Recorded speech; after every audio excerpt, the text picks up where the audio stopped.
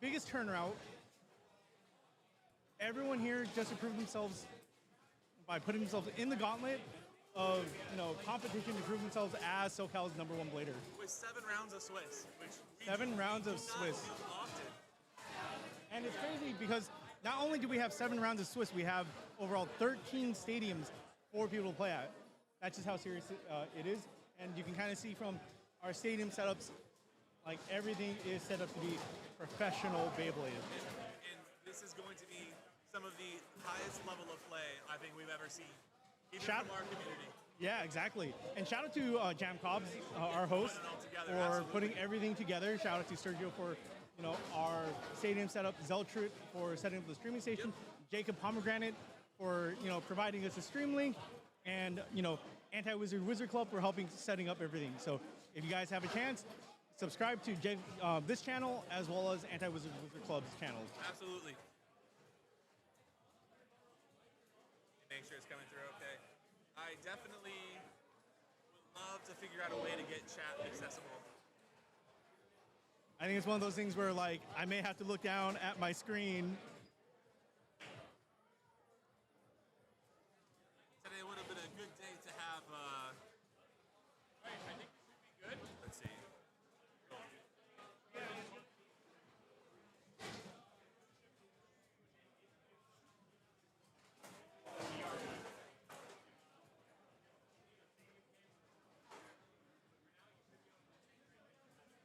Let's see here.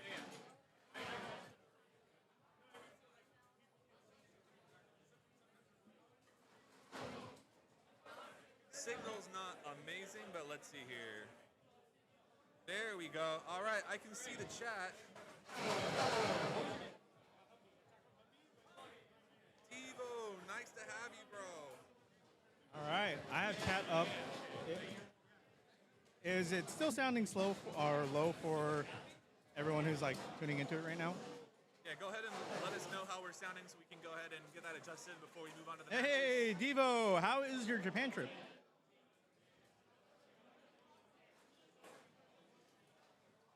Let's see who all. Oh, look at these 2 gawkers behind us, man.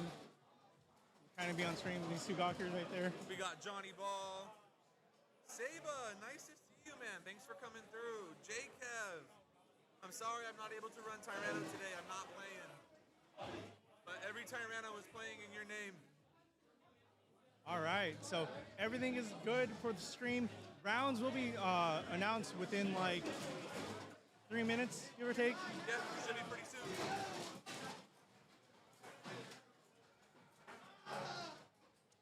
You have stream up too?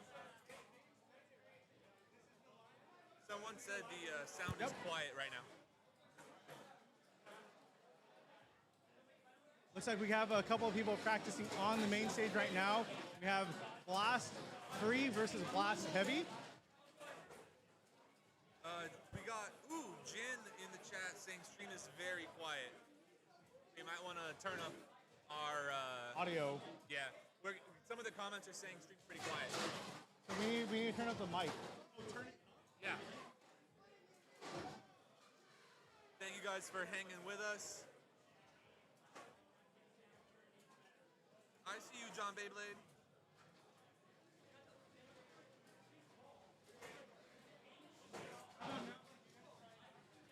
All right, guys, if you guys can confirm for us how we're sounding now, is it better?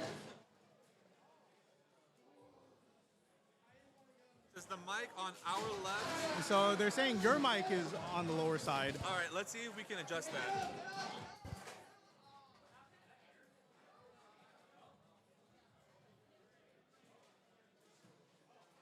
It seems like mine's up pretty high, though. How about now? It says guy with the glasses, that's Tofu. Tofu, you're sounding good. All right, guy with glasses is good. That's true, guy with glasses is good. Oh, hey, perfect. We got...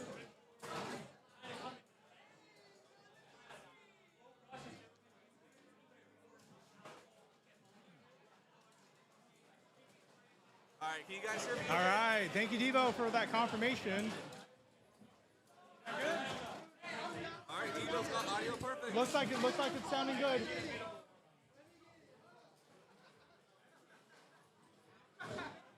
right, we have Anti-Wizard Wizard Club, AWWC on practice right now, on stream. He's waving to us. Hello, hello. All right. And we have chat on screen. Chat is on screen right there in the middle. Beautiful.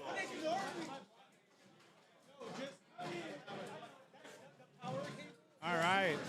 Oh, very good hit from Shark. Sends Blast straight out of pocket. That was a fantastic launch. Alchemist still a little quiet. All right, looks like this? AWWC is on Wizard. Grim is on Shark. Really good solves from both sides.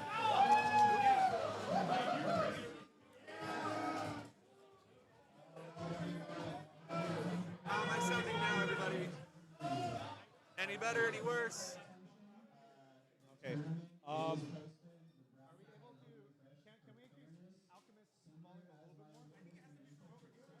It says Devo said it was good and then went back. So, Alchemist, keep in mind this is yours. so, This is yours. so going up is It's the louder. order they're in. So going up is louder. That's Alchemist. Okay. The chat is saying that my mic is pretty quiet. Yeah.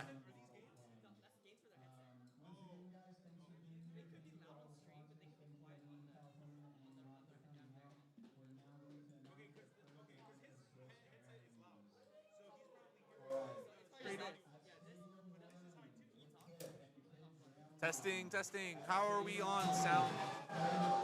We're working on getting my mic to be as loud as Testing. Well, they're saying mine was good, so. Yeah, Tofu's is fine. Yours is too quiet. Yeah, they're saying his is too quiet. Yeah, they're saying mine's too quiet.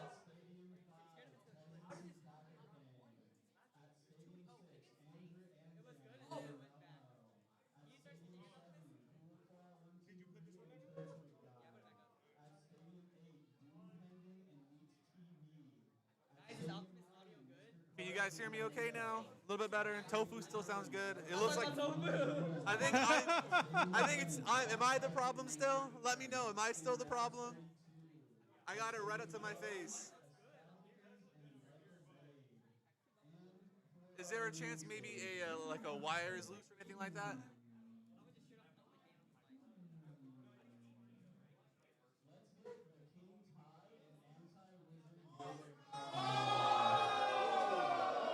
So the tape is only there to, make sure we know whose stadium is whose at the end of the day.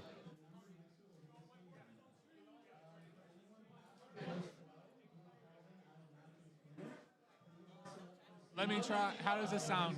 Is it me or is it the mic? Versus me over here. Which one's better? Trying to make sure you guys can hear both of us.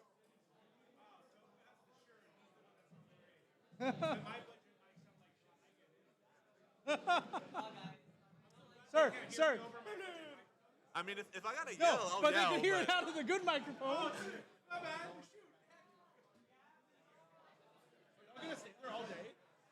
Yeah? Yeah, 11 hours. Yeah. Someone said it's the mic.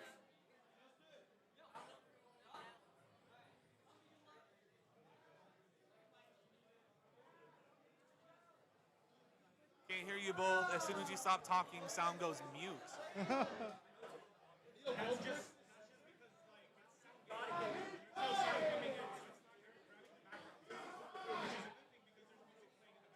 Got you. Okay.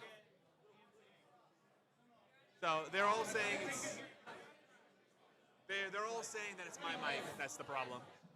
They're saying my mic is the problem. It's just quiet.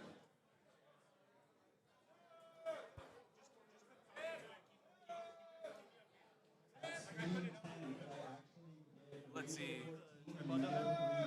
Can you guys? How is it sounding now? Any better?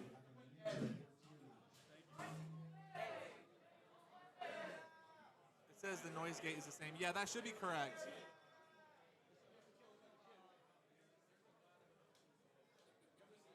And I do have it pretty much right up to my face, so I'm not sure how much more I can do. I'm not just quiet, heard it tofu. I mean, I can yell. Not Not It toasted. is not January yet. I wish it was January because everyone wants their meteor dragoons and your Orochi clusters. But most importantly, our different color low rushes. Yeah, that red low rush.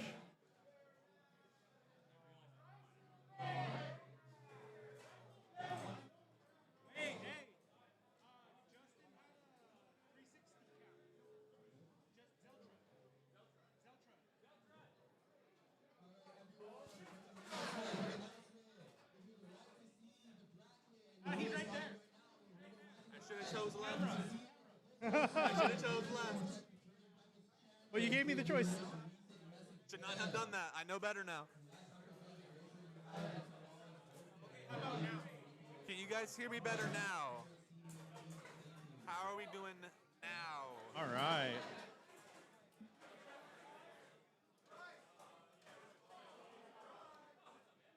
Super exciting for our first matchup here on the main stage. We have the King Tai versus Anti-Wizard Wizard Club. So thankfully we have their combos over here. Ooh, wonderful. I wonder,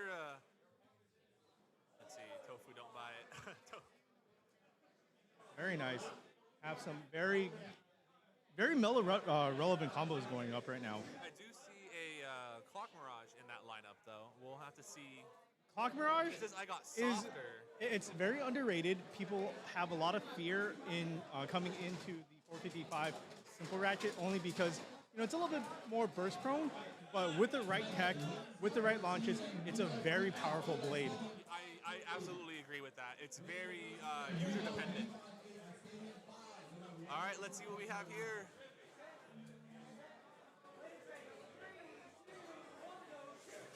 All right, looks like we have Wizard Rod right now coming from AWWC. AP is on 760 level, so it's going to stand a little bit more upright. Oh! Quite the extreme started. Right out the extreme.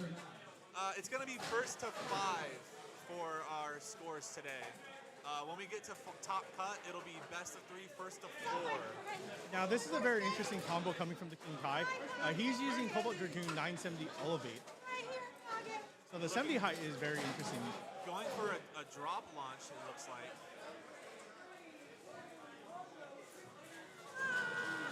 We have Shark being launched right now.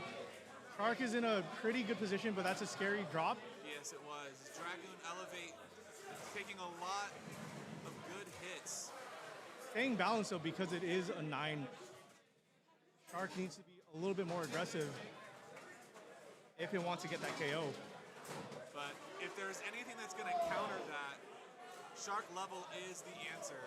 It is, and there it is. Really good spin finish for Ryan. Thank you, APAC. That's my GOAT right there. Shout out to Vega Club. Shout out to Heck Vega yeah. HQ. We love you guys over there. Now, I have to be a little bit biased towards Ryan right now. For those of you who aren't aware, we do have a unique system called clubs. That's how we keep these a little bit more competitive. We keep track of points that we earn. Team-wise, ooh, this is a very scary matchup. Hawk versus Shark. Shark is missing a good chunk of its stuff, but it is sending Hawk into rail. Ooh, it looks like this should be Clock's favor unless Shark is able to get underneath it somehow. We do have last-minute burst happen on Mirage. It's very possible, Oh, yeah. but it looks like it is petering out that spin finish, and there it is. Goes. So it looks like Anti-Wizard was able to bring back the reset. Yeah, so currently it looks like score is 3-2, with 2 being in favor for the King Tai. I'm expecting to see either Elevate or Rod come out first from Tai to try to maintain what the lead he currently has. Now,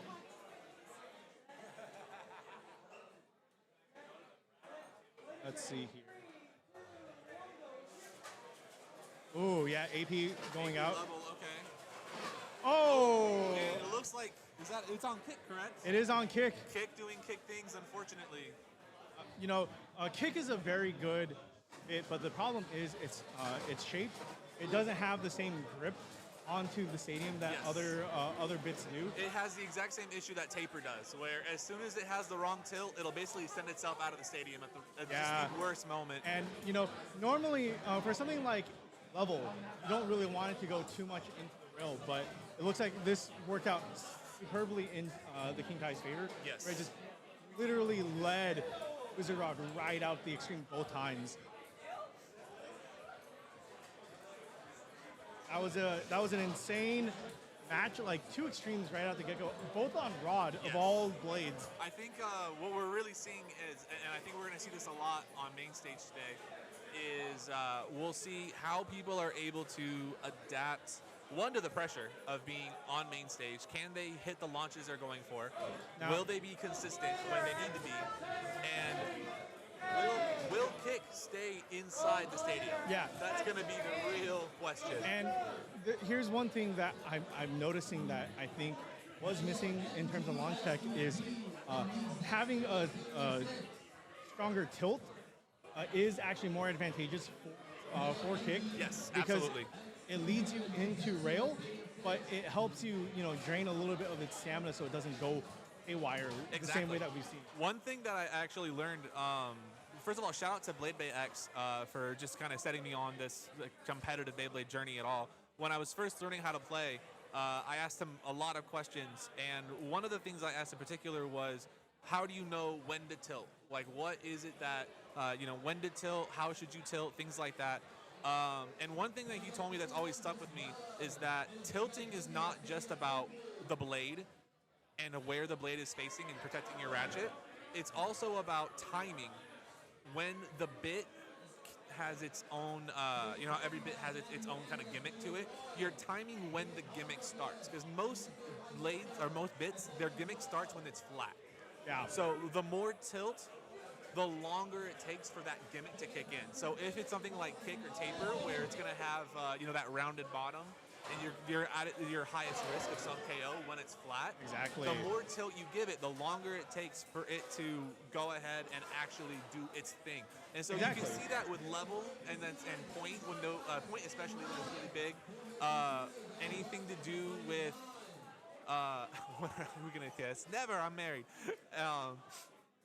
But you really want to take a good look at when do you want the gimmick to kick in. That's Very true, something very that once once you've been playing the game a lot and you have a lot of kind of time and practice under your belt, you'll start to kind of see the rhythm to the game. That Yes. especially the top players are very good at knowing when to have it kick in. And so that's definitely something that hopefully we'll see from some of the top level players who are going to be on main stage. And something to really look out for is how much are they tilting, where are they tilting, the positioning of when they're doing that tilting. And what they're trying to gain from the tilt, because Exactly. now there's so many different techniques and ways to do a tilt. Like, what are your intentions for tilting? And one of the players that we have up on stage right now, the Rogue Blader, is actually one of those examples on like, hey, I like to tilt my blade, but I like to tilt it for a very specific reason, and that's so that way, when a blade is going to be attacking me, it's going to be hitting primarily the top portion. Yes. I'm deflecting most of those things. Exactly. Protecting the ratchet is absolutely a very valid reason to tilt and to consider your tilting, especially if you're on a side like X side. If you're able to, I know, I'm not sure if Rogue is, he is using string today. All right, Let's see see here. what he's got.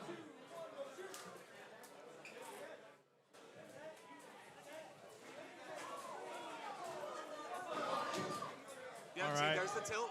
There's the tilt. Trying to make sure he protects his This ratchet. is especially important for Rogue because he is using 160 free ball, Yes. whereas Cetra Ace is using 960 hexa.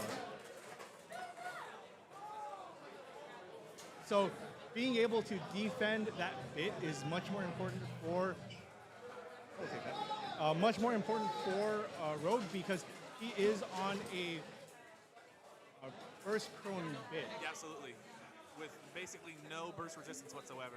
Also, it looks like someone said the audio is still really low. They have to turn their devices on all the way to hear us. So we'll pass that along to our producers and let them know, see if they can adjust some levels for you. Ooh, we're starting to see a little bit of slowdown from both Wizard Rods. It really depends here. You can see free ball starting to tilt, which means it is getting a little bit more on the weaker side, but Hexa is also tilting now. On paper, this should be free ball 9 times out of 10. 9 times out of 10, and there it is, the spin finish. So once again, they're saying to please check the mic volumes. I think Humby might be playing his game.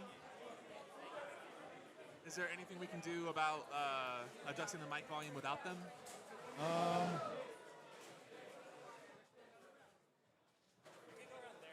I'm not too sure. Hey, Atmosphere. Nice to see you from UK. I know you guys have quite the scene up there.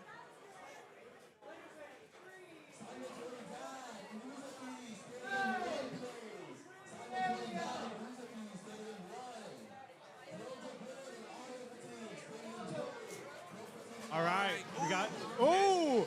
And look at that. We didn't even get to speak. Hit early and taken out. Score is now 3-0 in Rogue's favor. What's the output volume and window settings? I'm actually not sure, but that's an excellent question. AWWC unfortunately did lose his match. He did lose to 2 pretty unfortunate extremes.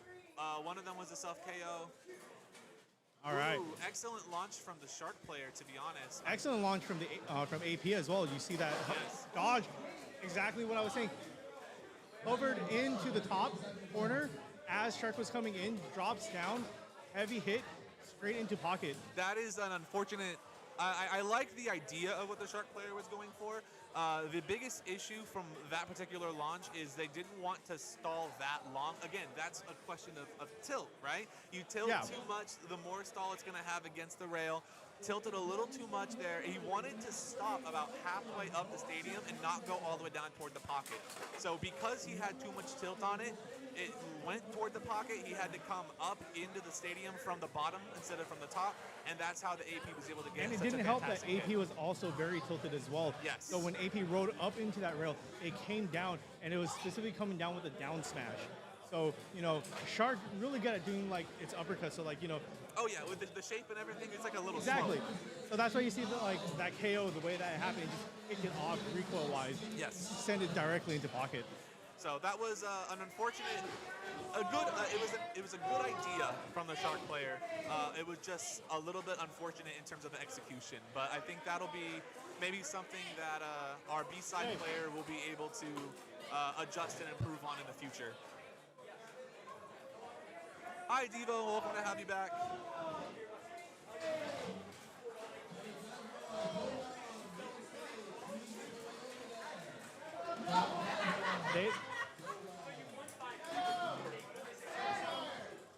It's still kind of low for. Yeah, they're saying low. They're asking about what the volume is on Windows.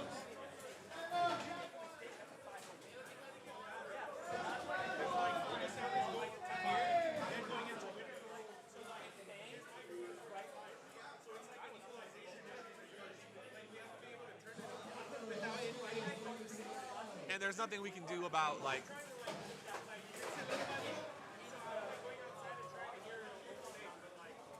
Got you. Okay. We are still trying to work on getting my mic to be a little bit louder to hopefully be equal to Tofu's. This is our first time putting on a stream of this size, so we appreciate the patience, and we are working on that for you guys. All right, very exciting for you. Your clubmate's coming up onto main stage right now. Ooh, which clubmate? Nick. Nick with a kick. If you've seen any of my TikTok videos, he makes several appearances over the last several months as one of my teammates, along with APAC, of course, known for having an absolutely ridiculous kick play. And one thing I can say is he has been working a little bit on his low rush launches. We'll see if he is going to be running his low rush combo today. But one thing we will for sure see is Wizard Rod on Kick. He has been running that since Kick came out. I don't know about that, actually. He No, has no, been no, no, running it no. So forever. that's true, except for Duku. What was he running at Duku? He switched over to Low Rush. Low Rush on Rod. Yes. Ooh. So he was having a little, like, from what I heard, Everyone he was has having a love-hate relationship with Kick. he was having. he was experiencing that love-hate relationship Yes. really badly. So I mean, as we saw, unfortunately, with Anti-Wizard, Kick is great until it's not, and Kick loves to not be great. So you're kind of constantly fighting not just the person you're up against, but the bit itself. So I wish Kick is one of those bits, along with Taper, where when it's good, it's S tier, and when it's not, it's D tier. I'm excited to see Rubber Axle. Now, for those of you who don't know, we at the WCB do not agree with WBO's rules when it comes to Rubber Axle. Oh, he is running his Silver Wolf RA combo. Yes, He's he is. running. Wow, I stand corrected. Nick is not running his Kick combo today. It looks like he's actually running it on Rush. This is going to So very good. We have a Attack Rod with 960 Rush. Taco's deck also is using Rod with 960 UN. Hover Wyvern is using 970 Kick, which is an interesting choice, going for a little bit taller. Here we go. Nick is over here on B side. He got the launch he wanted.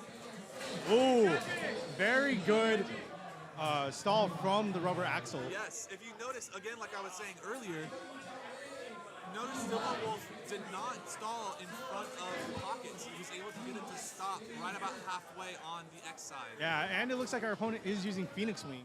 So, There we go. as we can see here, Phoenix Wing not too great on stamina, especially when it's dealing with something as defensive as Rubber Axle. It's just capable of tanking those hits.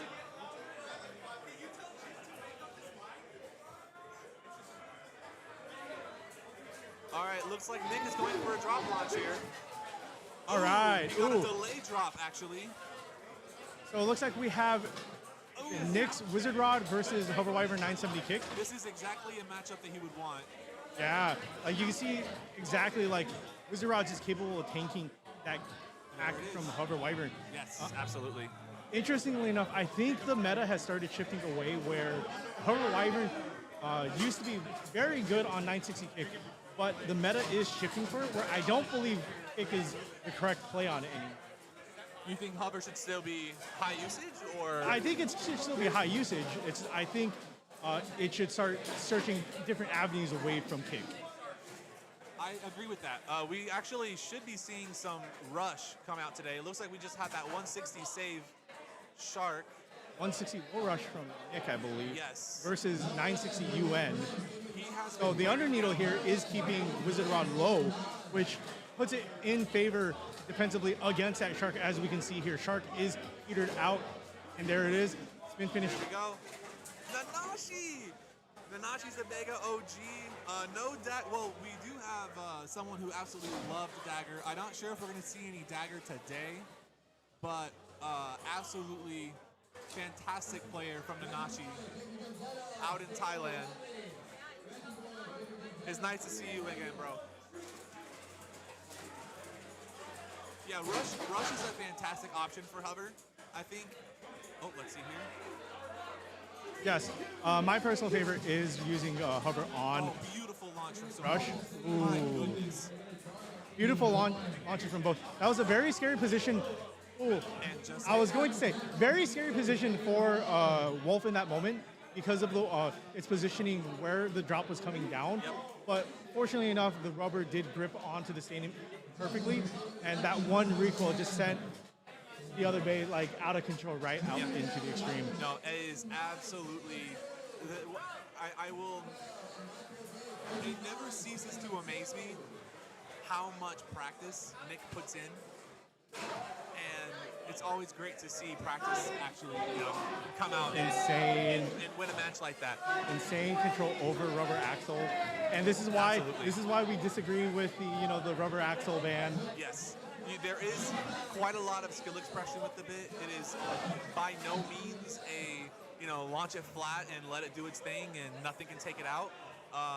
seeing people who really know how to use it is quite a treat. And there are several people who put in the time to wear it down properly and actually get really good results. Yeah. It's the way that this game has changed so much. It's much more relevant now to pay attention to meta combos and come into the understanding of like what combo works for you and what type of matchups you have to deal with. Exactly.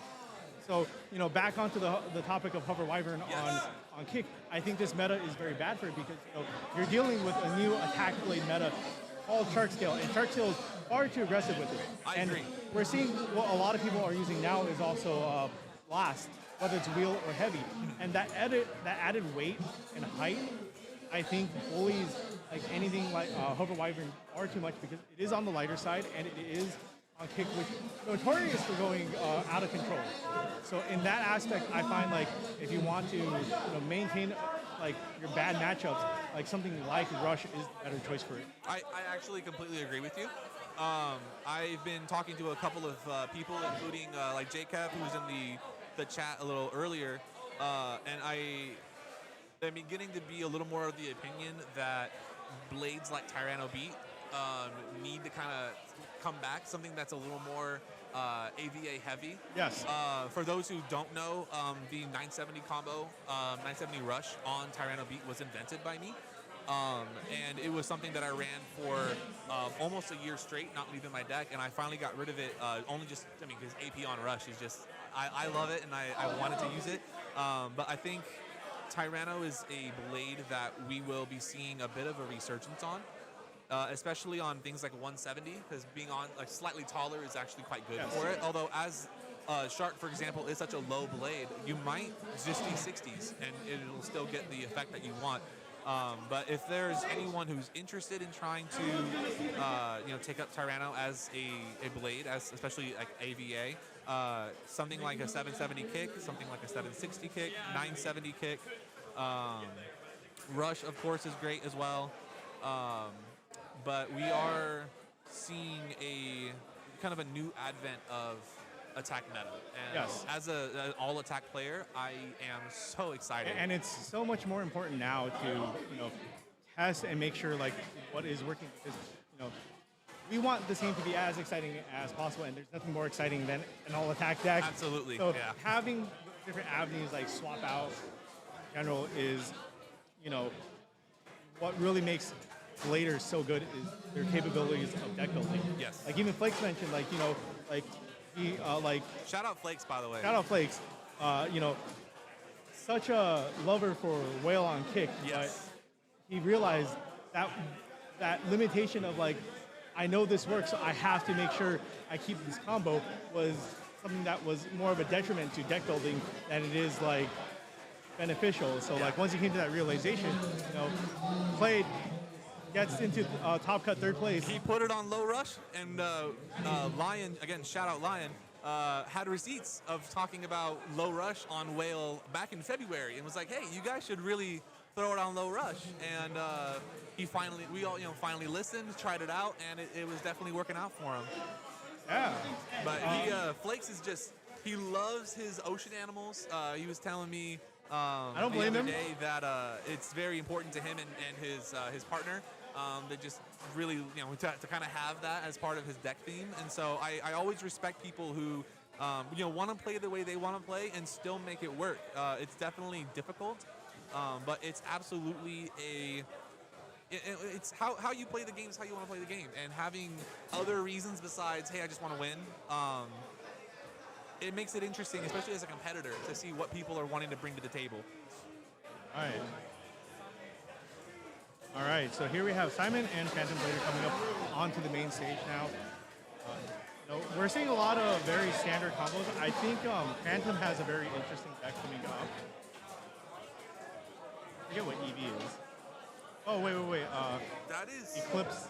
Phoenix Wing 270 Underneedle? Am I reading It is. this?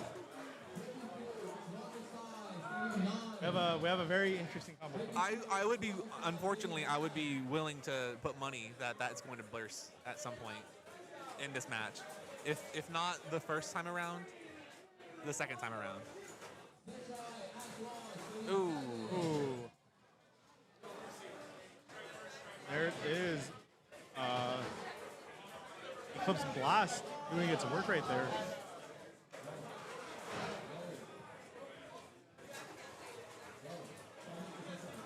So, I think, so what we had just now was a Wizard Rod 960 Hexa versus Eclipse Blast Heavy 560 kick. And, 960 Hexa, unfortunately, is one of those blades where, combos where it just puts it too stationary, and that's why we see, like, such an immediate pocket right there. Yeah, exactly.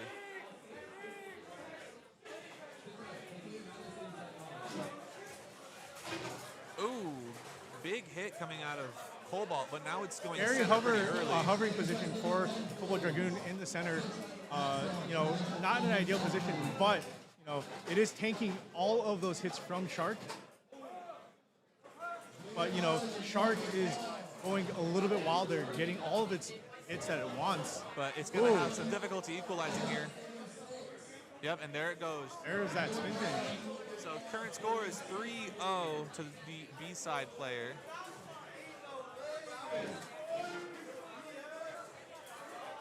Nanashi, did you just say dagger low needle? Or you mean under needle? Under needle. Either way, my friend, why? Stationary attacker. No, hey, do not feed into his delusion. Do not do it. Do not feed into his delusion. I won't let it happen. All right, so here's going to be our 270 All right. on Phoenix. Phoenix winning 270. Which, I was so excited for 270 to take that pocket, and then it just... I'm glad I didn't put money on that, because you would have gotten at least 50 cents from me. I'll take 50 cents from you right No burst, but an now. extreme. Extreme, though. Oh, my goodness. I don't know.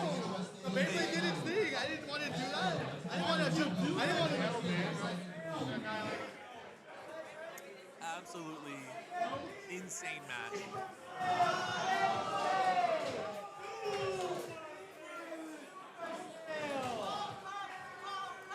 All right, this is where I have to be. Snail is my club mate. Ooh, it's Snail versus, what is that? We'll find out right now. Let's see. Oh, that was a good one, right? That was a good one. Jump out into the. Oh, hey. That was just disgusting. You want to give the mic? We're going to go ahead and give the winner of our last match. So, what went through your mind in such a disgusting... I know it was horrible. I faced a little kid. I don't want the title. Someone else carries the title, but I guess it transferred to me. So it is what it is. But hey, it's Beyblade. I was a little surprised on his combo being 270 under needle, and so I was like, I saw that, and yeah. So I was like, so like we'll probably see like a burst. There's a good, and then as soon as he hit the extreme, I was like, well, never mind. There we go. It is what, like I said, what it is. It's anybody's day. Like I said, it could be anyone's day. Today, that was my win for today. That's the beautiful part about Beyblade, man. That's Any what it given is. Sunday, just like I the think NFL. he's got the mantra of... Like Beef had his days. Everybody has their days. Oh yeah, absolutely. I see you guys. He's clearly got the mantra of that kid's got to learn somehow. Somehow, some way. Also, right. it looks like it's Beef versus Snail. We might have, I think that's, This is a very exciting match. yeah, this is Like, going to be so some Snail high-level has play. been running like some crazy things. Like he's been running Wizard Arc, and it has been carrying. Wizard Arc. Yes, You're kidding. I am not. See, this is what I get for not being able to attend stuff anymore. Well, what do you mean? What do you mean? missed out on all He these. got first place at your tournament. Oh, with Wizard Arc? Yes. I don't think he was running Wizard Arc. No, he was running Wizard Rod. But he sent me the wrong winning combo. He was running Wizard Arc. Okay, let's see.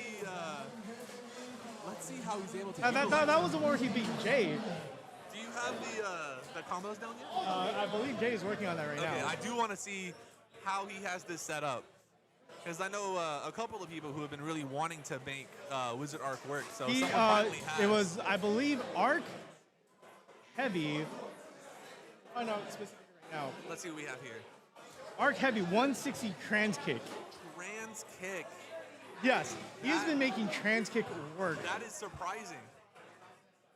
Now, here we have Beef using Nick's signature combo 170 RA on Silverwolf. Oh, I see. Let's see what they are having. All right, here we go. All right, looks like they're both going Shark. Now, Shark's combo, B's combo for Shark is interesting. It's 660 level, and then Snail is using 960 Rush. So these are like really off combos for Shark skill, but they have been working for both players. Yes. You can see here, Rush, I believe, taking advantage there. Yes, it did.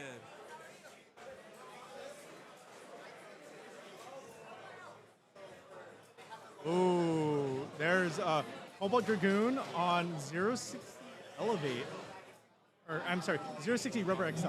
I'm so wrong on that. He has been a lover of Rubber XL for a long time. And then this is going to be a little bit of a rough matchup because he is going up against Wizard Rod on 160 free ball. But, oh, that was a crazy circle pattern from Cobalt Dragoon right there. Ooh, it is getting very good hits, sending Rod consistently into rail. But is it enough? RA does have bad stamina towards the game. It does not get the equalization that Elevate does. This is looking pretty good for Rod's favor. That is very true. Now, what Cobalt Dragoon needs right now is like very small hits, and it's not getting a lot of the small hits. It's getting a lot of recoil. Well, now it's starting to, so we'll see. Yeah, 160 is a very good ratchet to run. You know what? Rubber on left spin though. Rubber on left spin though makes all the huge difference. As you can see, woo! And I think that's the major difference is we're dealing with left spin. Because in normal cases, like if it was on like a Silver Wolf or a Shark, that Shark would have been dead. Yeah, absolutely. Any other blade, but left blade. There it goes. Trans kick doing a little bit of crazy things, gripping onto the rail too much. That's unfortunately one of the issues with the transbits in general, is some of the rail movement can be unpredictable. Just like that, missed 3 dashes there. Yeah. But, you know, Wolf is on RA, so that's also a very tough matchup for Arc as well. But one thing about the transbits that some people may not necessarily know is they are more narrow than their regular counterparts. They are. So they do tend to have better stamina in the late game. They did. So Arc was in a good position very briefly where it was just spinning, it had Wolf spinning around. As long as there was no contact, it would have led more into Arc's favor because, you know, Trans Kick does have the same type of stamina boost that Kick provides. So. Quick question for the chat. How is my voice coming through now? Is it any better than it was before? All right, looks like we have another rematch here. Wizard Arc, ooh. Oh! And there's the burst. Unfortunately, that is an issue with the trans bits as well, just because they are designed to, you know, come off the ratchet. So if it does have that at the same time as a big hit, you do tend to get burst a little more. If it catches onto the rail too much, the way that Wolf RA led Arc into rail, it is more likely to burst as a result. Gotcha. It looks like my mic is still a little quiet. Ooh, right. If you notice, again, excellent tilt coming out of Beef early to protect Wizard Rod's ratchet. Predicted the launch pattern pretty well. What a skip. Shark really wanted that, but missed the mark. Yes. But it is sending free ball into, you know, the rail, which can put it into its favor just like that. Yes, it needs more of that contact, but Shark is looking tired. And That's an goes unfortunate down. spin. Beef currently in the lead, 4-2. All right. I believe Cobalt Dragoon on Ari is Snail's strongest blade as it currently stands. Going up against Shark level. Very good launch from Excellent launch. Very scary positioning in that pocket, but it managed to come out enduring that thanks to RA. Tanking all of those hits from Shark. Ooh. These are some massive hits. Very scary skip over to X side. Level is starting to take its center position. Exactly what it wants, but Exactly. you know, all those hits works in Cobalt Dragoon's favor because it does equalize out, but Not in that case. Not in that case. And Beef takes the win. Oh, the Red Ranger. Like I said, SoCal loves its drip. We are all about that drip. and bit stickers are always being used. Shout out Bendy on stream. Oh. How are things going for you guys? Oh, very good. Nice. As you can see here, we have a majority of bladers doing very well here. 5 O's going all around.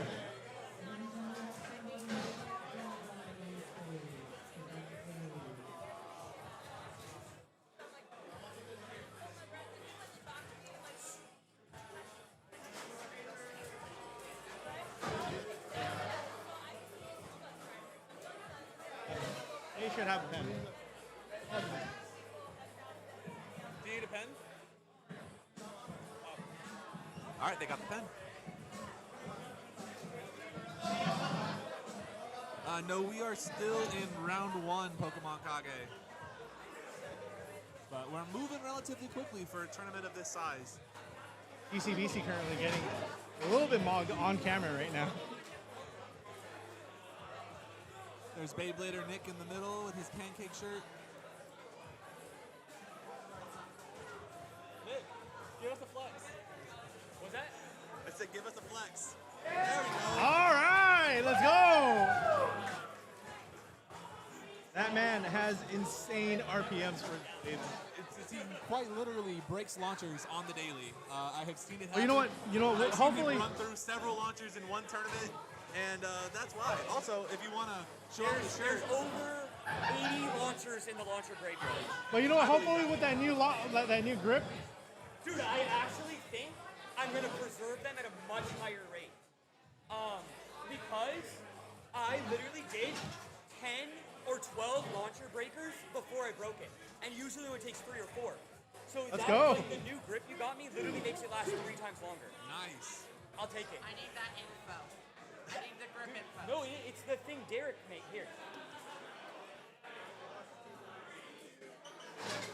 Nick with the flex, you are correct. Because before it used to be positioned this way, like this. So when I pulled out, I was prone to chicken winging, where my arm would come out. But now that I have it perfectly straight, my elbow just comes straight back. So Oh, there it goes. It reduces the room for error by a massive. There it goes. that's another one of those little. We sometimes forget how important your body mechanics are. Yeah, your mechanics, your core skills like Exactly. launching. All right.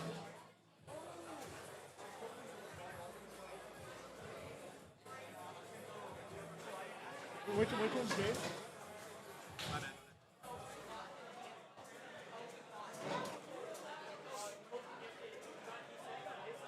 How is the mic signing now, chat?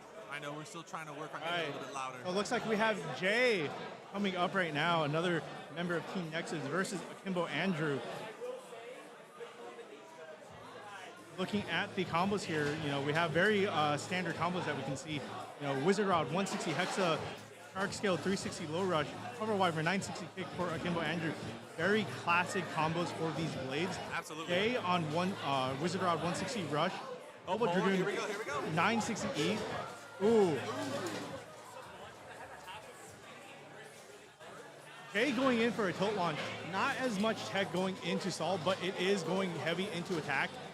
Missing a lot of those rail dashes though, not what it needs, especially when it's going up against something on like Wizard Rod Hexa. Yeah, it really needed to hit at least 2 or 3 of those, honestly. You can't be missing that many. Yeah, it looks like a bit of a bad tornado positioning now stall. with the Tornado Sol. This should go to Hexa pretty easily. Yeah, you can see the slowdown starting to hit up from Wizard Yep. Rod. There it goes. Hexa is an interesting bit if you're... Unfortunately, a little bit too much tilt there. Not enough like stall going up into the Sol for drop down for the attack. So we have Shark Scale 360 Low Rush coming up against Cobalt Dragoon 960 Elevate. This should, I mean, if our Shark player here is going to have to get really creative with where He needs to get super aggressive. If it's not aggressive enough, Elevate can potentially take that. All right, very good attack from Shark. See that bounce from Cobalt Dragoon. Not what it wants. It sends it into pocket. that really just held its hand and say, let me just walk into the pocket real quick. Let me just, a little ring around the rosy, walk into the pocket. It literally led Cobalt Dragoon into that pocket right there. Like it literally followed him around. Like walking a grandma down the street and just say, here, let me just hold your hand, like take it all nice. Let's see if Jay can come back from this though. Down. Hover Wyvern versus Shark Scale. Now this should be in Shark Scale's favor. Hover Wyvern. That hover had Yeah. Oh, Hover going for a counter, also missing. Good hit. Like I said, as you can see right here, Shark is looking a little bit petered out, but it did land very heavy hits on Hover Wyvern.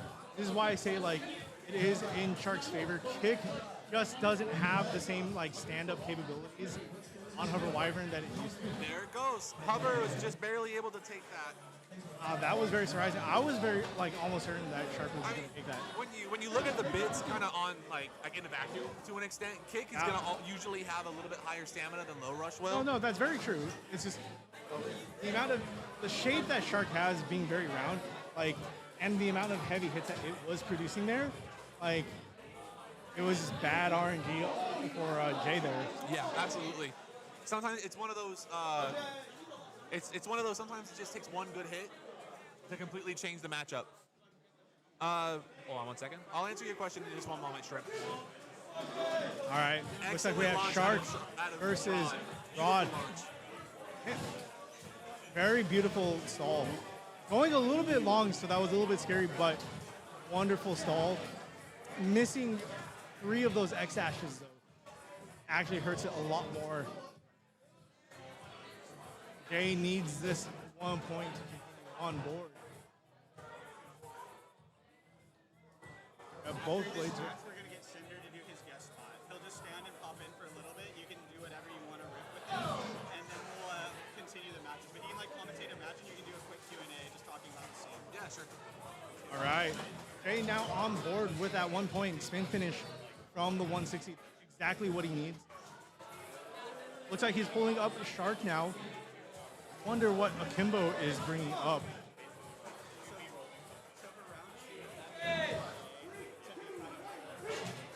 All right, looks like Akimbo's bringing his own Wizard Rod on board. Oh, let's go! And just like that, hey, we have a game. Shark being super aggressive, getting those early hits. It nearly KO'd itself, but being on that 170 managed to carry itself out. Landing that reverse KO. Love to see that. Sometimes Beyblade is a momentum game, and Jay has taken back a lot of that momentum. But Yeah. this is a dangerous matchup. Hover Wyvern versus Cobalt Dragoon. It's a very scary matchup. Oh! Just like that, we have a reverse sweep from Jay. Let's go. Coming back 5-4. That Dragoon really wanted to say, like, I heard what you said. Let's get Jay on. Yeah. Go ahead. Hover Wyvern really wanted to say, like, I heard what you said. Like, I am not afraid of that Hover Wyvern. Let's send it straight into the pocket. Insane. What a comeback. Yeah, come here. How are you feeling after that reverse sweep? Pretty happy, honestly. It was very scary positioning for you. Was definitely tough position. We've got some different rules today, so my normal launch techniques don't quite work out as they normally do, especially with Dragoon. So trying to balance that with learning the new rules is tricky, but we got it done. You did an excellent job of protecting the bit. Like Elevate is such a scary bit to run right now with such an attack heavy meta. Definitely a higher skill bit, It but is. it rewards you. Yes, very absolutely. nicely. And it's always nice to see a bit like Elevate being played at such a high level. So it's a fantastic job being able to come back from that. That was a difficult situation. Thank you. No, thank you. Thank Amazing you. game. Amazing game. All right. Now, for all the viewers, we have another guest coming up to join us very briefly. We'll be getting What a day it's been already.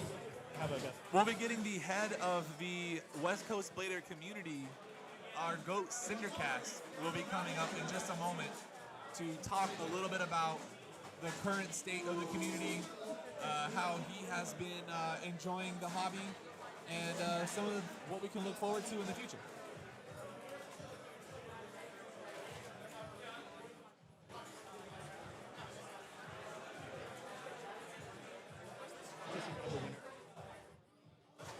We'll grab, we'll do what we're the winner.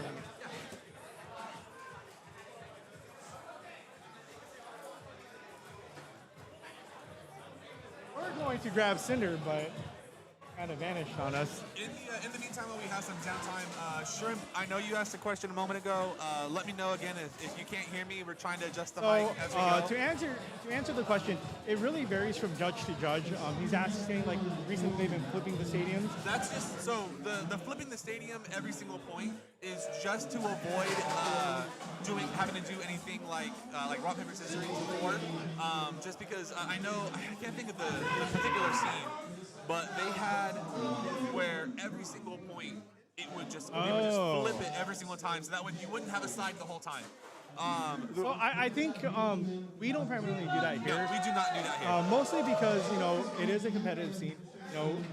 Players are deciding like what side they would prefer to start, and it very much plays up to tactics on like how I want to play this game, how am I going to be best at it, and it's very important like when they pick out the sides that they don't swap it around like that. Another thing too is you have to kind of, as nice as it would be to be able to swap it every single time, we also level our stadiums. Like, we'll use an actual level to make sure that everything is flat.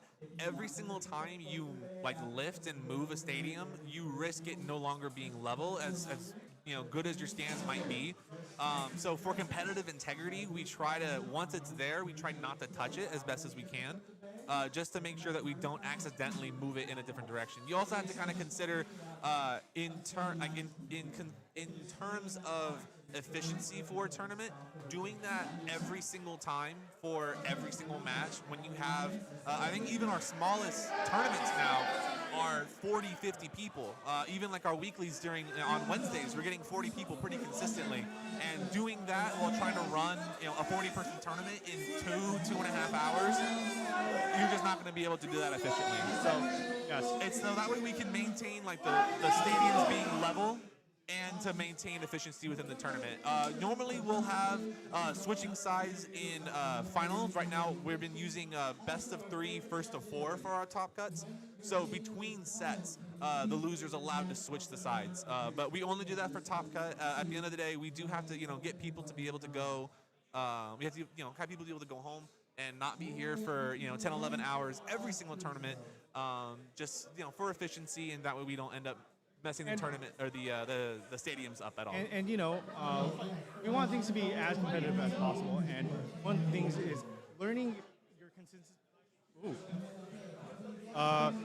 I cut out for a moment, but learning your consistency and your capabilities of playing like each side is so very important. Yes. Like, you want to be able to understand like how well you can play consistently on each side, whether it's to your advantage or disadvantage. Yes. So it's one of those things where like it could be fun to like swap around each side, but like at the end of the day, like in a tournament setting, you're not going to be getting consistent practicing that you want when you do such a thing. Yeah.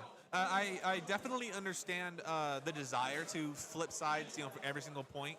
But it really is just going to be, really looking kind of for efficiency.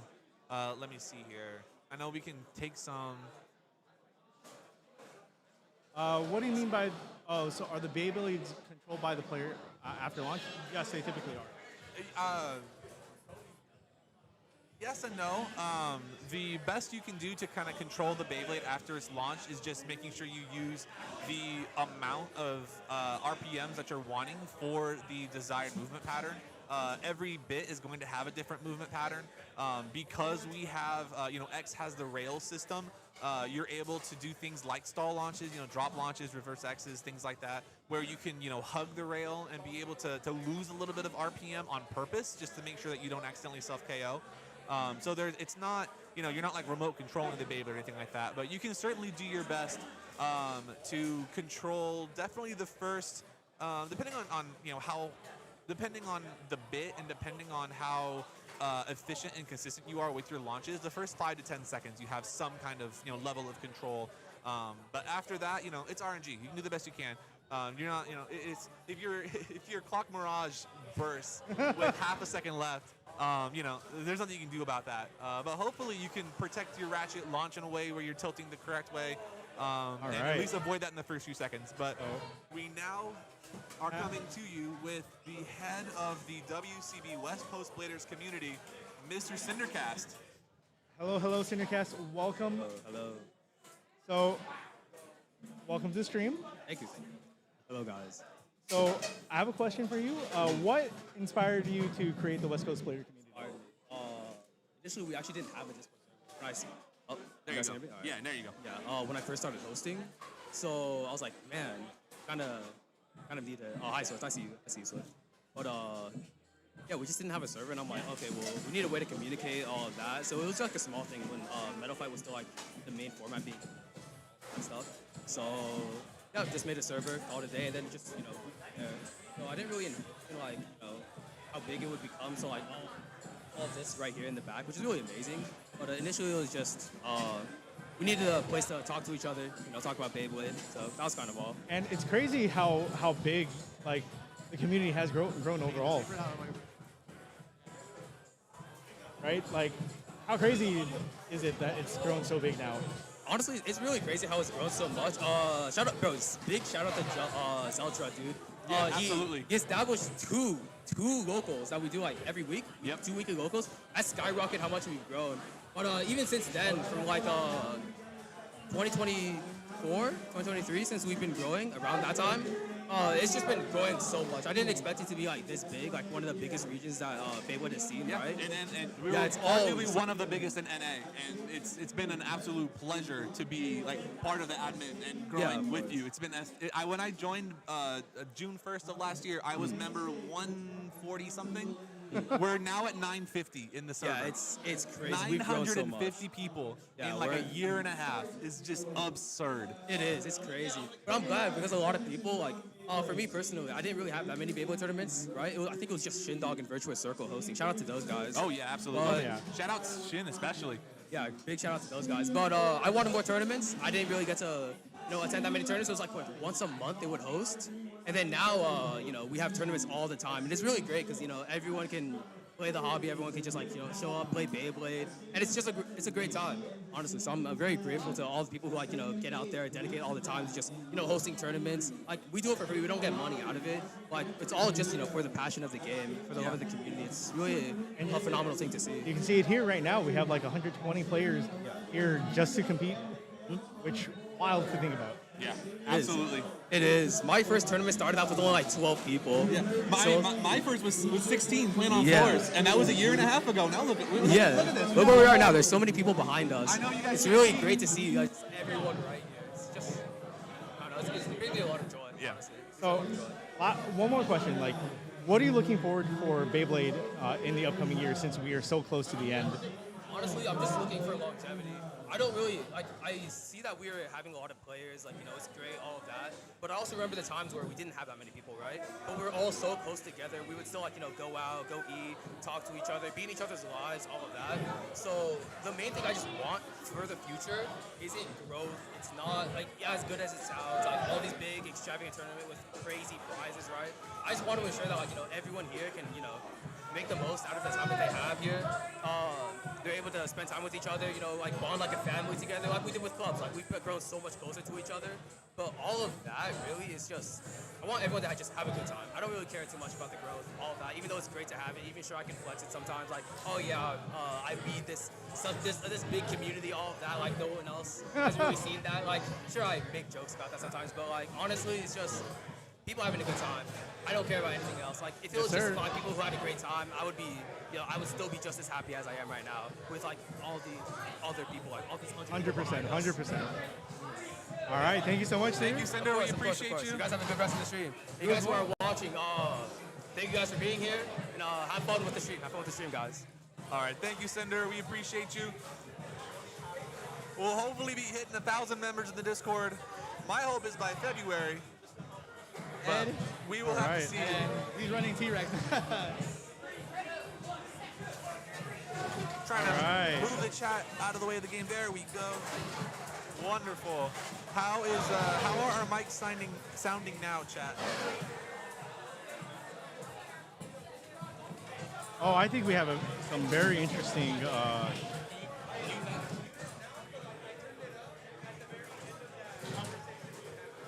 Okay. It was good. At the end of this stage, Lion will be the next guest. There will be main stage in between, but Lion will be the one to close it out. Are we still in round one? This is round 2. All right, so we just wanted to confirm with our head TO that we have just started round 2 of 7 of the tournament. Can we transition, please? Can we transition, please? We're starting. Ooh, that AP got very lucky. So we're a little bit late. We're a little bit late on that, but few points going on right now. We have some very interesting combos that you can see right here. I think someone's playing like Wand Wizard, or Wizard Wand.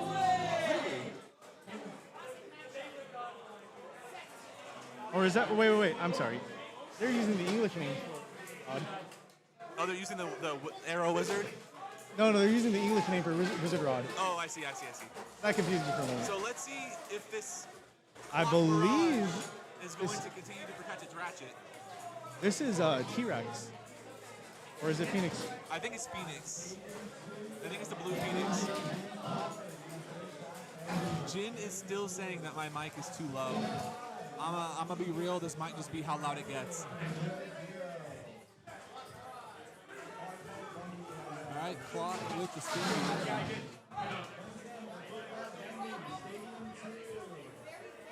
All right, we have Cobalt Dragoon. 960 elevate. 960 elevate. I'm seeing a lot more 960 elevates as of late. There was the APAC sticker on the Wizard Rod. Shout out to one of the greatest stamina players. Shout out to all time. Ed, who's playing right now. He is actually the owner of this venue. Ooh, looks like a soft KO right into the pocket. That does unfortunately count. Congratulations to Ed. Shout out to him again for hosting us. Like, very cool.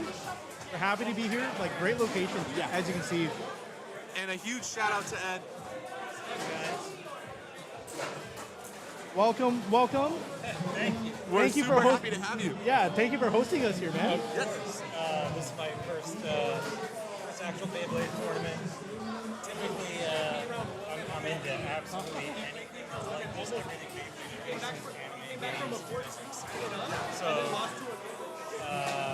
learning about this and being able to host it,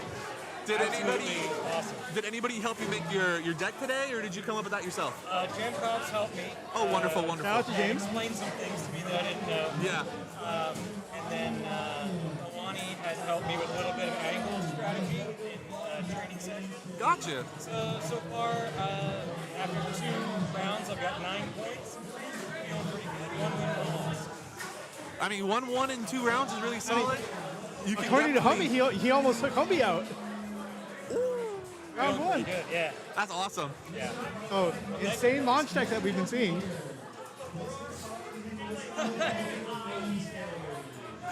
Arcade.net. Yeah. Arc8.net, please. Arc8.net. Go check them out. They're fantastic. Thank you so much for coming through, Ed. And they've got a Metal Gear collab on pre-order right now that you can get on the website. So Ooh, amazing. Shout out to Ed.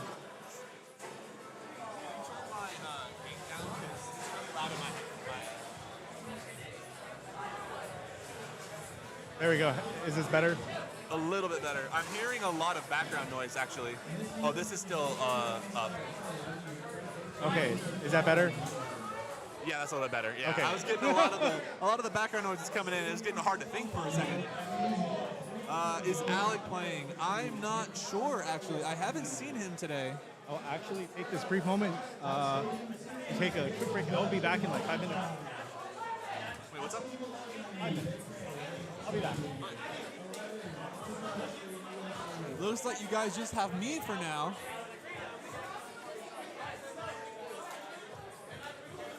Let's see, how many rounds are being played? We're playing 7 rounds today. Thy drink.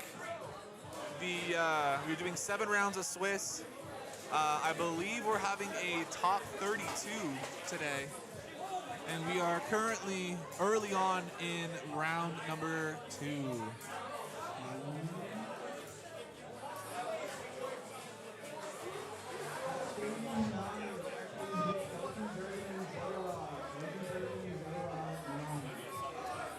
What's up? Go ahead and you can unmute the first one then. Yeah. Yeah. Testing. Can you guys hear me? Oh, I can hear me. Oh, no, they can hear you fine. They just can't hear me. That's the issue. Oh, it's I okay. really should have just taken over Tofu's spot and then let him deal with my side for a while. You just gotta bring that charisma that lives deep in your soul. Just bring the Viking out. I'm not trying to yell too loud. How are you feeling today? How's the cast going? I'm feeling good. I'm feeling good. I definitely wish I was playing. But I do think that making sure the stream is going well and commentating is going well is definitely more important. There will be lots of tournaments, so I'm missing on a big one, but there'll be lots of other opportunities to come out and do hey, well. if people support this and want to see more of this, we could do more produced streams like this, and you'll be able to be taking over the Grand Championship, getting the trophy, and then we'll have the people who lost in round 1 be the casters next time. You know, not naming names, but, you know. I think we've had some incredible matches so far. We did just see the owner of the space, Ed. Actually, he won his match, right? We had him come up here and do a short interview. Again, big thank you to Ed. Please check out arc8.net. See if there's any apparel that suits you and is exactly what you're looking for. There's a very good chance that it is. A lot of the apparel is like video game based or anime based. So it's absolutely fantastic for a lot of the fans of the community and the hobby. It's been incredible, and I'm gonna magically transform back into Tofu now that he's done with his bathroom break. But stay tuned, y'all. We got a crazy round 2 coming up. Yes, sir. Thank you. And just like that, my handsome co-host has returned. Whoa, that was a weird experience. I was a famous YouTuber. You just grew a beard. Where did it go? What happened to it? I don't know. Also, let's go ahead and get into the action here. We have Lion on the B side, trying to see who his opponent is on the X side. For those of you who do not know, Lion is the left spin GOAT. He is the best left spin player in the entirety of SoCal. And that's not just me being a friend and glazing. He has all the wins to prove it. He is the pioneer of the 760 level combo on Cobalt Dragoon. Especially within SoCal, he is the pioneer. Everywhere. You would be surprised the kind of reach that man has. And if you have ever played a 760 level on Cobalt Dragoon, there is a very good chance he knows you know exactly who Lion is. So I'm very excited to see what kind of launch tech he's able to have here, especially with his Cobalt Dragoon combo. The man is Mr. 200. When he first started playing, he would do 200 launches every single day for 2 months straight. I know this because he showed us the photos. Every single day for 2 months straight. And sometimes that's the kind of dedication you have to have to your craft. And now he can just come up and do it without even thinking. And it's honestly quite impressive.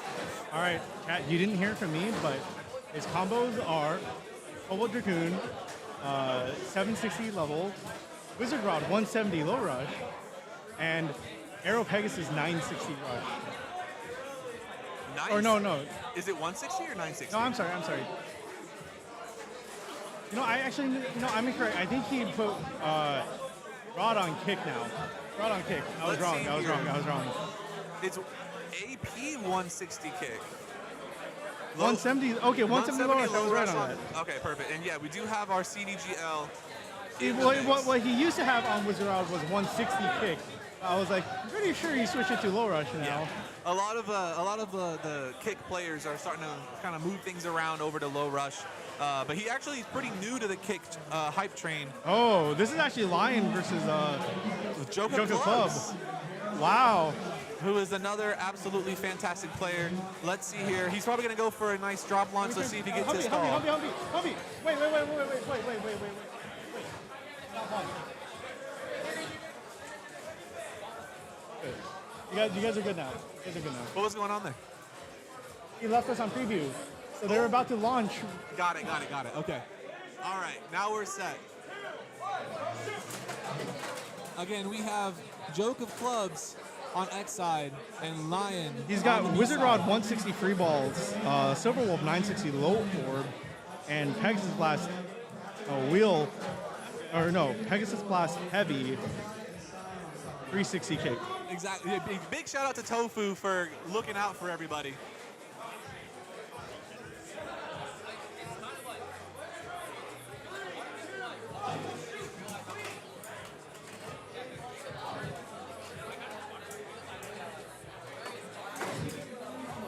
I appreciate you, Jen.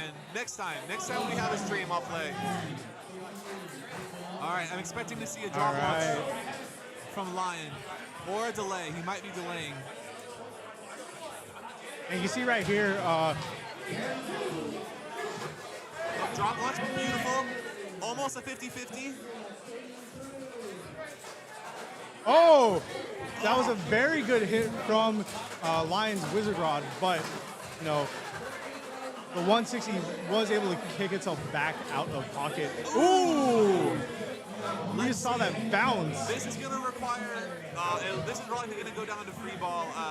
Low Rush would have had to have gotten underneath Rod a little bit earlier to get more scrape out of it. But it looks like this is going to go. Wait, okay. My goodness. That was a very close over finish there. But a fantastic launch from both players. A fantastic launch. Almost getting that over finish. I was kind of hoping for it, but Look, he's one of my club members. I'm very biased, and I will not lie. All right, this is this Cobalt Dragoon. We're expecting to see a stall on top of X side. Ooh, it looks like it got interrupted though. Oh no! Not level to mid-level things. You know what? Getting interrupted there and it going into the rail, you know, Yeah, losing control there. Level on the rail is always something you want to avoid as much as possible. Also, shout out Audie. We miss you, bro. We wish you were here. Yes, sir. All right, AP versus Pegasus Blast. Now, it's hard to say, like, positioning here, but AP does tend to get bullied a little bit by Blast. But AP said not today. Sent it straight out of the extreme. Woo! Absolutely insane. He got very lucky he didn't get punished for messing up his launch. And just like that, we are tied. We went from a bad position where, you know, 3-0, very hard place to come from, to just immediate ties. That's so wild. All right, let's see here. Oh, okay, now we're seeing a little more of that Mr. 200. All right, this is a very scary matchup for Lion. You know, this is exactly where he wants to be, though. Let's see if he's able to he's get getting contact. those rail hits. Really important. There we go. Big Heavy hits. hit.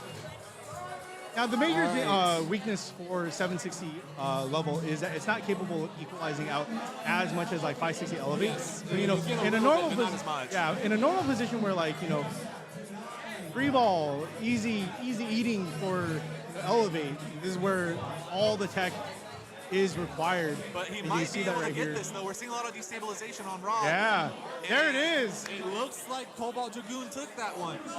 That is one thing about the 760 level combo is the mold of the level is incredibly important. If you want to have if you want to run that combo at home, you want to make sure your level mold has a very good central point. Excellent. There we go. That's a little more of what he's wanting to see. Very good drop Almost a from 50-50. Wizard Rod. Oh! Like I said, very good drop from Wizard Rod, and he literally led Wolf. Did the puppy walk, says, I'm taking you out. Wow. For that walk, sends it straight out the extreme. My goodness gracious me. And Mr. 200 strikes again. We're going to get him over here on the guest mic in just 1 second to talk a little bit about his thought process.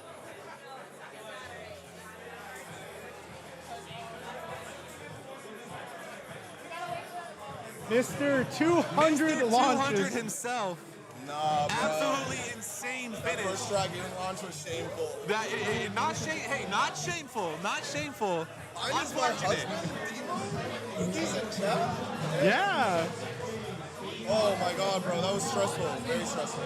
Hey, thank you though. Like we're talking all about tech, and you're just proving us right. And what was really amazing to see actually is the improvement throughout the game in terms of the first couple of launches. You could see what you were going for, but just a little bit of mixed execution. Like you got really unlucky, honestly, with that AP launch. You were right in front of the pocket, but we're still able to get the extreme off of it. Yeah. But we saw earlier today someone messed up a launch in a similar way. Went a little, like they were trying to stall like halfway on X side and just went a little too closer to the, and they got punished extreme immediately. Like as soon as they came out, boom, they got hit again. So it was nice to see the improvement as the game went on, and then being rewarded for that improvement. It was just okay. No complaining and no Johns, but I have a knee injury, so I can't load up any weight on my left leg. I always load up on my front leg and shift my weight back for That's more power. As proper body mechanics. Exactly. So I can't load up any of my weight, so all my weight's on my right leg, so I'm already feeling off. But then what really threw me off is your launcher has to be fully above the stadium, and they were really strict about that when we were. Really, they're being really strict about that today. WBO rules were as long as part of the blade is above shroud, it's legal. So because part of my battle pass is just sticking in to the shroud a little bit, they were like, no, it's got to be fully. So I'm launching like way above where I normally launch. Yeah, and that's gonna mess up a lot of launches, especially when you do so much. Rules, it's true. Like you have as long as part of your blade is sticking out from the shroud, that is legal. Yeah, exactly. So that's what I thought, but apparently not. Right now we're playing on main stage, the full launcher, even if it's just a battle pass sticking in, it's fully above, and that's a big part of what was kind of throwing me off because I usually have my blade above and then tilted. So part of my launcher is going down or going into the stadium. Yeah. So that was also throwing me off. I didn't come on here to complain. April is an insane player. I am today, and I was really scared, and I got really lucky on that blast, and I just rode the momentum, you know. No, we saw that earlier with Jay today, who was down 4-0 and then came back live on stream. So seeing those kind of matches is hype. I was just happy. I told you yesterday, I was like, all I want, because I'm, debuffed today, is that I don't want to embarrass myself on stream. And when I did that Dragoon launch, I was like, I'm doing it. I'm manifesting it. So when I got the slide drop into the spin seal win, I was like, okay, I'm happy. If I lose right now, I'm happy. I at least got a good launch in. I showcased some less spin tags. So what do you think about this next match right now? It looks like we got Zeltrud versus Beef. Oh my god, it is a Nexus side. Yes, it is. For anyone in chat who doesn't know, they are teammates. Oh, scary positioning for the Wizard Rod coming out from pocket like that. Very lucky that Wolf saved it. So Beef is running Wolf RA, which has taken over SoCal by storm right now. And then Zeltrat is on Stock Rod, which, I showed him that combo in August, and he's taken with it, and he's just he's going crazy. Now, as we can see here, it is in Stock Rod's favor. RA can't necessarily take the AVA. And that's just a testament to how good Zeltrat has gotten with it. He really has. What? Yeah, they're commenting you. What are they saying? He can't be tall. He is on his knees. All right. Looks like we have a Shark versus Shark. Both on level. So Beef's on the 660 level. Zeltrad's on the 960 level. Ricochet launch coming out of Justin. Justin's Beywheeling a little bit, but recovering from that heavy tilt. And it looks like mentioned before, they are teammates. So this was Beef's ace that he bestowed onto Justin, and then Justin has modified it. But looks like the originator of the combo has the sauce. Can't beat the OG. Yeah, now we have a Dragoon I-60 Elevate versus Wizard Rod 160 Kick. Nick's old Wizard Rod combo. The one that I went off of today. Ooh. Let's hope no kick things. Great launch coming out from Beef. Justin double stall. Oh, no! You know, there's a double stall, it's always self-extreme incoming. It's a classic tale. We see such a perfect execution from a player, only to watch him get self-extreme. Dude, it's a true combo. You can't be too nice. It keeps you humble. It's true. Get the launch too nice, and sorry, bro, you took yourself out. All All right, here we go. Stock Rod versus Shark Level. Can he do it again? All right. Oh, aggressive very good launches coming interception off from, very good interception That was a from Beef. phenomenal launch from Justin. I don't know if you guys really understand how difficult that was to pull off and still have control. Not at this moment, not when it's going on extreme 3 times, 4 times missing. It's marked every single time. And it's looking like Stock Rod all day. Just has the stamina. Hey, T&J, nice to see you, bro. Thanks for coming into the live today. Seems like Beef went for a more defensive launch, stalling, and he might have needed to go aggressive there. Yeah. We'll see if Justin goes aggro as they have reverse positions with their combos right now. Oh, wonderful. Very launch. good Oh, launch. my. Oh! As soon as I said very good launch. I saw them out of tilt and I was a little scared. Man. Sometimes when you tilt like that, crazy things happen. The unfortunate thing is the positioning of, or the angle of where the tilt went. If the tilt, faced towards camera, then it could have potentially shielded itself from that attack from Rod. Yeah. But it's always a gamble because they can get behind, but the problem with that, it was sideways, and when you're tilted that much and bay wheeling sideways, you might just roll straight out into the extreme. exactly like that. Yeah. The extra momentum came from the tilt. Great match though. Team kills. Next aside. Always sad to have team kills, bro. We know Vega can never. But you know what? We can never escape a Vega side. Bro, Bro. you guys forgot the Vegas side was the originator? Because Yes. now they're like, you guys don't play. It's because we only get like 2 people a tournament. Yeah, it's because none of us play. Yeah, exactly. We can't have Vega side when no one shows up. How quick they forget. How quick they forget. We once had a tournament where we had 4 of us. All 4 of us played each other. And there's the thing. There's only three people from Vegas I playing today. It's true. From Vega playing. Yeah. GCGC Brian is decided awful. to hop on the mic and, take a back seat so, we all have a chance. Finally, bro. This guy not showing up is good for us, bro. I'm tired. Every Vegas side, this guy mogs me. That is true. that is true. That is true. Get mogged. But it's nice to not have to play each other constantly anymore. That's true. That's true. Are you playing today, Tobin? I am not playing today. Oh, okay. You are. No, both of us are out today. Look at these guys, man. How far our scene has come. We have established shoutcasters here. LGS what? BCT what? We got club championships in Beyblade, bro. That's the only stream I'm watching right now. And let's be honest here. If Nexus, Vega, or Zenith win today, Oh no, that's we've got another club on club. This time it's Archangel. Looks like Lord Ooh. Grim versus Reverb. this should be another fantastic match. Yeah, I know you're good. Yeah, I know you're good. I know we're gonna have you come back between the rounds. round 2. I didn't want to oversat. I didn't know how long I was going. Nah, you're good, bro. I was like, let some other winners get up here. We'll see you back in a See you bit. in a few minutes, bro. Hopefully.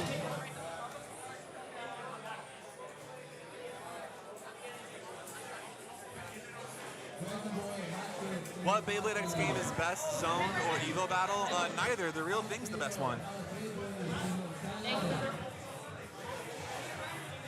I'm kidding. I have no idea. I haven't played All one. right. Lord Grim, relatively new to the scene. Grim's been around for a long time. Has he? Yes, Grim is an OG before X. He Oh, just had I say relatively new as far as like the X scene goes. Yeah, I believe he took a break for a little while, kind of early on in X, and I know for about 6 months or so, you would see him once every month, every other month, like normally for bigger stuff. But he has been showing up quite a bit more recently. Yeah, so now that he's been back, awesome positioning here. Oh, are they still on preview over there? Yeah. Okay.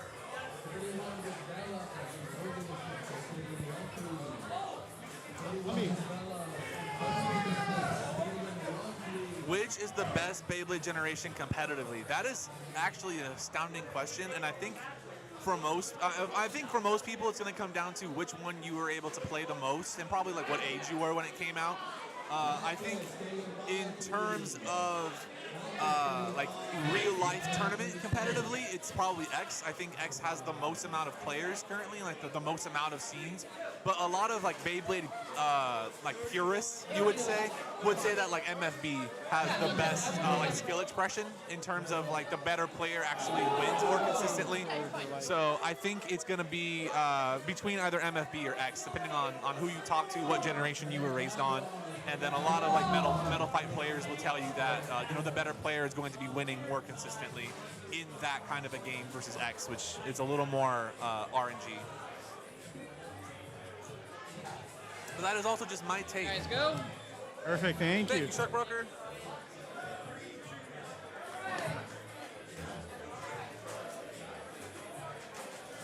So we have Shark Scale 160 Rush from Reverb, Silver Wolf 960 Low Orb, Samurai Caliber 170 Low Rush, and then Grim is rocking out the Pegasus Blast 960 Kick, Wizard Rod 160 Hexa, Shark Scale 170 Low Rush. So one thing about that Samurai Caliber combo is you don't really see a whole lot of that. Reverb has been running Samurai Caliber basically since day one. Pretty Shout out. good launch out of the Pegasus Blast. Ooh. Oh, very scared hit. And there it goes. Ooh. In that moment, Blast being so heavy kept itself out from the extreme zone, and just a recoil hit sends Shark Scale out of control, straight out of extreme. And that was so fast. Unfortunate when you have like your 160, 170, and then it doesn't work for you. That's always sad. Ooh, excellent launch out of Silver Wolf there.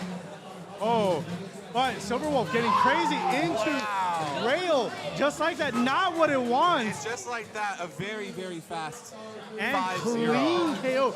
2 extremes in a row. Crazy. And this is what I love about, the generation for X is we can get moments like these where, things accelerate. They get so fast. Yeah. And just immediately get KO'd just like that. They really can. It's always a tragedy when, you do the quote-unquote right thing early on. You go for a nice evasive launch. You try to stay, top positioning. But like we were talking about earlier in the stream, after the first 5-6 seconds, it's a lot of RNG. It's just the best you can do with the first few seconds and keeping yourself, as safe as you can. But sometimes the Bay Gods are against you, and that was certainly a match that the Bay Gods were against. Welcome to the stream, Baymac. We just had 2 back-to-back extreme finishes from some crazy combos there. Yes. Wizard Rod 160 Hexa actually going super aggressive against Silver Wolf on 960 lower. Kind of crazy to think about because normally, like, that's the type of matchup where you play a little bit more on the defensive side. Let things end up in stamina, but like going super aggressive like that for Grim was the right call. Grim is a very aggressive player in general. The launch tech is typically pretty straightforward of, hey, let's catch the rail kind of as early as possible, and even when you're playing on something like Hexa, sometimes it's kind of hard to turn that off if you want the aggressive matchup, aggressive play. And Hexa does really have that, it does have the ability to be really aggressive because it is a 16 gear bit, and that can, in that particular case, when it's under control, it works. If you are, a little bit, I guess a tip, if you're an attack player against Hexa, hitting it into the rail early can be a really powerful tool against Hexa. You want it to be able to hit, burn some stamina when it runs, when it rides the rails, and can sometimes self-KO. So being able to hit it into the rails early against its wishes is actually a pretty solid game plan against Hexa. But in that particular case, Grim was able to use it for his advantage. Yeah. And took, he was able to basically kind of punish punish Reverb for trying to launch defensively against the rails, and said, no, good luck stalling. Yeah, very much. Good luck stalling. It ain't happening to me today, So very, very nice win out of Grim. Oh my goodness. And we are prepping for the next match. It looks like we might be seeing Beyblader Nick back on main stage. Staying over on the B side potentially. Oh, it's Butters. Butters has been an absolutely fantastic addition to the scene. Butters is such a slept player. I love Butters. Butters is awesome. I love Butters. Huge help to me at my most recent tournament. He judged the entire time. I was able to help put in matches as well. So big shout out to both Beyblader Nick and Butters. Absolutely fantastic. And he Not got just players, but people second in the at community. like biggest Ducku tournament too. Really? Like he got major top step right now.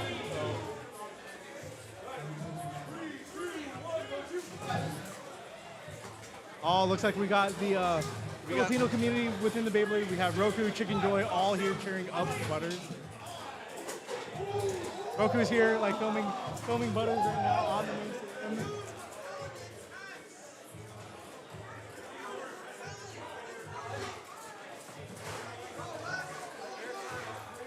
There we go. Sorry about that. There we got go. it over to the correct setup. Also, in the chat, I know someone explained our club system. Really appreciate that. Excellent explanation. It's scrolled up too high, so I can't see what your name was. But whoever you were, thank you so much for that explanation. You did it basically perfectly. And we also play a lot of WBO unranked because a lot of the organizers in the West Coast are not a very big fan of the ranked system that they have, and it's just kind of easier to not deal with it and just kind of have our own. So we have the Shin Battle League, for example, on bracket that has a lot of our rankings that we have here in SoCal, and be able to kind of do our own rule set that we feel whatever works best for our community is definitely something that if you are trying to build your own community, WBO is a great place to start. It's a great place to be able to, kind of host your tournaments and a good place to start to build. But then once you have a good dedicated player base, it's not a bad thing to be able to create what works best for your own players. Yeah. All right, looks like we are starting off right now. Butters on Blast Heavy, 760 Rush. Let's or see no, if Silverwolf already I'm wrong. does his job. I'm wrong. It's Wonderful Rod, launch. 360 Hexa, so it's capable of dodging. As you can see right here, interrupting RA's stall, forcing it into a brief moment where, it's tornado stalling. Ooh, RA going a little bit out of control there. Touching the corner is not what it wants. This is going to come down to whoever launched the hardest now. Not necessarily, because, Wolf is on RA. And Rod is tanking those hits very nicely. Especially on Hexa, you would kind of expect to see a little more Yeah, wobbling by it's now. avoiding all of the major rail contacts, going into those top corners consistently where there's a wider gap that played so well into Rod's favor in that moment. Absolutely. Maddox Bay, I actually, after this match, I would like to touch on that just a little bit because that's one of my issues with WBO as well. We got All right, so this is a very interesting chart for Butters. He's currently rocking, I believe, a 160 taper. So, amazing stamina, as you can see right here. Surprising amount of control from that launch right there. All of that stamina, not going too crazy. Butters taking that advantage. Fast times 11, bro. So nice to see you, man. Yeah, I didn't know the name, but I can put a name to the comments now. I appreciate that. It's nice to see you. Hopefully you can put a face to the comments now. I appreciate that. All right, I think what we have here now is the Blast 570 Rush versus Shark Scale 160 Go Rush. No, it's Rod. I love to be corrected. This is actually a little bit closer in Rod's favor, but like I said, a little bit more in Rod's favor. Absolutely wonderful. You can try to weight bully attack Rod, but sometimes weight bullying is not in your favor, especially in that moment where it sends it into rail, and that perfectly sets up a counter attack, which we saw sent that blast directly into pocket. Score's tied up now. And we have a game. Let's see here. What's he gonna go for?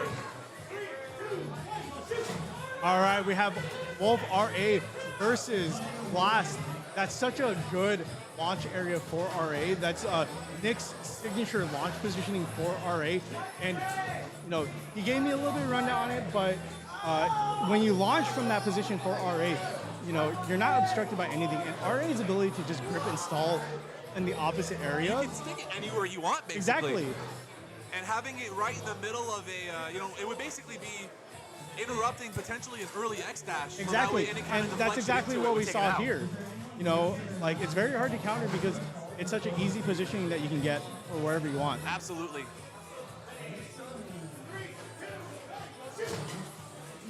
All right, we have Rod versus Rod here. I know he was going for what's called a delay drop there, where it'll go up then down and then go back up to the top of B and stall. No! Ooh, self KO off of Rush. You do not see that very often. How much wear does an RA need to be useful? It honestly needs a pretty decent amount. I know the WBO is trying to work against that, but it does need a pretty decent amount of wear to be good. So the minimum amount of wear is where you want to see it to be. Ooh. And it stayed in the pocket. 4-5, Nick takes the game. Absolutely fantastic. Let's get Beyblader Nick over here on the mic so we can talk a little bit more about RA, talk a little bit more about his combo style, and why he's choosing not to use kick today, the bit he is arguably most known for.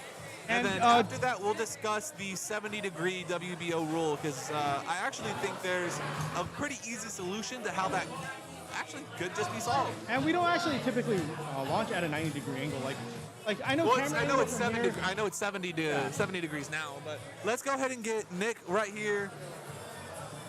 Congratulations on your victory. That was such a close match. A fantastic match. I was terrified.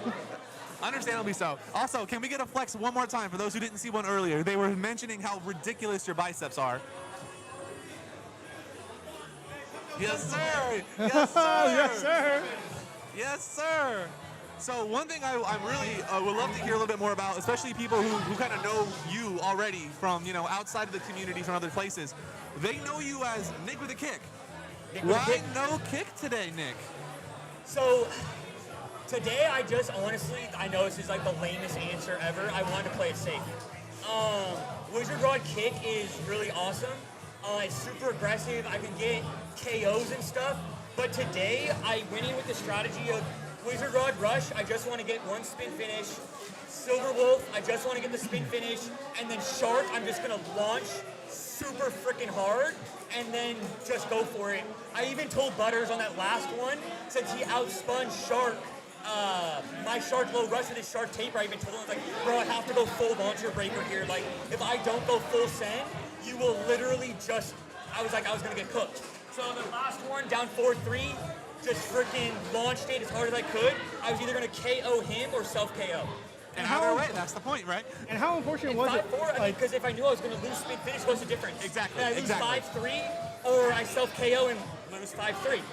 And how unfortunate is it, like you mentioned, Wizard Rod kick can potentially self-KO when it does not want to work, and Rush. And then Rush self-KO. No, that is what had me panicking, and I just had to think to myself, Nick, you're fine. You don't have to run it again for the rest of the match. It's not going to happen. But that was my literal first thought, was kick could have effortlessly chucked itself into the pocket as well, and a kick would at least have double the stamina. Yes. Yeah. Now I will say though, kick has been self-extreming, not self-KOing very much for me. So as dumb as it sounds, that -2 is actually better. Yeah, if it was -3, you would have lost. Yeah. Exactly. So funny enough, I did go rush over kick to reduce the downside.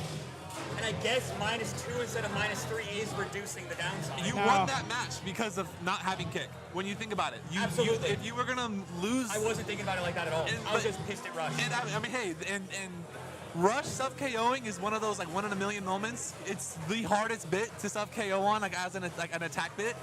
But a broken clock is right twice. It's right twice a day, so it's gonna happen eventually. It's just I'm glad it at least didn't lose you the match there. I think what ended up happening with Rush was I had an exact thought that you had. I was like, Rush is so hard to self-KO. It stays in the arena. So I could probably go really hard. So what do?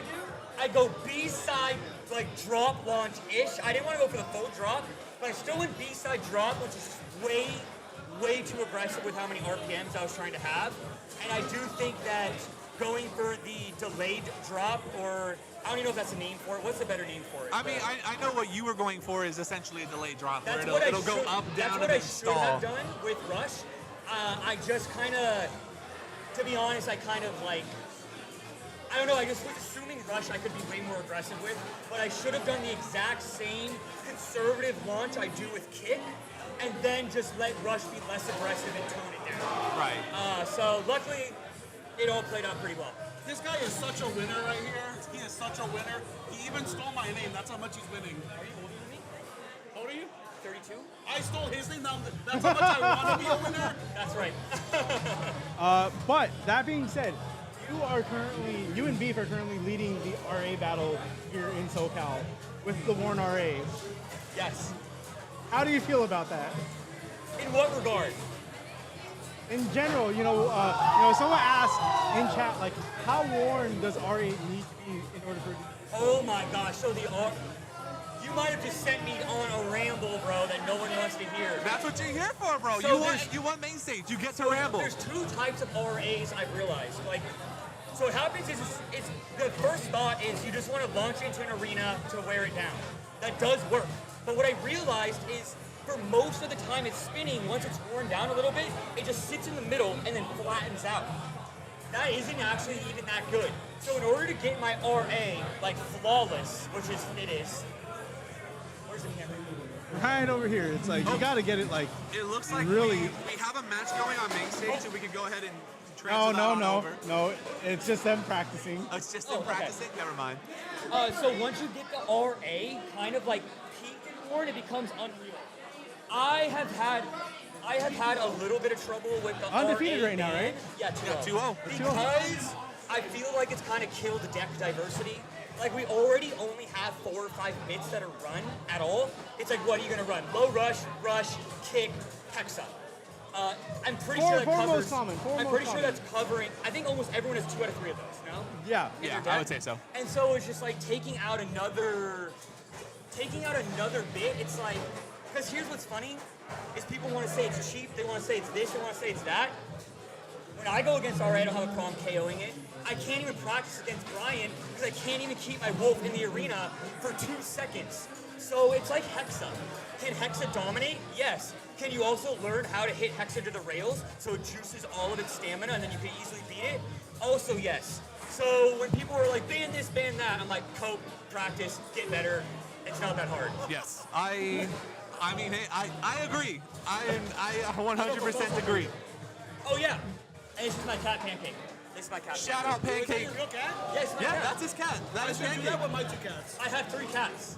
But Pancake's the favorite, apparently. You've heard it here, chat. That is okay, the 'cause wisdom of even the favorite other music. 2 cats like Pancake the most. So it's everyone agrees Pancake's the favorite. I got a proposal for you. If we go up in bracket, we have to play on stream for naming rights.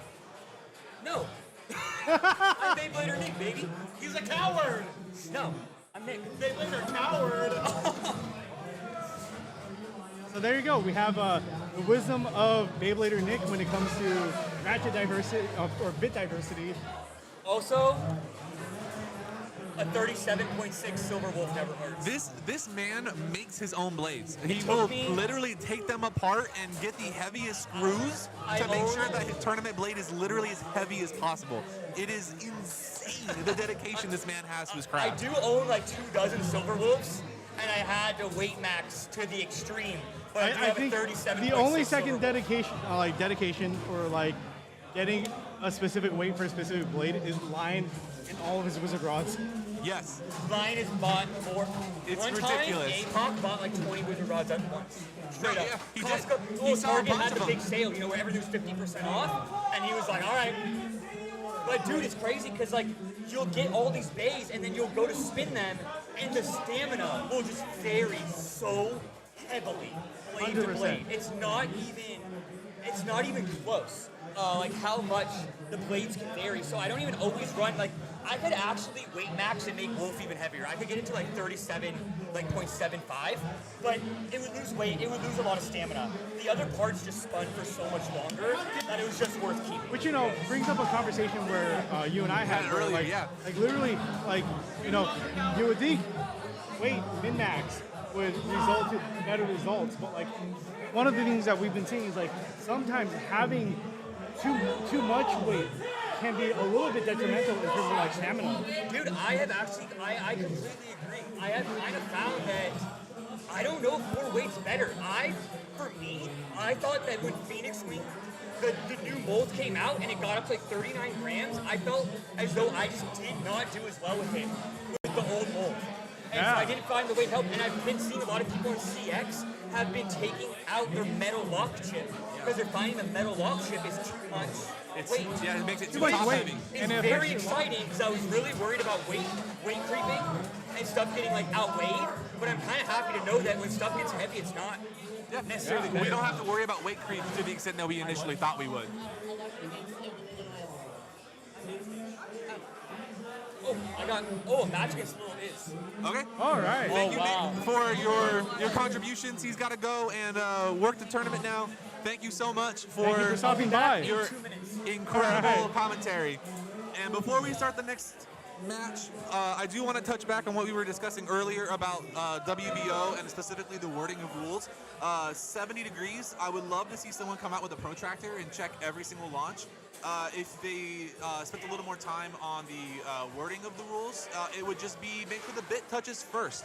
If the blade touches the tournament's floor first, then it should be illegal. And so long as the bit touches first, I think that's a much better way to word the rule, and we'll have a lot less confusion, and you would have less people upset about the rules. And so you know, I you think also that's have to something to really take consider. into mind, like, you know, also angle of like our videos. Like you can see on video right here, or on some of our other videos, like when you do those angles, and like someone launching 70 degrees here might look like they're doing 90 degrees on camera. So long as the bit touches the floor first, I think that's going to be that is a much better wording of the rule with less confusion and less people upset about it. But that is, you know, I'm an org, but I'm not staff, so that is not up for me to decide, and that is why we play unranked, because not every rule is great.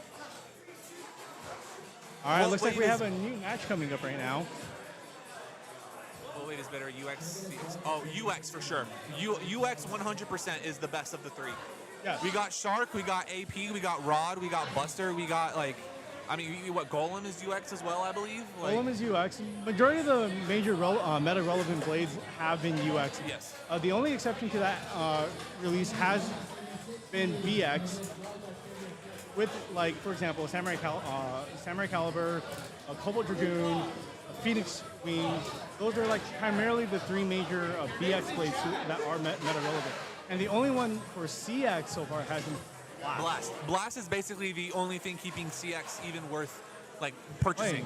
And we've been seeing really a lot of people have great success with it too. Oh, absolutely. I think honestly, I think that Takara Tomy has honestly done a pretty good job, I feel, with a majority of their releases, at least making them interesting or has something of value to add.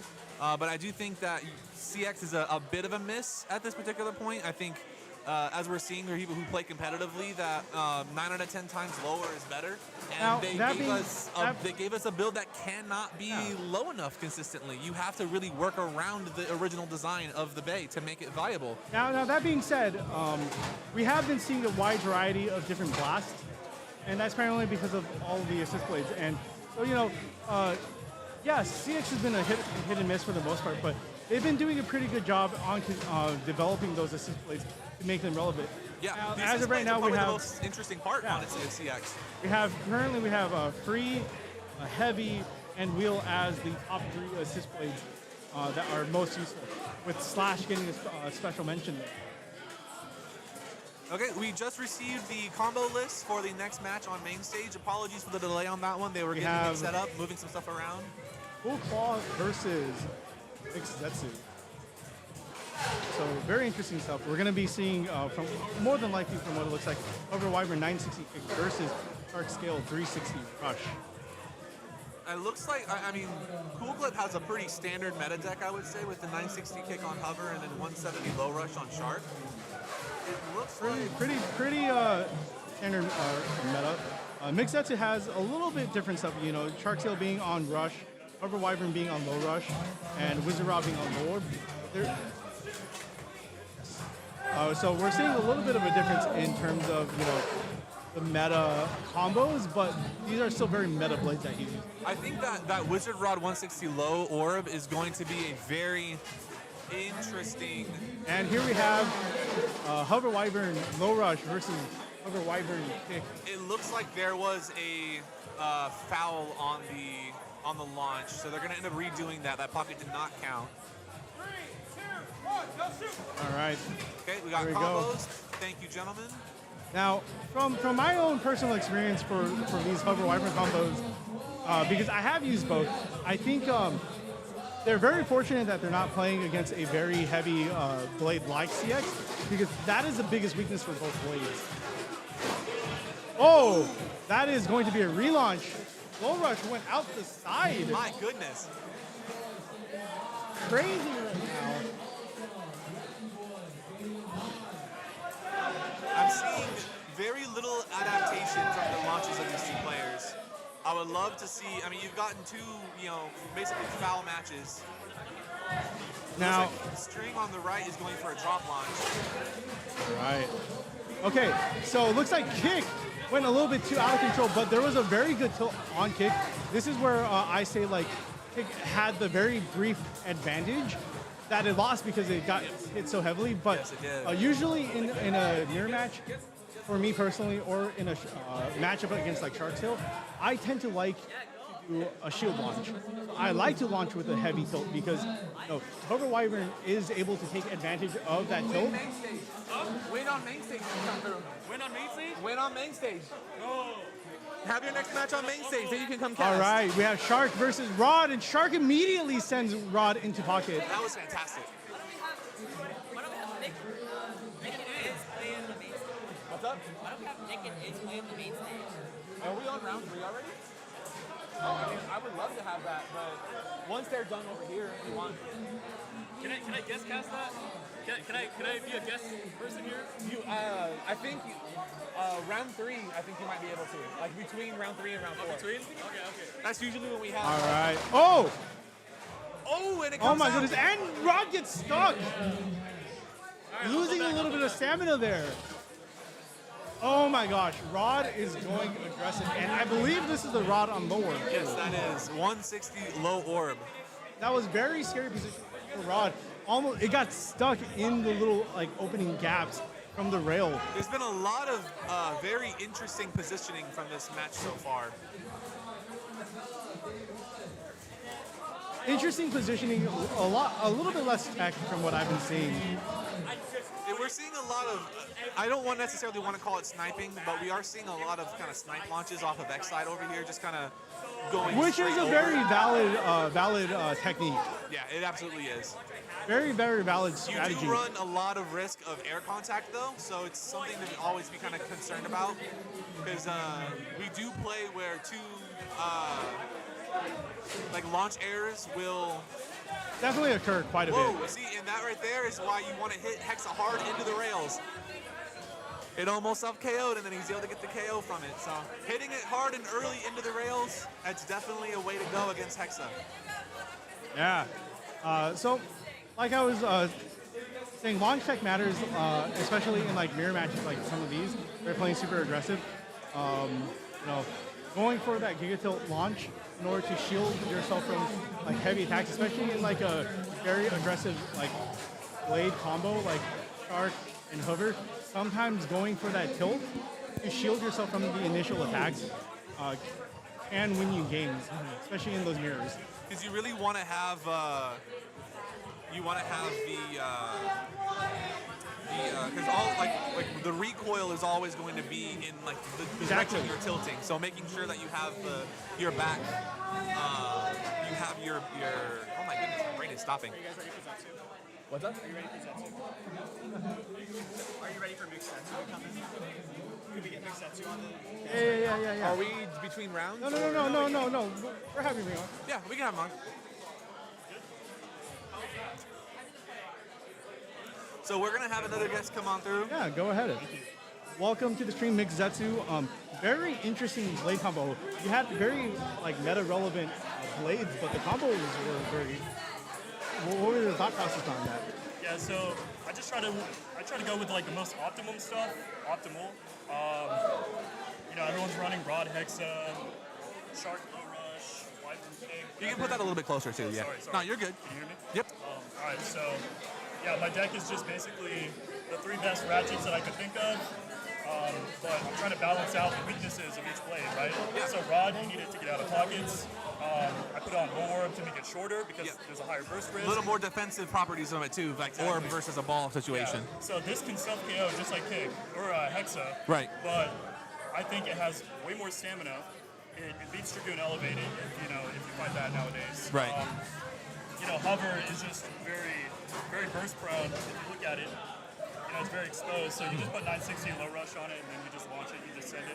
Really, this deck is just made to be sent. You just send it. So that's how I play. A lot of people, I don't think they launch as hard as they should be, or as hard as they can. And if you launch harder than your opponent, and they're both equally skilled, the guy who launches hardest is going to win, right? It's physics. Typically, yeah, so you're right. You just want to max out your RPMs. Don't hold back. True. Launch hard, especially when you're playing attack. Was there, so I know you said you had your thought process of the 160 on low orb, for example. Have you, is there any other Rod combo that you really enjoy on a 160 for Rod? Well, I hate using Rod, but I spent, almost $1,000 to be here, so I'm going to run meta. No, I feel Sorry, that. Meta Rejector fans, no trans today. But, where did you come out from again? I came from Florida, Orlando, Florida. Oh, wow, that's so right. I'm here on behalf of my team. Nice. Who couldn't make it here with me today, and I'm going to try to win it for them. What's your record so far today? Undefeated. 3-0? Yeah. 3-0, Wonderful. wow. Yeah, we are in round 3 already. That's crazy. Fantastic. Well, it was nice to have you. Thank you so much for making it all the way out here. Thanks for having me. No, it was fantastic. I think, because I think I missed you when you came out here last time. I was out of town, if I remember correctly. Yeah, my connection to getting into that tournament. Yes. You're Alchemist. Yes, by the sir. way. Yes, sir. This is Alchemist. Tokusatsu. Tokusatsu. Not Yep. Big Setsu from Meta Rejectors. I think all of us are on TikTok. I'm not. Okay, he's not. But The 2 of us are on TikTok. be on my TikTok. Feel free to go and check him out. What is your @ on TikTok? It's just at meta.rejectors, I think. So we're on everything. We have a YouTube. I just haven't posted yet, so. I feel that. Oh, feel free to join the West Coast Blades Discord. You can always post anything. I'm already there. Yeah, no, he's already there. You're already there. That's how I got here. Yeah, he's already here. All right. I wouldn't be here without you guys. So, thank you very much. Yeah, thanks for coming out. I hope you continue to do well. All right. We have Beef versus Lion. I think that's an excellent match. All right. Dragoon. Lion doing the classic, leading off with the Cobalt Dragoon. It looks like Beef leading with Rubber Axle on his wolf. This is actually a very scary match for Lion. Rubber Axle is one of those bits that can resist the left spin attack and the equalization very well. Oh no! Wow. The level sub KO moment. Oh no. That was such a perfect setup for Dragoon as well. But the crazy thing about Rubber Excel is that insane grip and weird movements. You watch Cobalt Dragoon going for that attack, but Rubber Excel just moved Silverwolf perfectly aside to avoid that attack. All right, AP versus Shark. Oh! All right. Score is 3-2. Let's see if. And this is how Beyblade goes. Sometimes, you get set back really badly, but then you can make that immediate comeback. So now, Lion's back in a good position. He just needs to ride that momentum. Also, real quick chat. How is my mic sounding now? Because it seems like we haven't had any comments about it being too quiet. So let us know if it's fixed. I think all the problem was good. Ooh. All right, so we have two Oh. And it just doesn't No! count. Beef That- takes the W. That's it. Beef takes the win. I was going to say, like, we have two very aggressive Wizard Rock combos. That is Absolutely. game. We had two very aggressive Wizard Rock combos here with 170 low rush and 160 kick. But it looks like, kick had its moment. Yeah. Let's see. Oh, no. Low rush had its moment. Because that was Lion that got KO'd. Right. Mine's all good now. All right, thank you, Jin. I'm glad we got that sorted out. We're gonna get Beef on here on the second mic to hear a little bit more about it.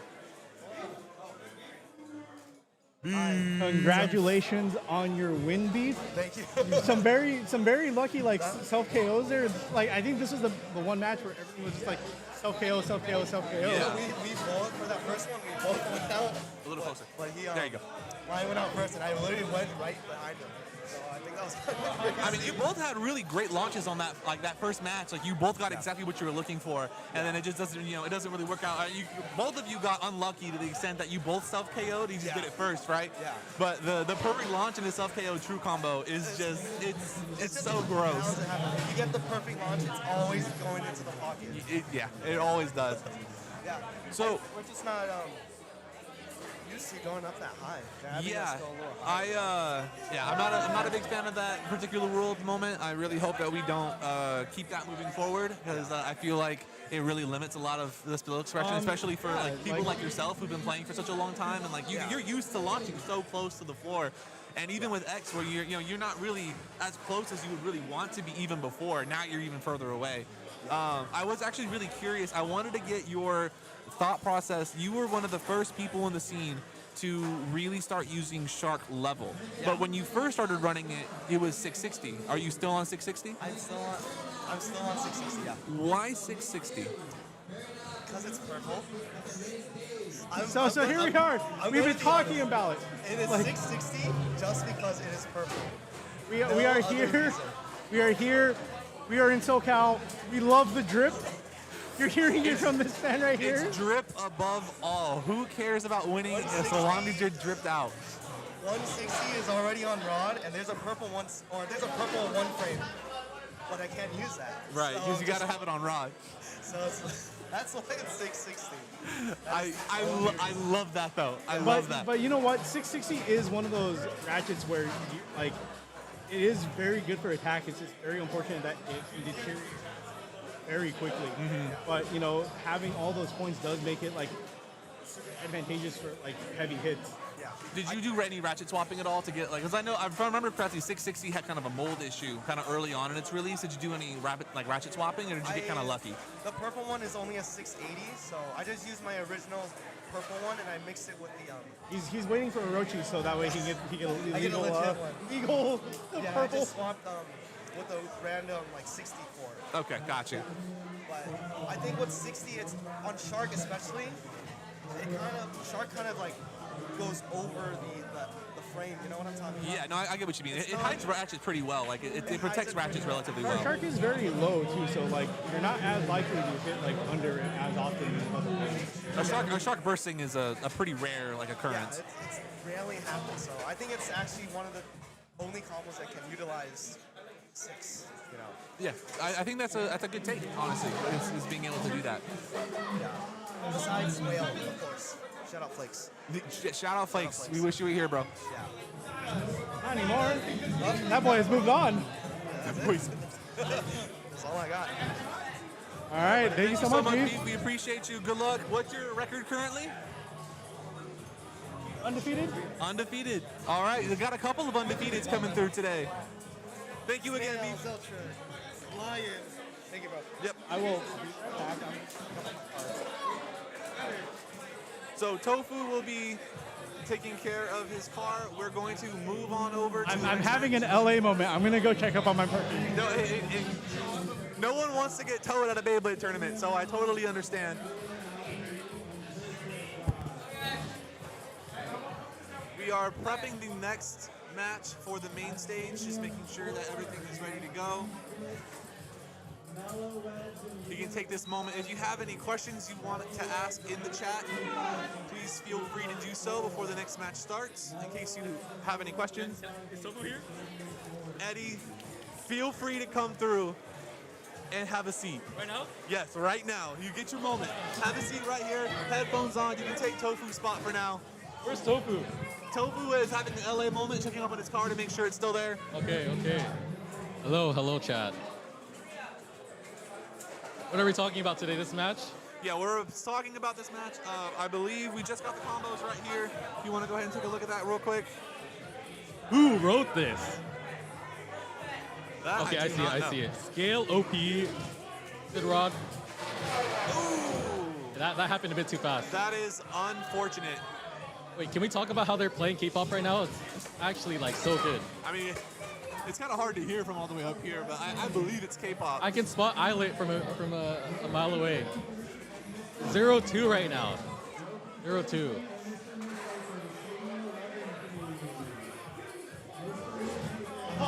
Oh, good stall. Excellent launches from both players. Yeah, both double stall. Was able to knock it out of the stall. Is continuing to just go around in circles. Let me go ahead. What is the combo on these Wizard Rods? I think it's a mirror. No. One is 760 ball and one is 160 free ball. 760 ball is quite interesting. Yeah, actually. I do think 160 free ball should win this one. Yeah, on paper, it should Yeah, have on a much paper. better matchup.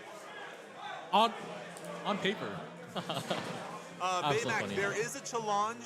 It should be posted up in the WCB Discord in the tourney bracket channel if you're able to go and take a look at that. We are about halfway through. We're about halfway through round 3 at the moment. We will see if the 160 gets this or the 760 gets this. I think the 160 is the green one. Yeah. It's I using think the you're blue free ball. Be really close. My money's on free ball. I agree. Oh, wait, I might need to change my bet. Let's see. Oh, wait. Oh, wait, no. It's getting some contacts. Oh, free ball. Ball. Oh, I think it was yellow.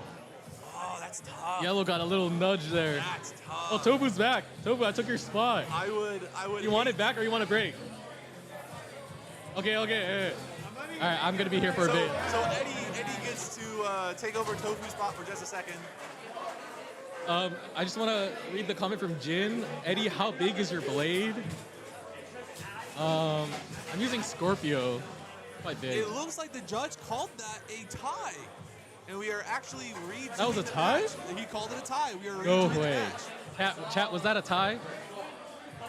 Chat, was that a tie? That was very, very close. I understand wanting to double check. Okay.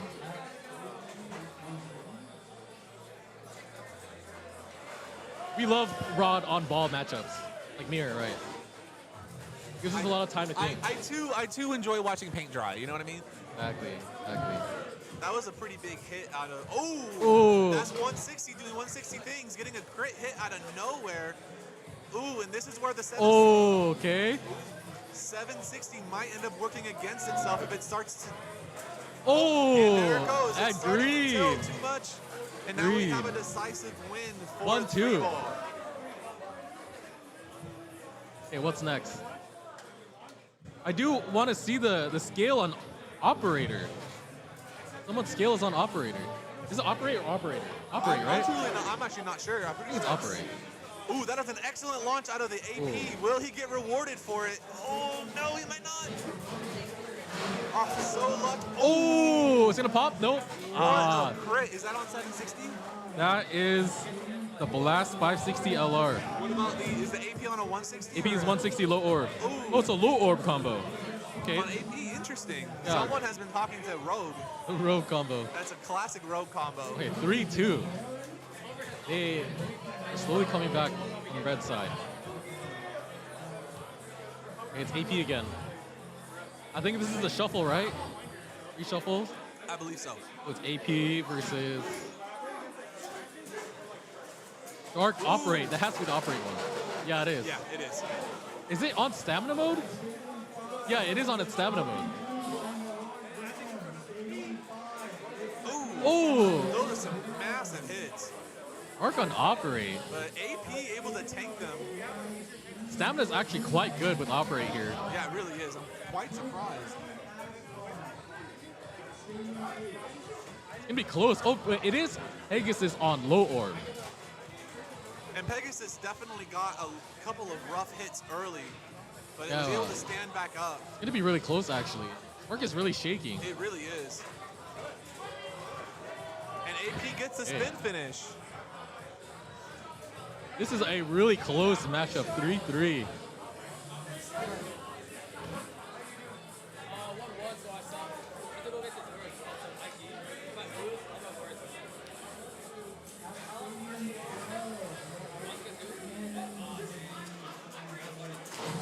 A shark. TK, trans kick. Oh. It threw itself out, That's and game. that is game point.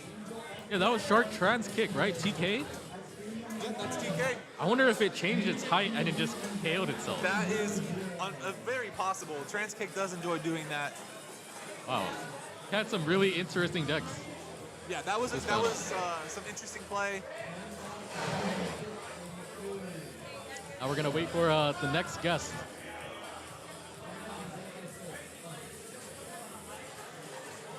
I like how they write on this though. This is really helpful. Yeah, very, very helpful for us to be able to keep track. Let's see here. I know there's a good chance Tofu will probably take your spot when you come back. Okay. Is there anything Mr. Baylocker would like to plug or talk about? What's up? I said, is there anything Mr. Baylocker would like to plug or talk about while he's on stream still? If you guys want Beyblade cards, check out Baylocker.com. But honestly, right now we're kind of low on stock. You just gotta wait like 2 weeks. 2 weeks, we're gonna have a load of stuff. And we're gonna have Meteor Dragoon and our the new random booster coming out. Yes, And I know he'll have them in stock and ready for you at that time. They're coming. And use code Alchemist for 7% off your order. I think it's 8%. Oh, I'm at 8% now? I think it was always at 8. I'm pretty sure it was 7. 7? Nah, I'll change it right now. Oh, shout out to Lightning Jin. He just had a kid recently. That's true. Daddy Jin is now officially a father. Congratulations. He's got that dad buff now. I wish he was here, but he has to take care of his child. Yeah, exactly. Where's Tofu? I'm actually not sure where Tofu ran off to. I do know he went in that direction. So I think you might be safe for a little bit longer. Okay. Can you make a code for Rogue that gives -%? Yeah, actually, can you do that? If you use code Rogue, it'll add an extra $10. Oh yeah, make them pay me more. That seems like a good idea. He said, yeah, it'll send DoorDash right to your house. So Alchemist, I would consider you a top attack player, but you're not playing today. Not playing You're today. not playing today. I wanted to make sure that the stream was going well. That's and, good. Make sure that everyone is able to keep it going. Next time we have a stream of this size, I will absolutely be playing. The FOMO is insanely real. The FOMO? I brought all my stuff just in case. It's like, oh, there's, we need an odd number of people. I can always come in and take over, but You know what? Not today. I think next time, or in between matches, we gotta have you and Tofu battle on the main stage. You know what? That's not a bad idea. So you guys actually. can play. That would be pretty funny. Just have one, just a little one-on-one with just one bay over and over again. Oh, okay, we have Kyle up. Kyle and I'm not really sure the username of the that's opponent. Pala Beyblade. Oh, it's Pala Blade. Shout out to Pala Beyblade. He's one of the newer comers to the scene. Was a absolutely massive help to setting all this up. We're using some of his GoPros and some of his equipment to be able to do this stream for you. So this would not be happening without his help. Big shout out to Pala. He also has a YouTube channel that actually has an Tofu's interview back. with myself and with Cinder, talking a little bit about the scene, the building of the scene, other kind of generalized Beyblade questions. So feel free to check out his YouTube channel, check out the interviews that are currently up there. He's got a couple other ones coming out within the next couple of weeks, just to be able to get a little more background into some of the players who really helped to make the scene happen. Wow. Eddie, what? My goodness, where'd your facial hair go? Eddie, what happened? You just poof. You got so much more. You got so much more handsome too. My goodness. I'm glad your car is still here. I'm assuming.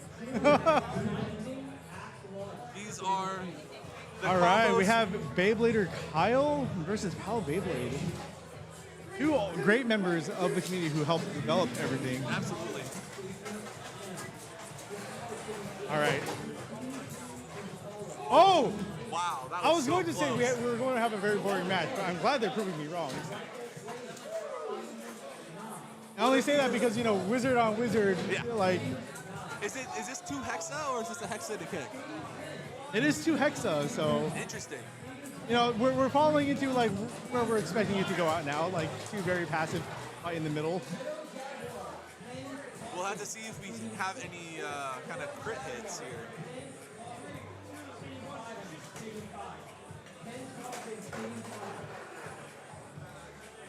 The only thing we know for sure is Rod Hexa will win.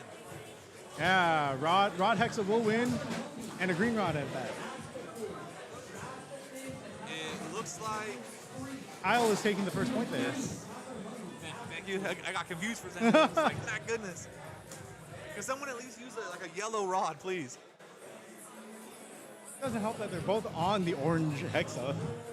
Yeah, the Evangelion deck box is insane. Yeah. Like we always say, drip over everything.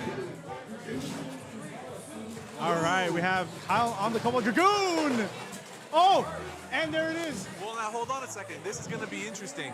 They're going to have to probably look at some of the footage and see what happened first. Did the Bay enter the pocket before It looked the like burst? it entered the pocket first because Cobalt Dragoon was still valid like right before, and then it got recoiled into rail, and that's when it like went around and burst. And it looks like they gave the points to Kyle. I do agree. I think that is the correct call. What's up, Bay Breaker? Nice to see you, bro. Thank you for joining. Happy to have Very you. risky Dragoon combo for Kyle because he's on Dragoon 450 Elevate. All right, another RA combo. 760 scale RA.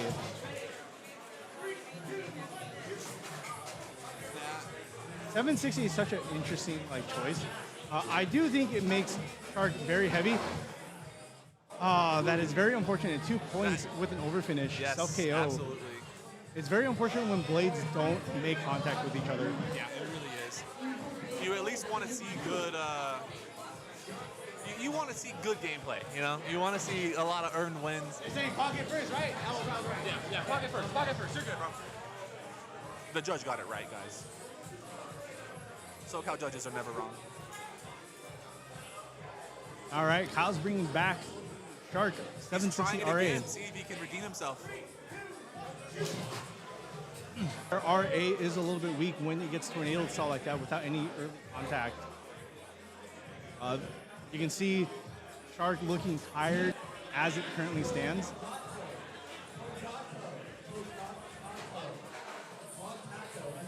And there's that spin finish, bringing the game now tied 3-3.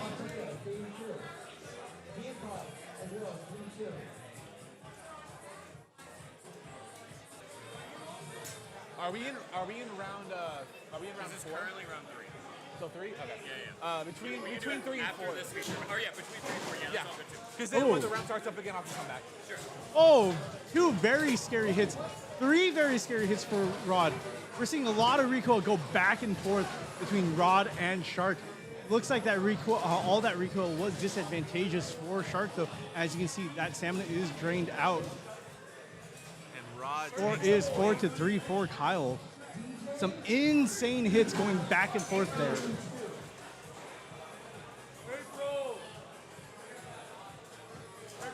Looks like that brings us to Caliber 770 kick versus Dragoon Elevate. This is a very scary matchup for Dragoon.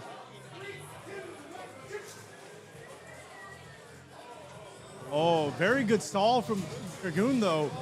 Dodging, recoiling back. Getting very good counter hits there.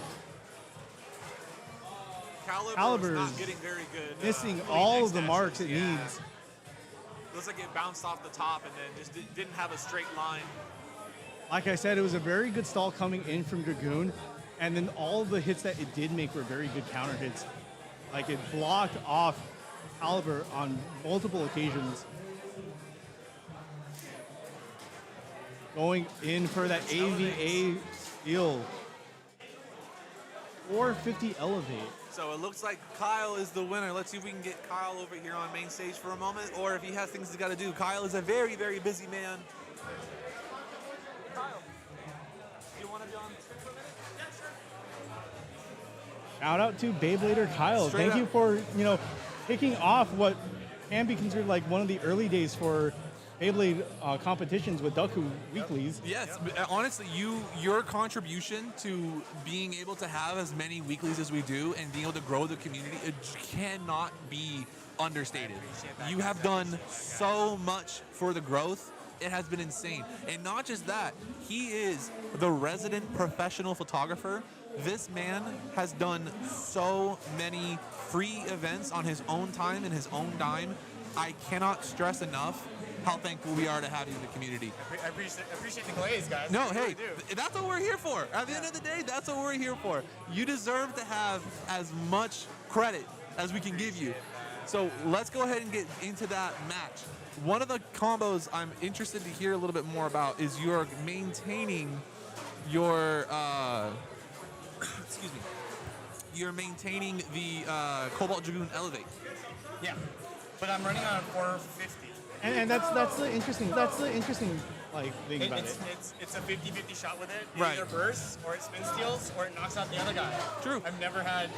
Have you had a lot of any burst issues? Because one of the biggest issues, of course, is burst issues. four-sided But ratchets. it Of held course, being on like crazy today. Like this specific match alone, it like I held think I'm on. gonna swap it out because I have a fresher one, so I think I'm gonna use the fresher for. That makes sense. Yeah. Yeah, no, I know. But I do have 3 decks on me, so I'm like, depending who I'm like looking at, I'm like, oh, I played you before. Let's go a little sweaty. Or oh, no, I haven't played you before. Let's get really sweaty. Yeah. So it really depends who I'm playing. Like, One thing that a lot of people don't necessarily know, and I know we're having, I don't know if you can hear me or not, I know we're having some technical issues. We have some people working on that right now. But if you can hear, one thing a lot of people may not know is you were the original Shark Man who ran Triple Shark. How long did you run Triple Shark? About 8 months before I decided, I'm still running it. If I run into someone that I feel like, oh, okay, like you can have fun with it a little bit. If I'm down, like, if I've had 3 losses, I'm busting out the Shark deck. Like, And that's fair. to make this clear, we say triple shark, but really it was also before includes a Shark venom. Scale, guys. Before Shark Scale. We're talking Shark Edge and all of the Hasbro The variants. releases. And the Hello Kitty case, what can we say? What is it? Optimus, Shark Edge, and I forgot about the Mountain Dew Baja Blast sticker. But the original Shark Blader, before we got the incredible Shark Scale, that we just can't get enough of. Yeah. My signature deck. My signature deck for a while, and then I had to move away from it. I still run it though, but just for fun. Are we getting a match on the main stage? We're having some. Looks like we're having some technical Like some difficulties. real technical quick. difficulties, but looks like it's solving a bit. Well, if you guys don't mind, I'm gonna head back and take some more pictures. Okay? No, absolutely. Sounds Thanks perfect. for having me. I No, appreciate we it. appreciate it, Thank Kyle. you for everything you do, Kyle. Thank you so much. We cannot thank you enough. I really just enjoy having to play Beyblades a lot. we had a was dead until yeah. Thank you, sir. Thank you. See you guys up here. Thanks. And I'm glad we got to have you up.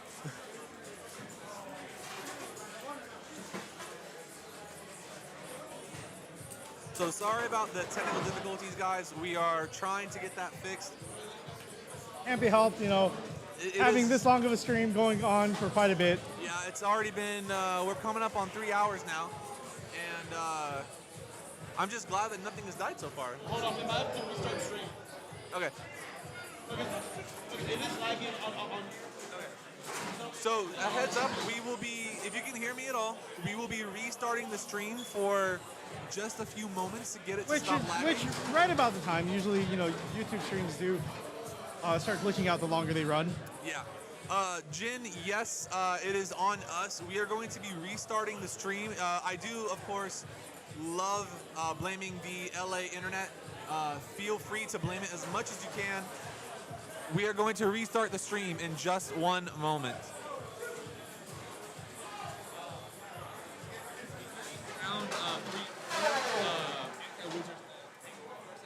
Okay. And then I'll be back for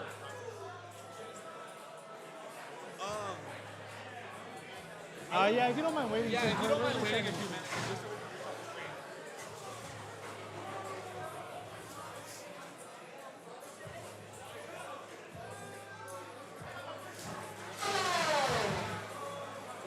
Let's hope that this gets fixed relatively quickly.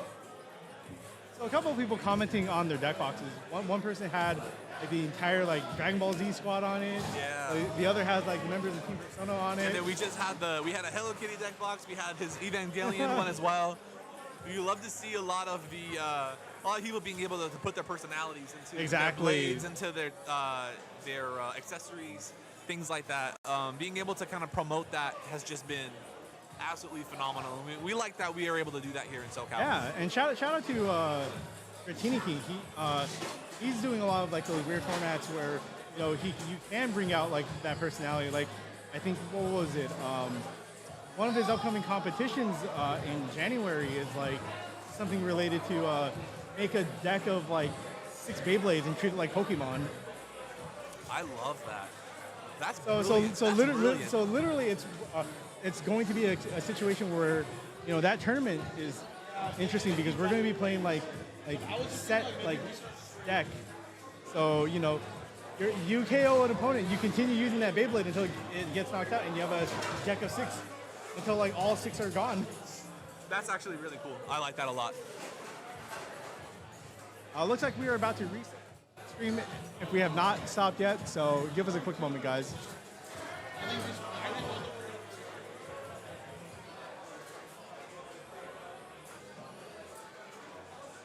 We have to restart the stream real quick. You can restart the stream? Yeah, the video's getting laggy. We're just going to restart this and increase the bit rate. You don't have to restart the stream for that. What's up? You can increase the bit rate. You don't have to restart the stream for that. You can let them, you can let them know.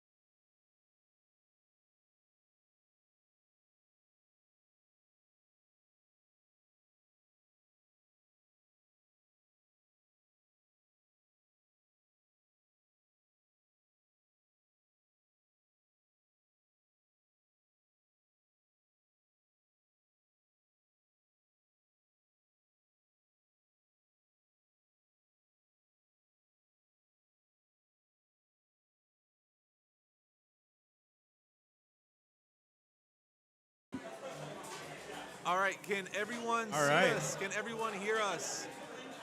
Please let us know how the stream is looking.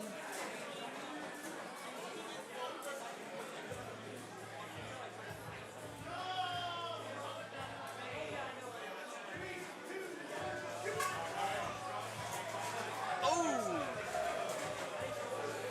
What an Looks like this new match has already started. Did it immediately get pocketed, or are they restarting? I'm actually not sure.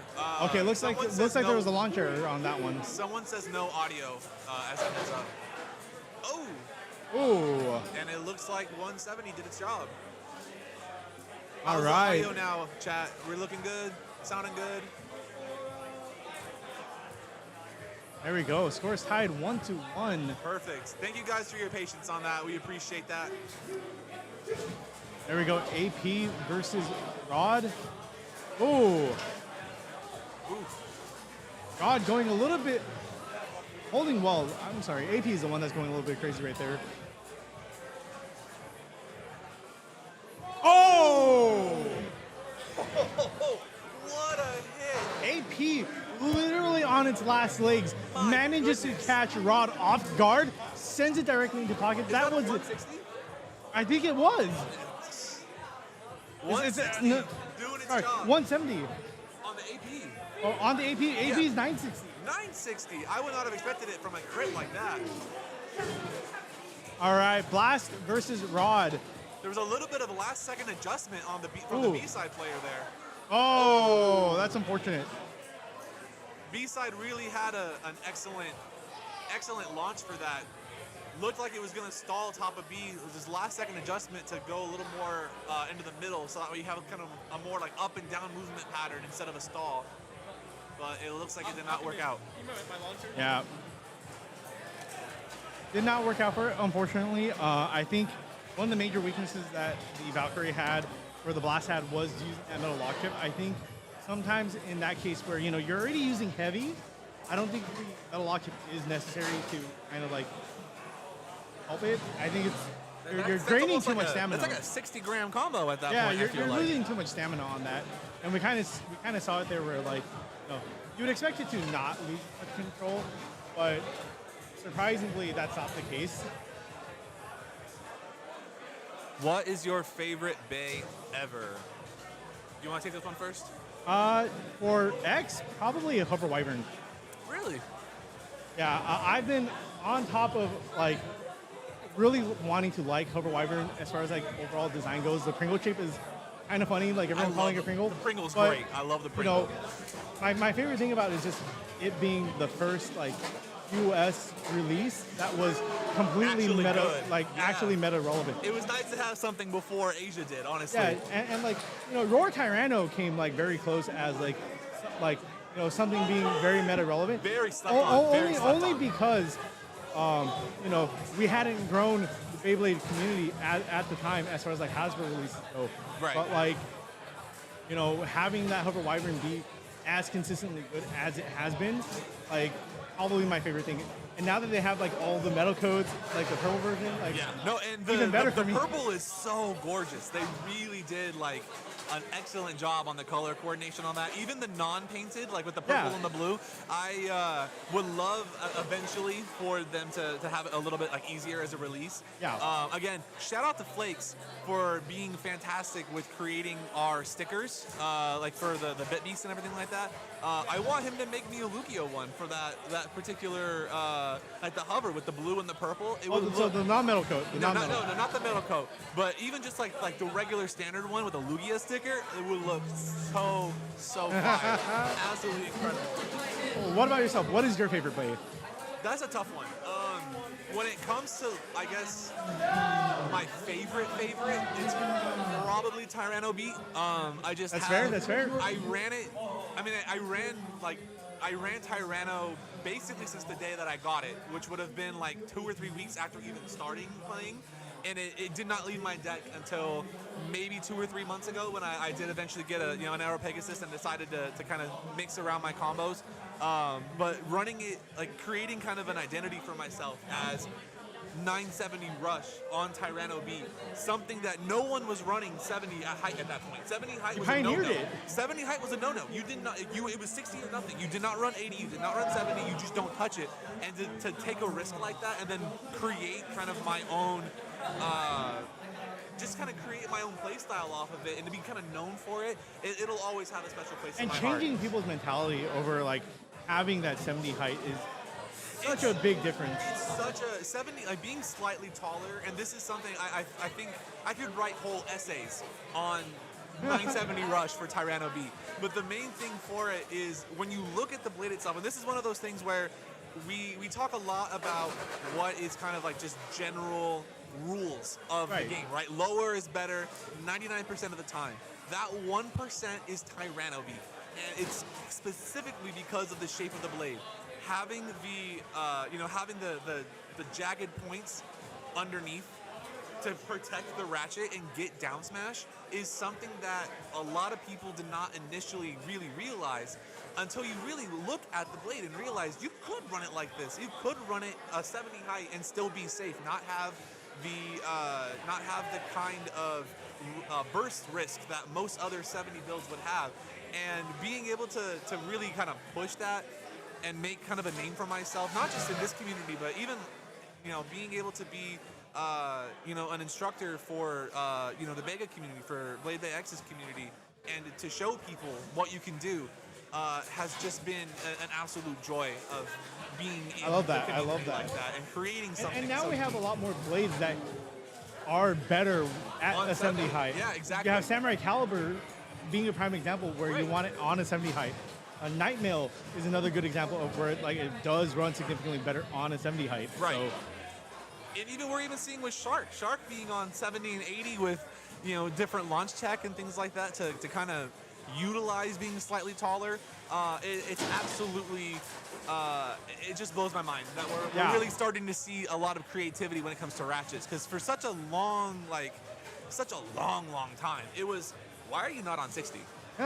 what kind of insane thoughts are you having not being on 60? And so now that we're actually starting to see 70, even 80 height, an actual like a triple one, like a 170, 160, 180 is viable now. Like that's just so shout insane out think to about. Andy from Toronto. Yeah, showed us that Shark scale 180 is crazy good. Yeah. But the amount of and shout out Baybreaker, for example. Baybreaker and Jakev, who are both in the chat, other fantastic Tyranno Beat players who've done incredible stuff with it. Just being able to have the launch tech behind it as well. Being able to understand that the center of the stadium is the lowest point. It might not seem like it's one of those things you might not really consider or think about all that much.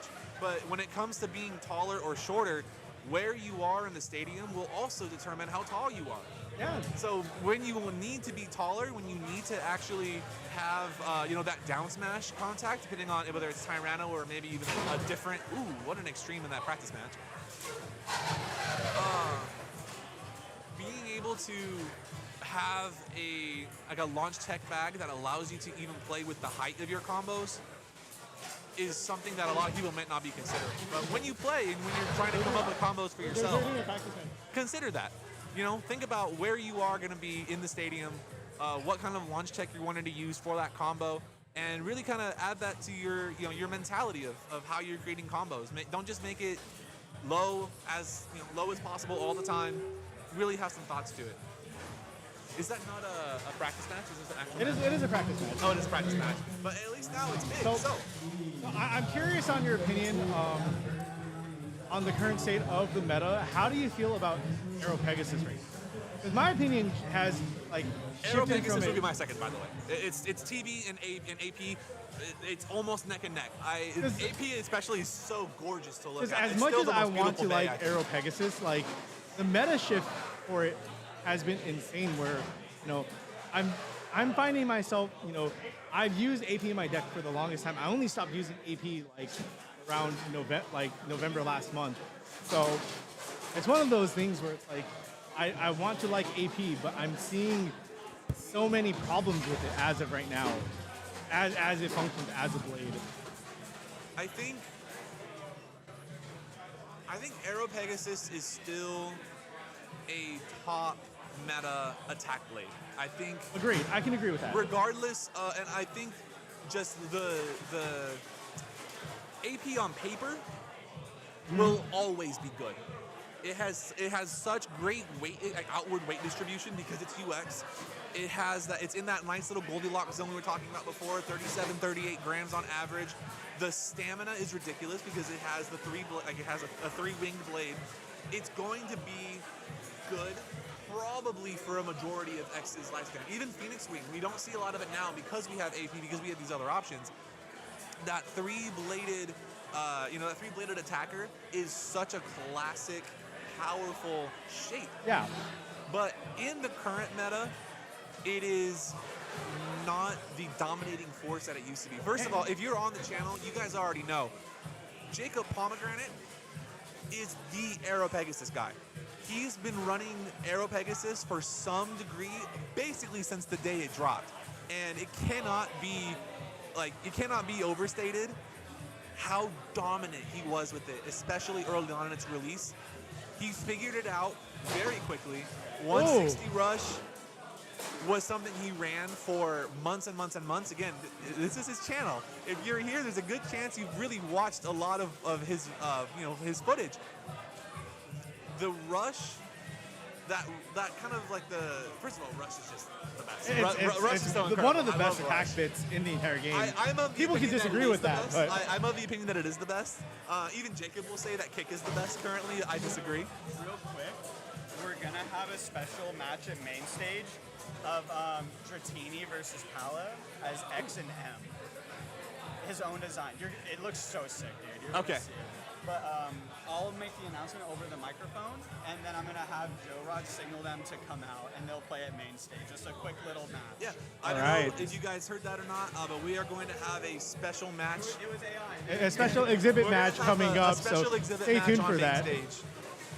But yeah, so you mentioned earlier about how great AP's Aero Pegasus stamina is, and I kind of slightly disagree with that, especially with today's meta. One of the things that I've noticed from my personal experience is like, initial stamina is great at the very beginning, but like as you get closer towards like the mid to late game, that's where you kind of see the cracks in stamina for AP. Like a lot of moments, like, and I say this from personal experience, but like I've had a lot of great moments where on paper I have fantastic stamina, and then one weird little touch into rail, And it'll just kind of fall over. and that stamina is just completely gone. Right. That's. It's difficult because it is. I don't want to say subjective because you're not the only person to have that happen to you. You're not the only person to have. Exactly. Even like today, like I posted a TikTok on my channel today of it was my Phoenix Wing versus Eddie Beyblade's Aero Pegasus, and they were I believe he was also on 160 Rush, and I was also on 160 Rush. Yeah. And his AP got like 2 weird hits from Phoenix, and just immediately just started toppling and just would not stand back up.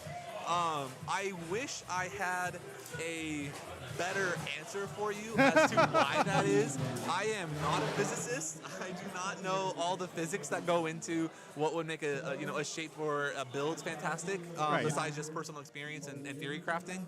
But you are not alone in the sense that AP can sometimes just fall over, and it seems like, oh, it should be fine, it should stay, but.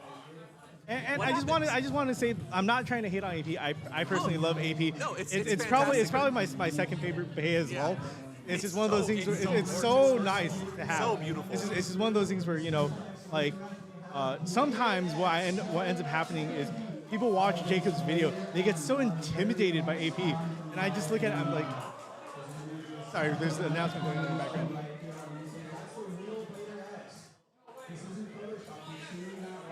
Oh my goodness.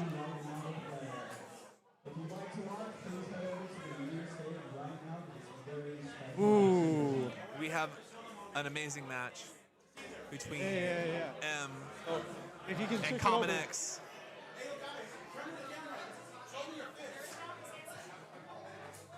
All right, let's go. It's gonna be an exciting exhibit match here. Let's see who takes it today. Who are you rooting for? I gotta go with Common X. I also do have to go with Common X. Let's see if he keeps to the anime true deck or not.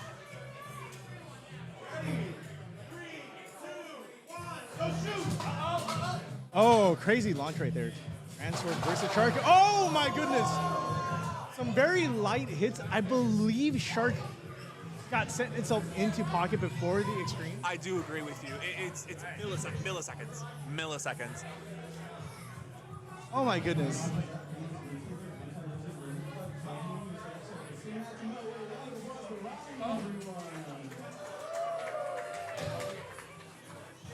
All right. All right, there it goes again. Ooh! Another aggressive insane launch hit from the Grand Grand Sword. Oh my goodness. Oh! That shark scale is That just recoil way was too fierce. ridiculous. My goodness gracious.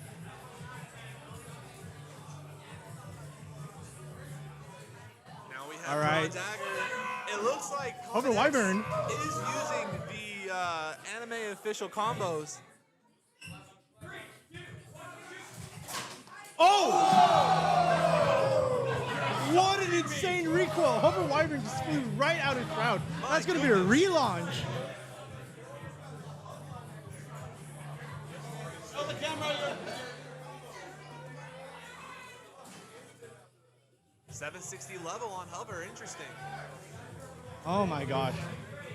That dagger is insane. Ooh.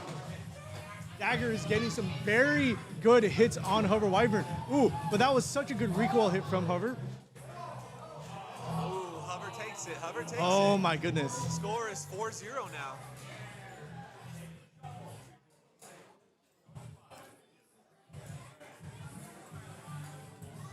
All right, There's here we Drown have Brave. Drown Brave. Oh, not the Hover Wyvern. Can Common X get to the reset? Can he save it?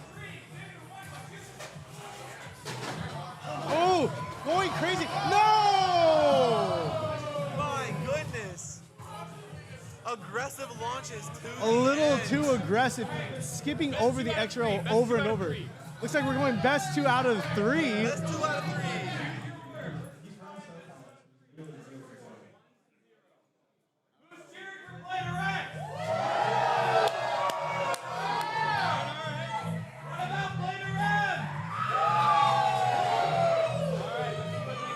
Looks like we have a couple of haters out here.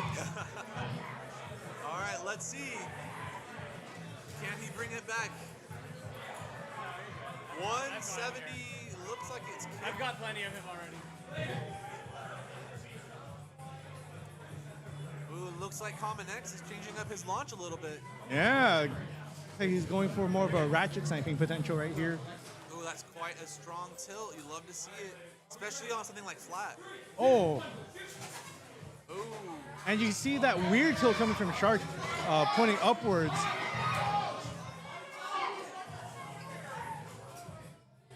Needs that good contact. Scary positioning in by the pocket just now. Looks like Flat is not going to be able to take it though. Oh! I need to eat my own words. Wow! Flat What a good spinning finish, dude. Yeah, that is anti-Wizard Club. I kind of put my foot in my own mouth when I said that. No, look, hey, a flat out spinning, that's about as common as rush self KOing, and I guess we saw that, one of each today. But is that anime aura? Oh! Air contacts.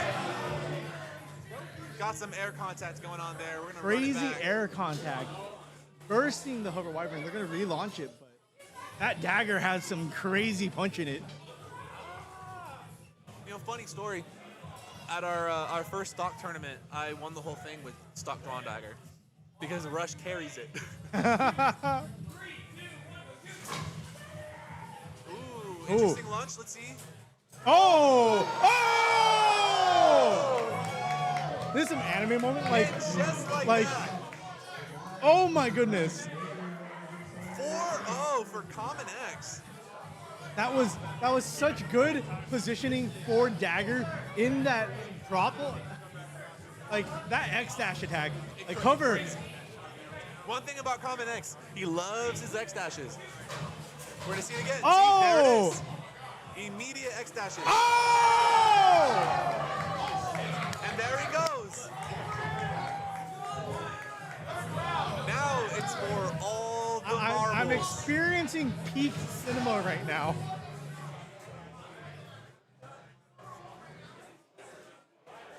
Starting off with hover level once again.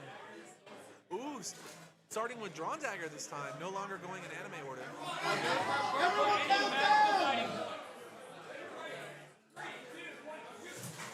That's Ooh. Oh! Oh my goodness. Oh! Dagger tried its best with very impressive hits. And that's why you don't run four-sided ratchets, folks. It's very unfortunate. Hover's shape makes it perfect for like just chomping down on ratchets and the causing it to Pringle is burst. so good. Stock combo on the Brave. For colors. Clean launches. Oh, almost in the Brave pocket. versus Shark this time. Oh! Oh! Oh my goodness! Right in front of the pocket, but maintains it. We're seeing some crazy attacks. Multiple like near pocket extreme finishes. Is it just me, or did they burst a hole in the pocket? Look at the X side pocket. Oh my Did they make a god. hole in the pocket? They might have. Oh no.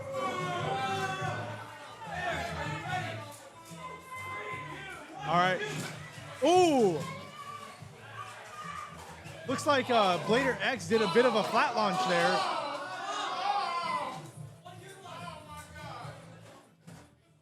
And Hex is doing Hexa things.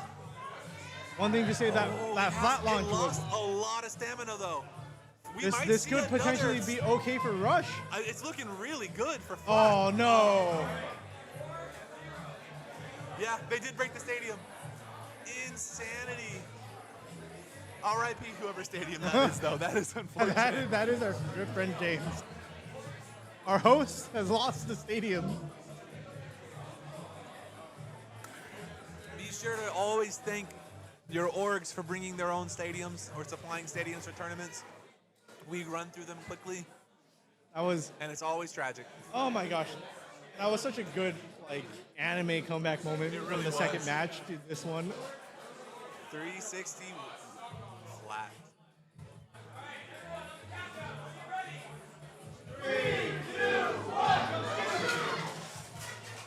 Oh. Oh! No! You live by the X dash. Sword was having such a good momentum on that one. Like, quite literally, Shark was so badly tilted. Winner's interview with Blader M. Blader M, how are you doing? How are you doing? Yeah, I don't think it's coming through. Oh no. Here, try this one.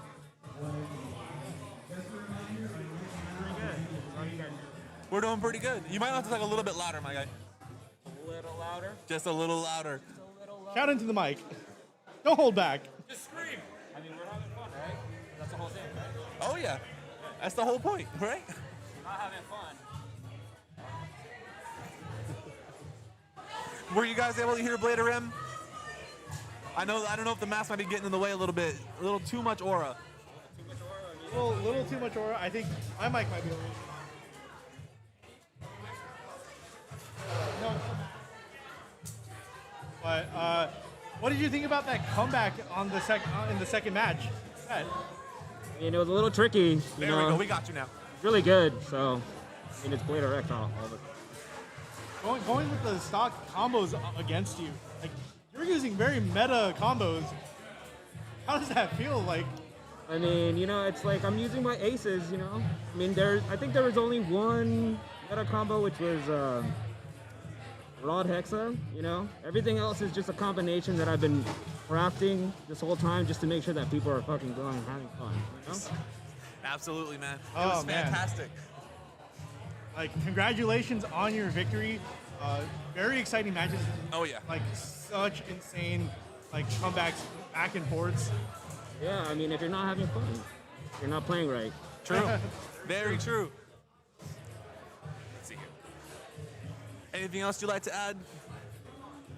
Keep it going. The matches.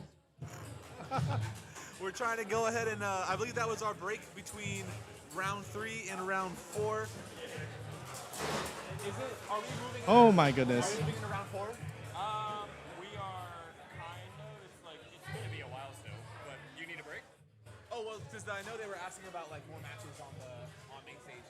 Oh, I mean, I think we're still in the break. I think that was the first half of the break. Is there any way to get maybe some people want to practice on main stage? Yeah, I'll practice with you. All right, cool. So we're gonna go ahead. We are taking kind of a longer break between these rounds, just because we've already been here for almost 3.5 hours.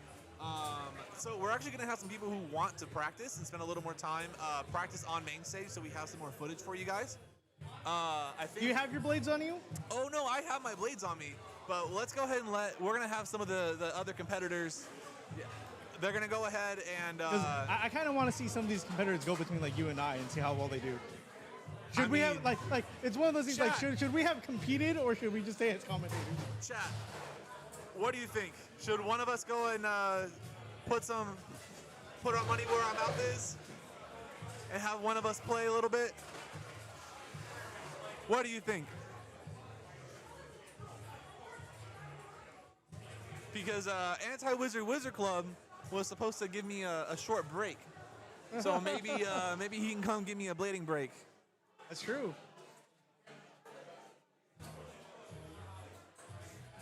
I think Caster versus Caster maybe like a little bit later. Maybe between like Swiss. Maybe between Swiss could be a fun one. Money on the line. Money on the line. What do I look like? Do it now. Do it now. You got quite a lot of gumption over there. Caster versus Caster?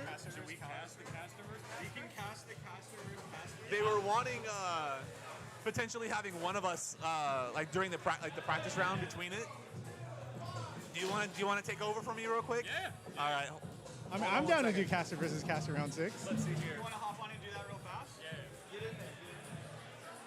I want to do some more casting. Let me go ahead and grab some of my stuff real quick. You're hoping for my downfall.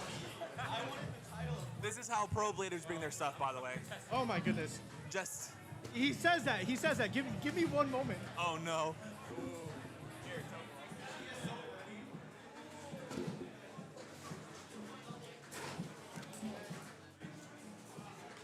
All right. Not ready for the IBA case. Oh my God. All right, y'all. We have a beautiful Kaiba briefcase. You might have seen this on Eddie's Twitter. This is disgusting. All right, you want to call? This man got is like insane. how many Black Phoenix wings? Oh my God, the bottom. Look at this.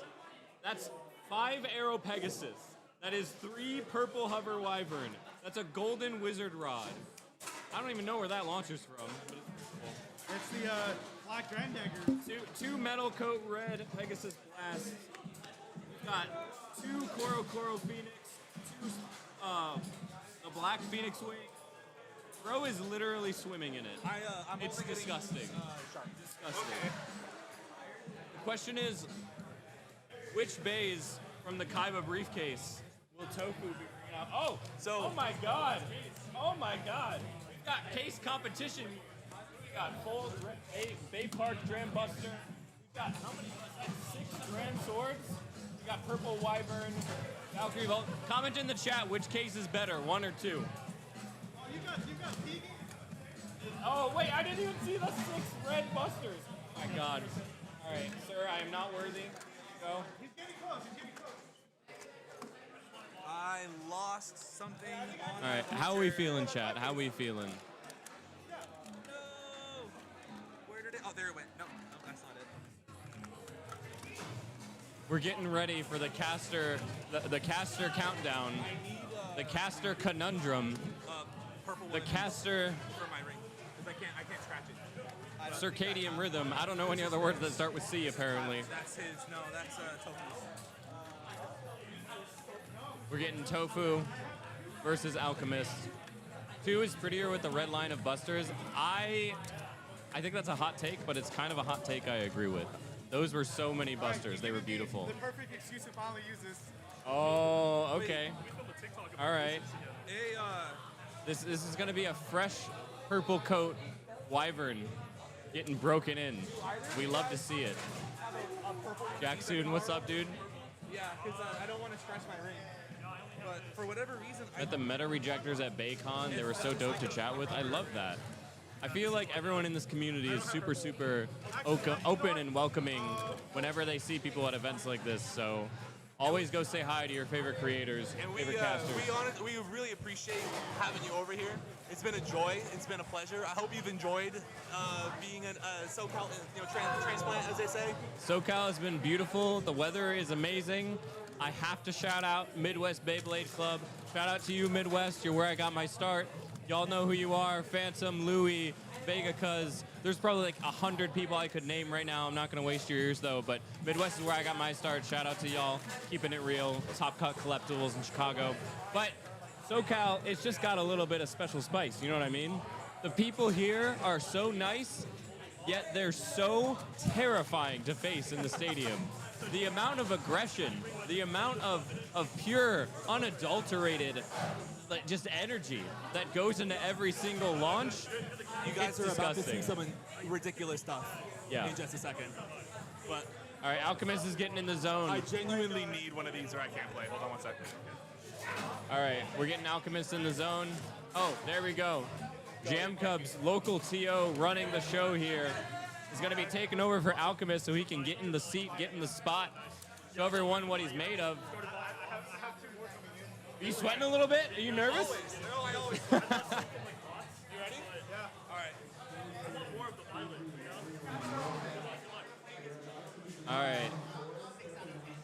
Your favorite casters, they're going to be going at it in just a moment.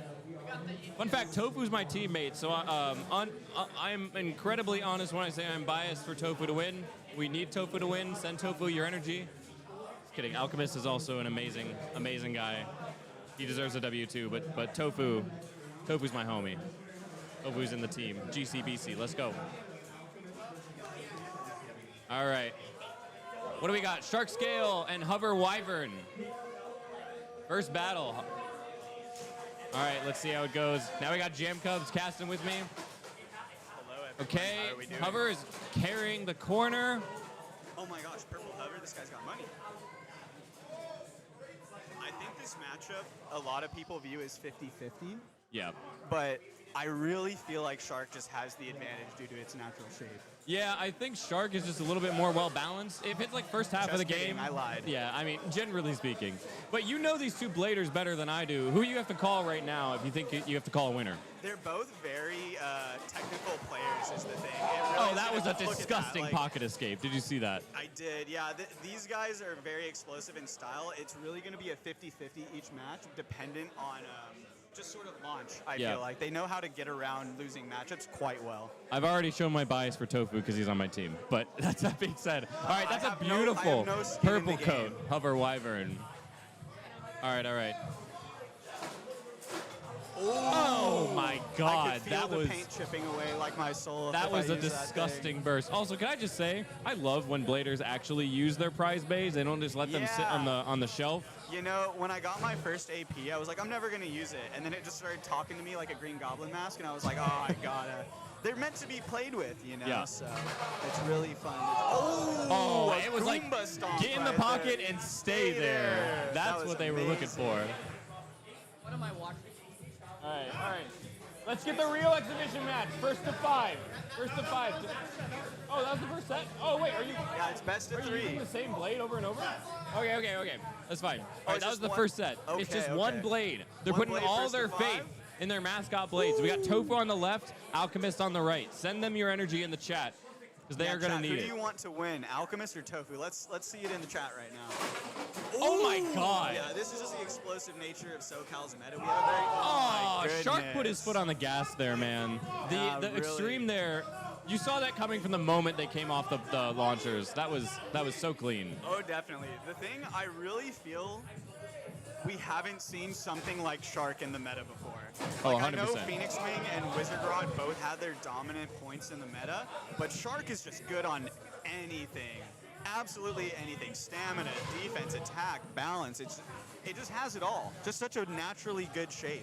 Shark on low rush is obviously dominating the current meta charts, but we've seen people succeed on free ball. We've seen people succeed on Hexa. Seen people succeed on level. There's so many different ways you can run Shark. It is truly an unprecedented release in Beyblade X It history. definitely is. It's just so versatile, and I think that's what I have. Just putting it a tier above Wizard Rod right Yeah. now. I would maybe put them in the same tier because Wizard Rod is nothing to laugh at. Best defensive combo in the game by miles with Hexa, in my opinion. But just Yep. like look at what this match is showing. I mean, Shark is just ridiculous right now. So my only issue with Shark, and I think this is more user error than anything else, but I find the shape of the blade is conducive to Nice self-KOing, self-extreming, self-pocketing, flying over the rail if you're not careful with your launch. Definitely. It's More than other blades. I would agree because I think just the natural momentum of its shape really can carry it if you like steep too low, tilt too long, anything like that. And it's just really like, it's very like almost a rite of passage in a way to self-extreme on Shark. Like everyone does it at least once. Oh man! Wait, it's not over. Not over. Does it come back? Does it come back? Oh, it almost did. It wanted to. It wanted almost. to. That was close. That was close. Yeah, I don't know. Shark for me, it's really fun. It's really good. I don't think I could ever take it out of my deck in the current meta. Definitely. But And I it's will purple. say, I gotta control my Shark launches more because I feel like every time I lose a Shark, it's self-inflicted. I'm just self-KOing. That's me with anything on kick. Yeah. I just don't have the secret kick tech, I feel like. This is just such a good match of blades, Shark versus Hover, because it's so violent and explosive in the first couple hits. Yeah. Just the late It game does feel like crits Shark are is dominating though right crazy, now, dude. a little bit. Absolutely. Yeah, I feel like these two blades, they definitely belong in the current meta decks that are dominating the tournament. What is a blade that you think, in your experience, and it's okay if maybe it's a hot take, is overrated in the current meta? Something that you think gets more credit than it deserves?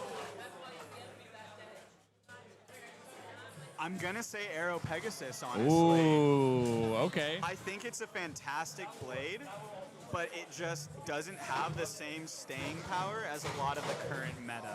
Yeah. I think its only real exceptional function is AVA, and with things like Blast Wheel and Blast Heavy coming into the meta, that slot kind of gets edged out a little bit there. Mhm. And are you telling me you're really going to use it as an attack type over Shark and Hover? I just think it's... McQueen is fading fast. Like, it's just really falling out of favor in the meta, similar to that Phoenix Wing. I will remind you, Arrow Pegasus is Jacob's ace, and this is on his channel. Who? We could self-destruct at any moment. That's true. That's true. We got Propaganda. 960 Look at rush the for the drip. Did you see Wyvern. the drip right It's there? so good. Oh my goodness. So good. Beautiful. Not as. I mean, that Is one's. that 160 or 170? 170 low rush versus 960 kick on the Wyvern. Those are the two combos going at it. Our little ASMR Beyblade. We were going to cast the matches, but they go so quick because these blades are so explosive that we're just going to let you guys enjoy the visceral combat going on. And Ooh, look at that! Just gliding with the shroud up top, going into those multiple extremes. It's just anything can really happen here in this matchup. Like I said, launch positioning for attack versus attack, such a huge factor in how these play out. So I'll answer my own question because I do have a bit of a hot take. I'm going to say I think Hover Wyvern is overrated right now because of what we're seeing here in all of these matches. Hover Wyvern has recoil that's insane and it hits like a truck, but its late game stamina just isn't comparable to something like Shark Scale or even like Attack Rod, you know? I definitely agree, and I think the thing is, it's the best secondary attacker in the meta. I would say if you're only running one attack, if you're not doing Shark Scale, you're almost at a disservice to yourself. Granted, especially in Japan and Singapore, there's a lot of bladers who specialize in 170 free ball, 160 free ball, and these really odd stamina combos on Shark. But I really think that just 170 LR, 160 R, like even 760 Faradin in the World Grand Prix earlier this year really won the entire thing with that combo. And we're speaking of, we're giving some Hover hate right now. I believe they swapped out the Hover Wyvern and the Blader. I'm not exactly sure who's blading on the left right now, but it is definitely, I think that's Tyranno Beat, if I recall. Oh, what's the combo on the left? It is that's 160 rush. Is that T-Beat? T-Beat? All right. 160 rush Tyranno Beat. The underdog between these two. Tyranno Beat trying to show that it can still play in the game. I thought I just saw a burst, but I think that was just... All right, we're maybe going I'm to just get blind. one more round in here after this, and then we're going to begin our next round of Swiss. Get this tournament moving as fast as we can. Yep. We're getting ready. It's already past intermission time. I'm going to call it after they finish. I think we're all super excited for the rounds to kick back in. We're going to get our casters back. Thanks for having me, guys. I'm going to give it back to one of our main men, Tofu Satsu here. Yes. Thanks for tuning in. Keep an eye out, guys. We're starting the next round in a few. Oh, wait. How come it's still playing? Tofu, get back here. All right, you guys are stuck with me for a little bit longer. All right, how are you feeling about that shark combo, Tofu? Shark is like really good in general. Yeah. But like, I'm not hating how I'm playing on Hover. Like, Alchemist is a very good player, and he's been landing on that Shark for Very good, a very long handsome, time. very skilled. So like, again, you can see like all the scratch on this out. This is not only good use, but like, I'm not using the standard Hover that I'm used to. Yeah. So I will say, big respect to you. We were talking about how we love to see when bladers get these prized, beautiful blades that are really hard to get, and then actually use them. Get the paint scuffed, get them in the stadium, let them have some fun. Like, that's the exact reason why, like, for these prize bays, like, I am willing to shell out money to collect an extra I mean, copy. to be So fair, I it can is keep it easy for you to say because you have like 5 Aero Pegasus. But, even still, it's great that you're able to use that in the stadium and show it some love. Yeah, exactly. Like, I'm happy to finally put this into use. Like, if I were actually competing today, this would be, like, in the deck right now. So, Yep. I'm like, So you are casting today, but speaking of your deck, if you were competing in this tournament, what would be the deck that you'd be running today? deck would probably be Wizard Rod, 160 kick. Okay. Shark, 170 Rubber Axle. Rubber XL, okay. And then the Hover Wyvern 960 Rush. 960 Rush. And that was what you were using just now, right? Yes. Yeah. And, I think in this current meta, I believe 960 Rush on Hover is significantly better than the standard 960 kick. You can kind of see, like, in our matches where, like some of my launches, I was capable of tanking, like, a lot of the heavy hits from Shark. Yeah. That's something that I don't think Kick or Low Rush are capable of doing with this current setup. And one of the big weaknesses that Hover Wyvern has is going into a CX blade. So if you're going into something like, Pegasus Blast, Wheel, or Heavy, Hover Wyvern, we've seen on stream, like, Hover Wyvern on 960 Kick get consistently bullied by these blades. And that's because, Kick doesn't have the necessary grip. Low Rush puts it too low, so, it has potentially great recoil. But in that case, where you're going like against super aggressive bays like Shark or, Blast, that recoil is a bit more of a detriment. You can see like Hover Wyvern get recoil back. But if you compare, like, Rush, for example, Rush is one of those things where, like, I can launch it.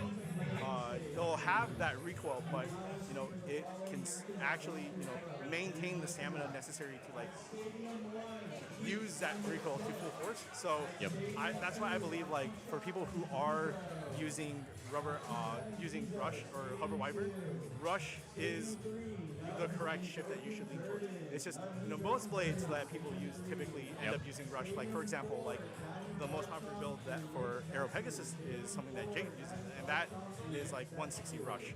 So. No, that makes a lot of sense. I believe, Alchemist, are you good to come back on? Okay, so I'm going to swap back out, but thank you so much for having me on the stream, Jacob and crew. I will shamelessly show myself Anti-Wizard Wizard Club on YouTube. If you want to check out footage from this tournament or other SoCal tournaments, check it out there, Anti-Wizard Wizard Club. This is my teammate Tofu, he's the GOAT. And with that being said, we're going to get Alchemist back in this seat and continue the tournament. I'm switching back. Huh? That's my seat. Oh, we're going to swap the seats back, but it'll be good.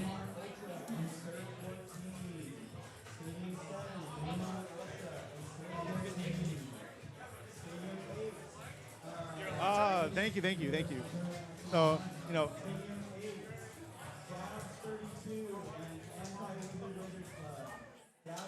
that was kind of crazy for an exhibition match. I hope you all enjoyed that. Someone was asking in a Discord server about one of the launches. I think it was a launch I was doing. It may have been yours, actually. I'm waiting for some clarification because we might be able to answer that question for them on stream. But we will see. Hopefully they can join the stream and we can all answer it. I'm going to turn this fan on. Again, shout out to Beef the GOAT because I get sweaty by just existing. So you were using the standard 170 Low Rush, right? Yes, 170 Low Rush. Yeah, 170 Low Rush is such a goated combo for Shark. It takes It really advantage is. of, the low height that it has, because even if you put it on like a standard rush or 60 height, the blade is still slightly lower, and then 170 is just the safer option to use because unlike 160, 170 does have a higher tendency of popping out of pocket. And it's really, I think it's as kind of insane as it sounds. I think the best part about 170 is leaving 160 open for something else. That is also very true. That's kind of I feel like the best part about 170 is you can basically just have a 160 that's technically a 70 height. 100%, that is very true. The nice thing too is because Shark has a slight imbalance on one of the sides, you are able to either lean a little bit more into like the larger, like bigger hits, more like crit hits, or you can have it be a little more balanced, have a little bit better stamina. I have it on the more unbalanced side, just so that way I can get a little more stamina, have a few more spin finishes you normally would have, while still being able to have a lot of the perks of a one-sided ratchet, like pocket hops and things like that. Which is fair. Like 160 is such a good ratchet, and having that be available to another bay with Shark is very imperative, especially in a meta where you want to utilize defense, you want to utilize attack to your best potential.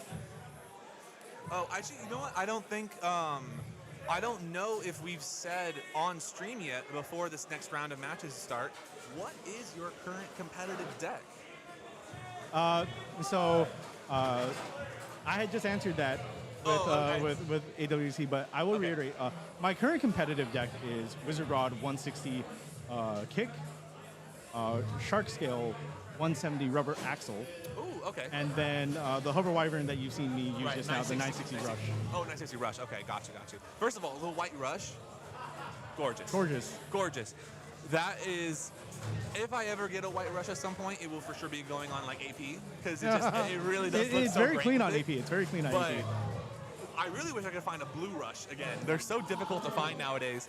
So I do really, hopefully someday soon, I'll be able to get a new Blue Rush for AP. But what do you, have you run kick on hover before? Like, what is your I have run kick on kick versus rush, specifically for like a 960 hover? So, again, one of the conversations I just had.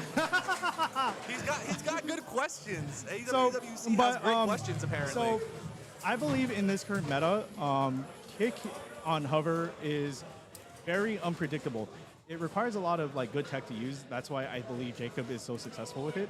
But the primary issue that I have with kick right now is just the way that the meta has shifted.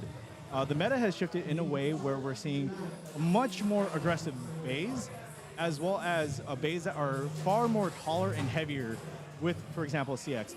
So in a case where we're dealing with super aggressive bays, we're dealing with a lot of recoil and things like that. And I don't believe Hover Wyvern is capable of, on kick or low rush, for example, of defending against those super aggressive recoils.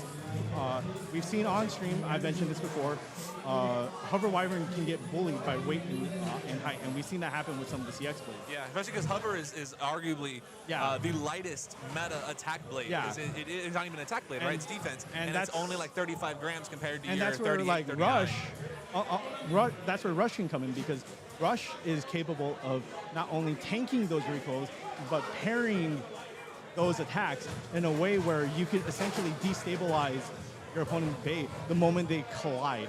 And I think that's where Rush takes into a heavy effect.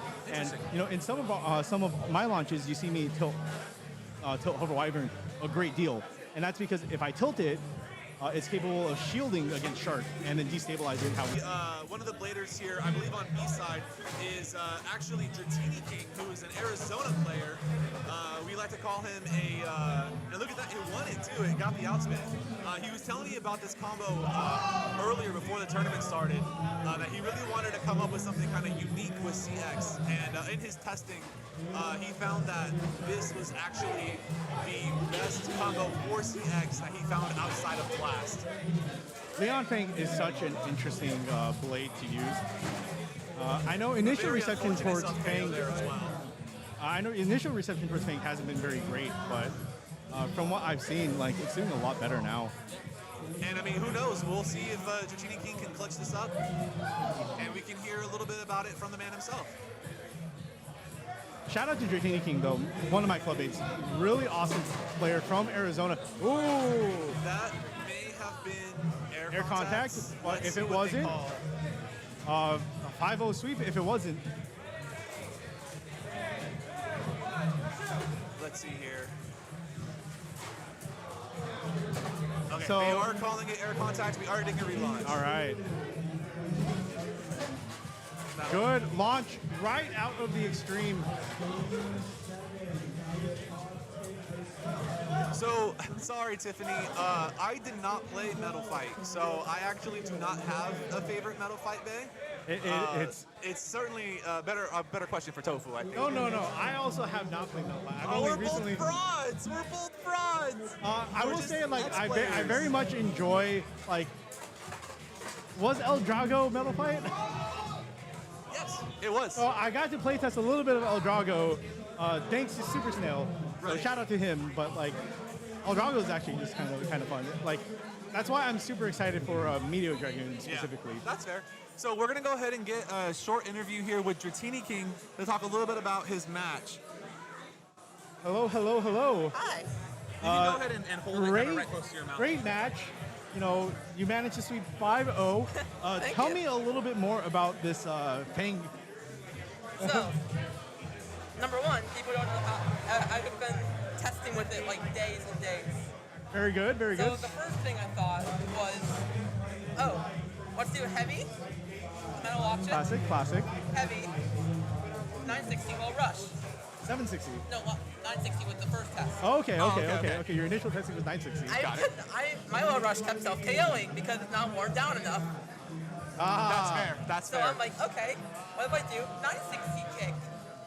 Yeah, not 100%. Still too much self KOing, or Yeah.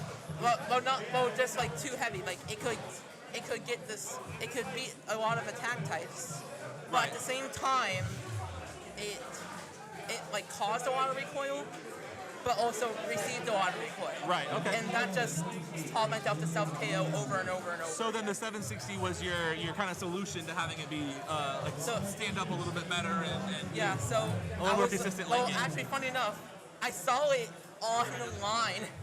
Really? So I asked them, how does that combo work for you? And they're like, good. Good. And then you said, let me run like, it real quick. worked in ABA. So Yeah. So by the way, for people that don't know in the chat, ABA means attack v attack. Mm-hmm. But then I'm like, what if I try assist and then went with 960 low rush again? Better, but more self KO. Right. I'm like, okay, what if I keep my combo and try 760 kick? And I mean, it worked. It's working out did incredibly well. well. How has it been in other matches today? it's surprisingly, I feel like been my ace. Really? It's You heard it here self-KO'd, first, chat. I self KO'd once. Besides that, it's either getting spin finishes or knockouts. So what's the full combo then is Leon Fang, heavy 760 kick. Wonderful. Very cool. And the thing about this too is that I was just, for many days, labbing with this one blade. Yeah, just to get it Because right. I knew that if I can get it well, people would not know how to counter it. Yeah. Then they're like, oh. I'm sure they've never seen that before, right? Yeah. Well, congratulations on the win. Thank you. A great job. Well done. We'll go ahead and have you go on to your next match, and we'll get the next match on main stage started. Before Thank you you so take much, off, Dratini. what's your score right now? I am 3-1. Oh, that's very good. Hopefully, we'll see you more on main stage later, Dratini. Good luck. We are getting the next match ready. Do we have combos for the next match yet, Tofu? I believe Justin Zeltra is working on it right now. Wonderful.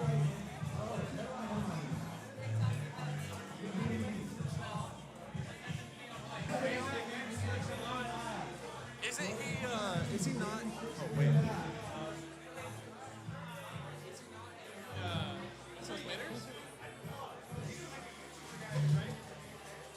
I think so. Can you ask? Are you able to ask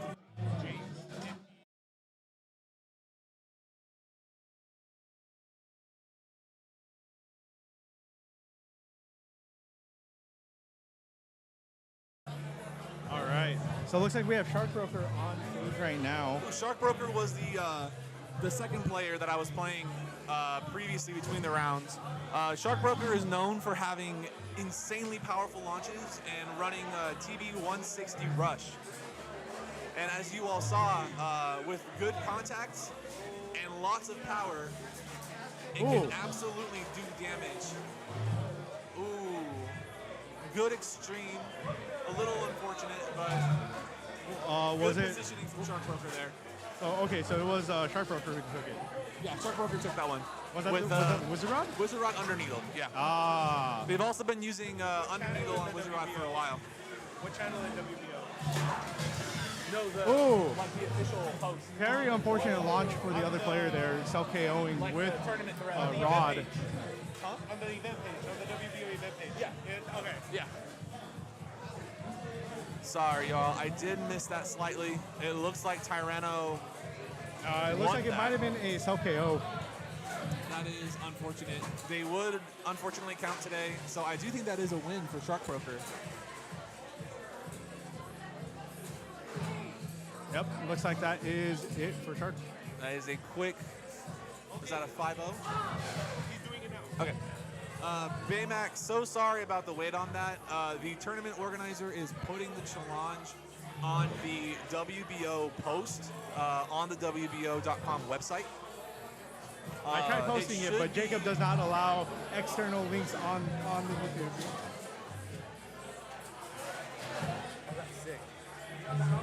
That's sick. That's cool.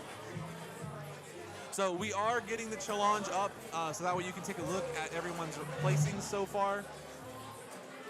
And hopefully he will let us know once it is up in the thread.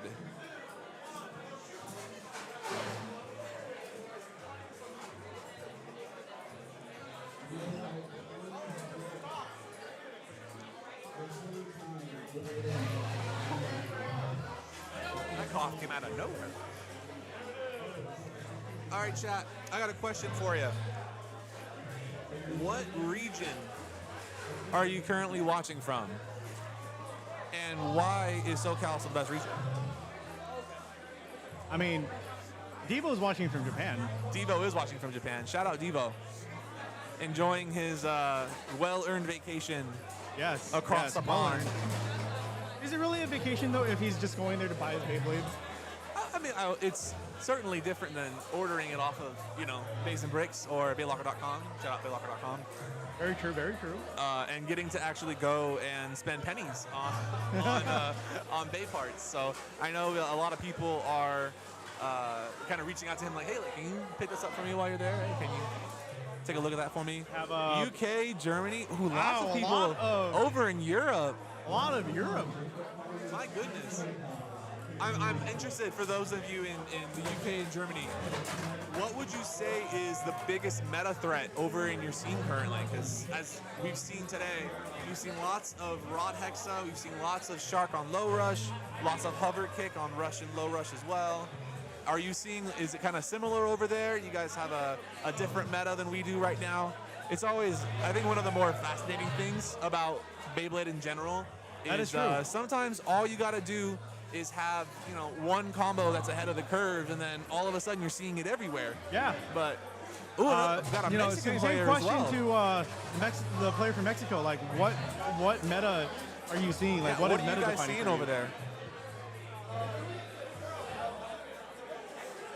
Shout out to the Mexican Bladers. You guys are actually really slept on. I know a handful of you guys down there who really, really enjoy good launch tech.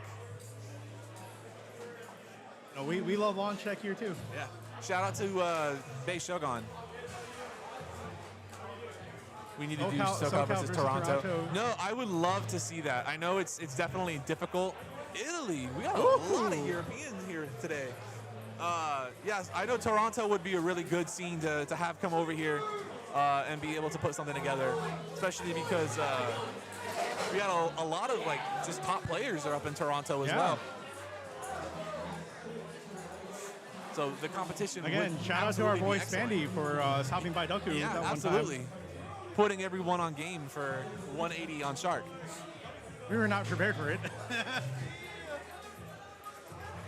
All right, we got another match starting up on main stage. Gonna get the combos in just one moment. $10,000 tournament. Are you sure you didn't add a zero there? I know we are one of our local areas, Inland Empire, is putting together a $1,500 tournament. I think middle of next month, but that would definitely be the biggest prize pool we've ever had. $10,000. I absolutely could not imagine. I mean, the amount of pressure. Could you imagine being like in top cut of a $10,000 tournament? I can imagine being top cut for a $1,400 tournament that's happening in January. Yeah, I'm going to see if I can make that. That'd be really great. Winner took $6K. Sheesh. The modern day commentators from Plastic Gen. Second got $3K. Man, could you imagine being able to pay rent with Beyblade money? That's when you're a pro. When you got a roof over your head from playing a children's game, you know you made it right there. That 10K, 5K for the winner. That's insane. That is insane. One time I won. I got second place at one of Jacob Pom's tourney. Again, shout out to Jacob. Thank you for letting us use your He's actually channel for this. On stage right now. Oh, Jacob's on main stage? With your boy Cinder. Ooh! Okay, I'm gonna shut up now, and let's go ahead and get that over on the. If we're able to switch it over to. We're just waiting for Carbs to confirm combos for us. This is going to be an absolutely incredible match, by the way.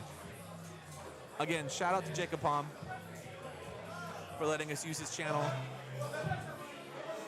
All right, so Cinder. Shout out to Cinder. He's testing out the Hover Wyvern 960 Rush. Shark Sail 360 Hexa is a very interesting one. Ooh, it looks like there's the Hover Wyvern versus Blast. Jacob actually did not get the launch he wanted initially, but was still able to kind of come up with a way to win. Yeah, Jacob clean Pom is known to do. pocket. Excellent Overfinish. pocket there.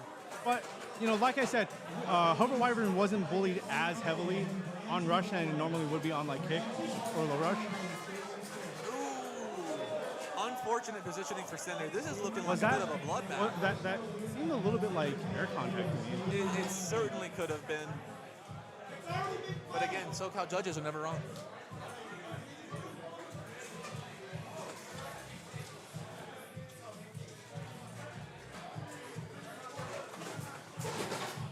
Oh! And just like that, Jacob Pom with the 5-0. Continuous 2-point scoring from Jacob Pom. Yep, no spin finishes here.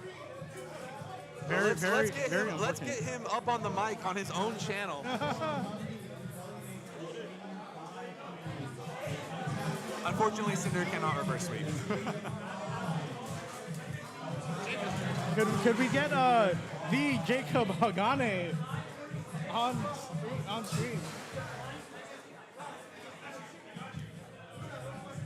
What's up?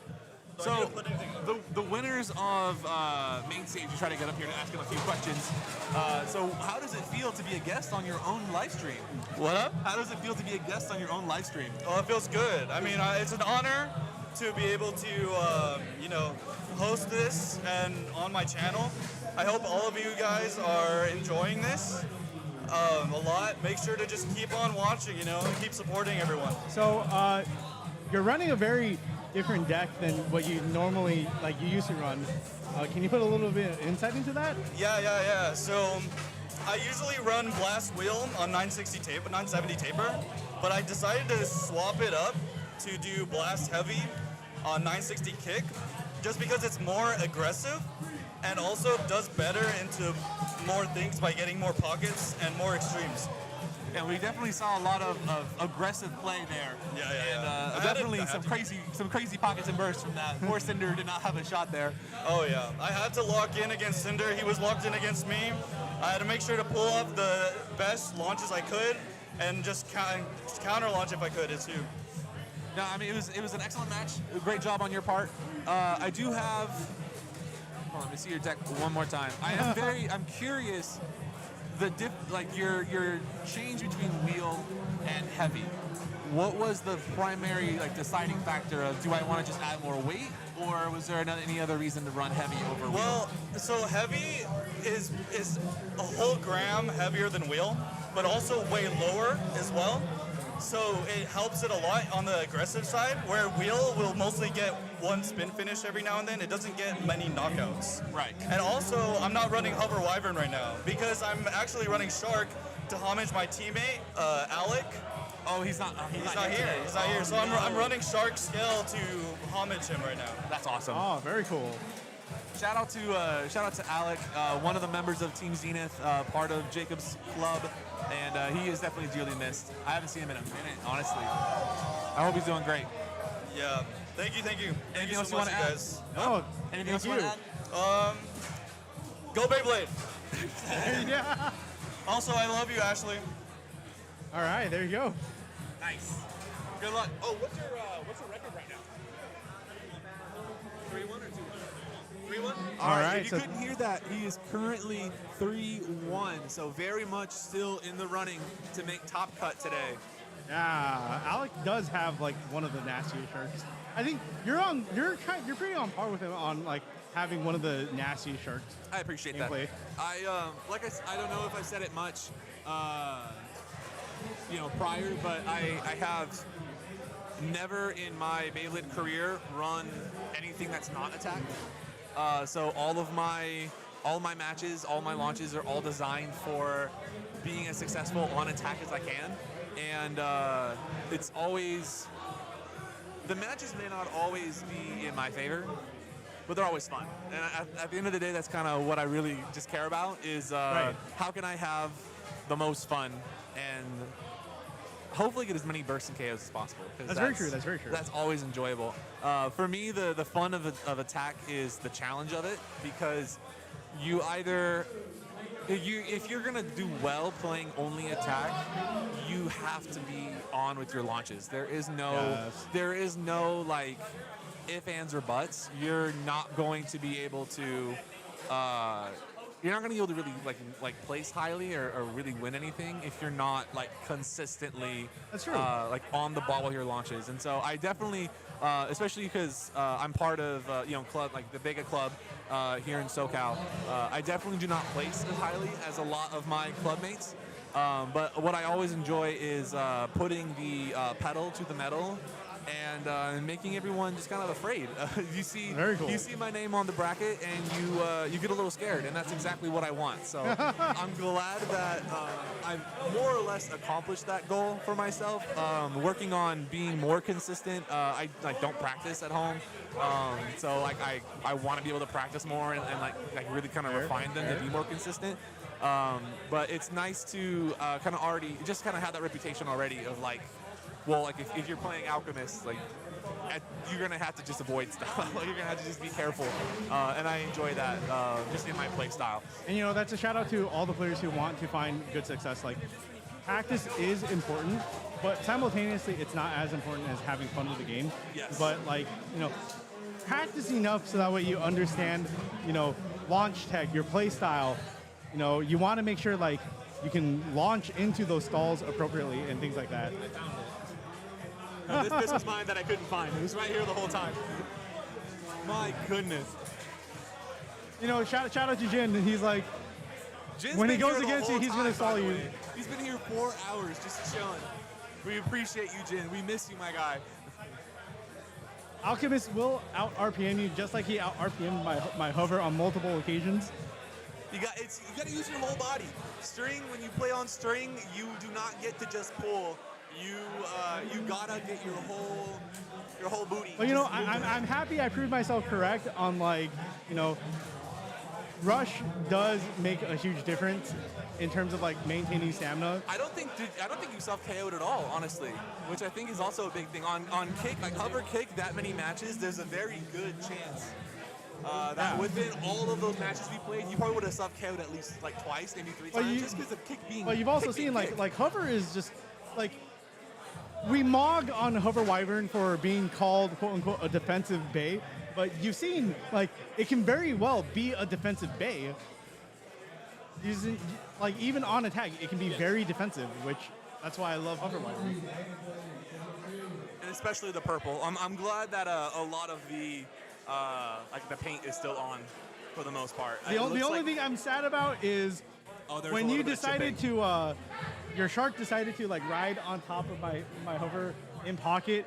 So you that is like unfortunate. literally, unfortunately, like the pristine paint that it had on top is now scuffed, all because of Alchemist's shark deciding to jump on top while it was in pocket. It got hungry. I'm so sorry. It said it just really wanted to eat a hover wyvern, I guess. Just gotta say, I'm rooting for my boy Grim. He has the largest fists in all of SoCal. They are this big. You go up to Beyblade against him and you're immediately terrified because you go to see Grim and his fist is the size of a human head. Where is Grim? Do the fist size comparison. Look at these. They're the size of two normal human fists. That's crazy. I've never noticed that before. That's why you go against him, you're like, and then all of a sudden the dude launches at 30K RPMs out of nowhere, but then you realize it's because bro has the largest, most insane hands in all of SoCal. That is true. He's also a very nice guy. We're rooting for him. We love you, Grim.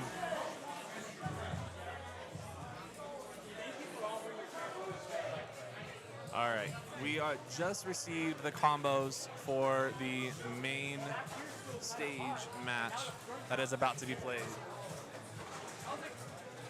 I take it back.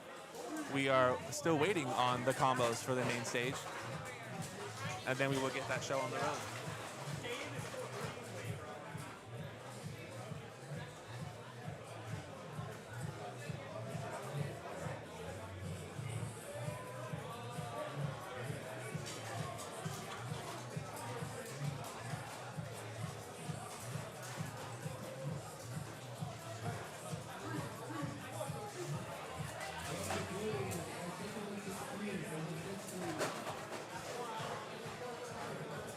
All right, folks. Now we have the combos for our players. All right. We have Cranty Dad versus Lord Grim. Shindog comes out usually for stuff that he's able to host. He has kids that are very much into their own individual sports. And so Shin is a great dad and has had to kind of take a step back from competing to make sure that he's able to take his kids to where they need to go and for them to be as successful as possible. Ooh. And unfortunately, that shark decided he did not want to stay in the stadium today. So they're going to be relaunching? All right. Yeah, it looks like there's a relaunch going on right now. Good stall coming from Grim for a second. Oh, very scary positioning though, but that is Shark very does get hard weight hit. bullied right there. Oh, but it managed to recover from its tilt. And looks like for Blast, it looks Blast like barely takes it out. that shark had a lot more stamina than I was expecting for the end. No, completely. Like when I saw it get knocked around the first time, I thought that was it for it. All right, we have Rod versus Hover Wyvern. Very interesting launch on Hover. That was also a very dangerous launch from Grim on Rod. Like, you can see it right now, it's riding a little too much on rail, but, you know, Hover is wasting a lot of its own stamina in its own attacks. What is the that hover combo? Looks like it is 960 kick, so the standard kick combo.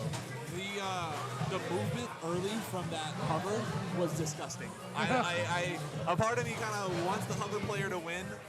Just so I can ask how he did that, because that was sick. That was like a reverse X, but going the correct way. That hover took a very nasty hit at the very beginning, taking another nasty hit right now as it gets sent into rail, going out of control for that moment. This is Rod Hexa, correct? Rod Hexa.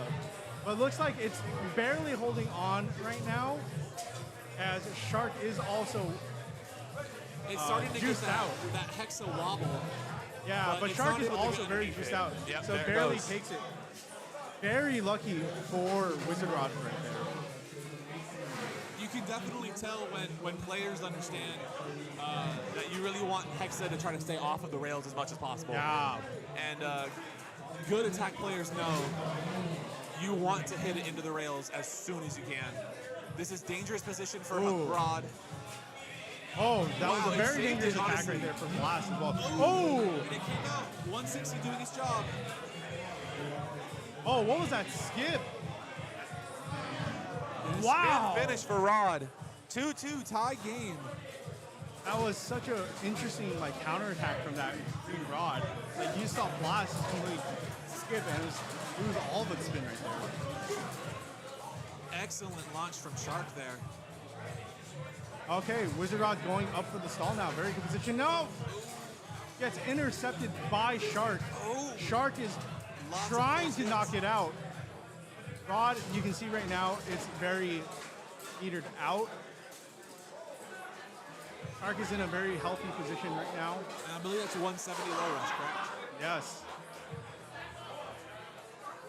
And Hexa stays strong. Will holds on. Did not get enough rail contact right there.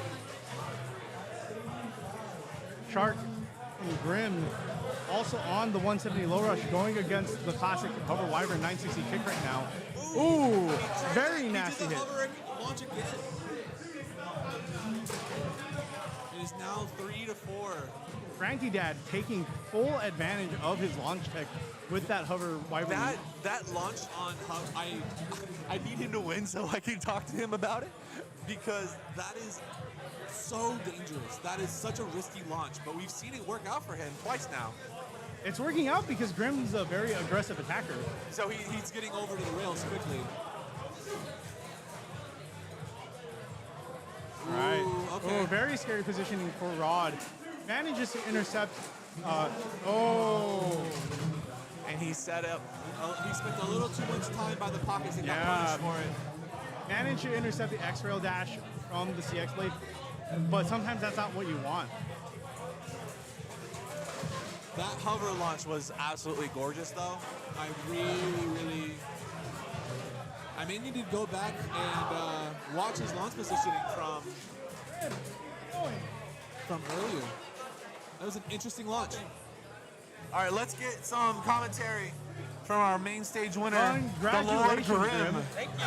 That was some very scary gameplay going up against Granty Dad. His Hover Wyvern was very nasty. Yeah, when I saw Wizard Rod take Pegasus Blast the first time, I immediately thought to myself, okay, I have to hard launch, because if I normal launch it, I'm either going to KO myself or he's going to just negate all my attacks and I'll be cooked. Now, as for my other matches, I want to highlight Shark Scale because most of the time I've been tilt launching. So when I tilt launch, I'm thinking to myself, okay, I'll take the hits, preserve stamina, and then go in for the kill. But it didn't work as much as I wanted to. Right. What was your shark combo? My shark combo was Shark Scale 170 low rush. Okay. So nice and kind of classic on a shark combo. And what was the name of the launch you said you were going for with shark? The launch I did? Yeah, you said you were going for a specific kind of launch for it. I call it a sliding shoot because the way I position it and I slingshot my arm forward so that when I launch my bay, it doesn't just ride on the rail, it rides above it, so it basically avoids the majority of the contact and have a lot of stamina. So you're looking for it to land like behind, like the top of B, Yes. behind the rails, like Behind the rails. outside of it. Excellent. That's you definitely have a very distinct launch when it comes to whenever I had to play against you. Whenever I have to play against you, you have very distinct launches in terms of the power and kind of the aggressiveness of them. Because you cover a lot of space very quickly in a lot of your attack launches. So is being a little more, not necessarily safe, but a little more on the stally side, is that kind of something you're adding to your game? I'd like to assume so, yes, because naturally when I launched, it didn't matter what side I was. The way that I was gonna launch was basically just, I'm gonna launch at an angle, tilt it to the side, and then I'm gonna shoot my arm into the sky. Like it was like the anime itself. Yeah. Because I'm not gonna lie to you, that's where most of my launches were inspired from. Was from the Beyblade vs. anime. Like Awesome. for example, Aiga's launch, Vault's launch. That's where I kind of started off, and it worked for me a good portion of the time. But then, you know, my launches started breaking, so I had to switch up, and I started pulling my arm backwards. Very cool. Interesting. Okay. I'll have to keep when I play you next time. I'm gonna have to kind of keep an eye out for that launcher arm of yours and see if I can get a little bit of inside scoop now that I know. Thank you so much, Grim. Thank you. Looks like the next match is starting, so we're gonna have to put a stop there, unfortunately. But you left you hanging there. Alchemist will remember that. We're not cool anymore, Grim. All right. Just know we're not cool we have, anymore. Okay. We have Zeltra versus Bones in the Sticks. Ooh, that's a name I'm not familiar with. Oh, very cool though. He is rocking the Golem Rock on 170 kick.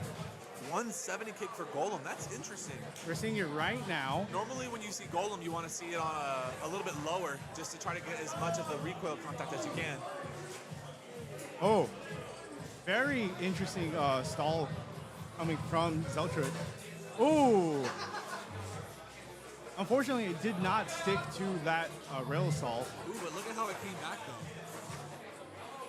Oh, he is absolutely mogging. Wizard Rod managing to deflect Golem Rock. An excellent launch out of Wizard Rod. I love when you get the angle right on like a drop launch or any kind of stall launch. Seeing it get like hit out of it and then go back into the stall, such a satisfying feeling.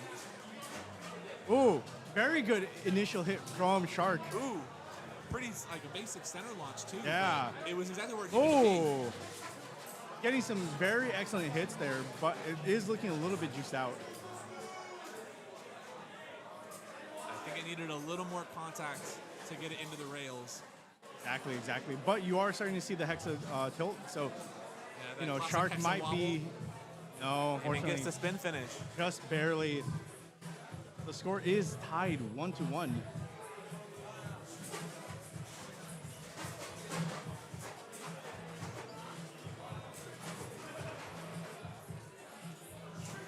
Let me get some water in my bloodstream, a little less monster. All right, Zeltra leading out with.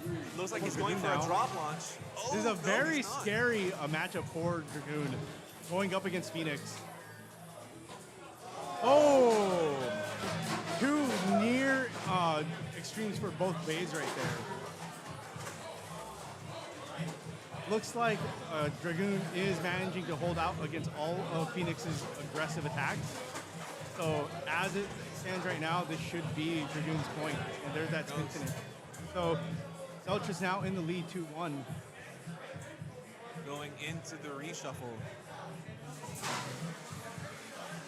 I'm kind of expecting to see another Rod Rush lead from Zeltra. Yep. All called right, it. Rod Called Rush it. versus Phoenix. When I'm 360 good, I'm Rush. good, chat. Good stall from Zeltra right there.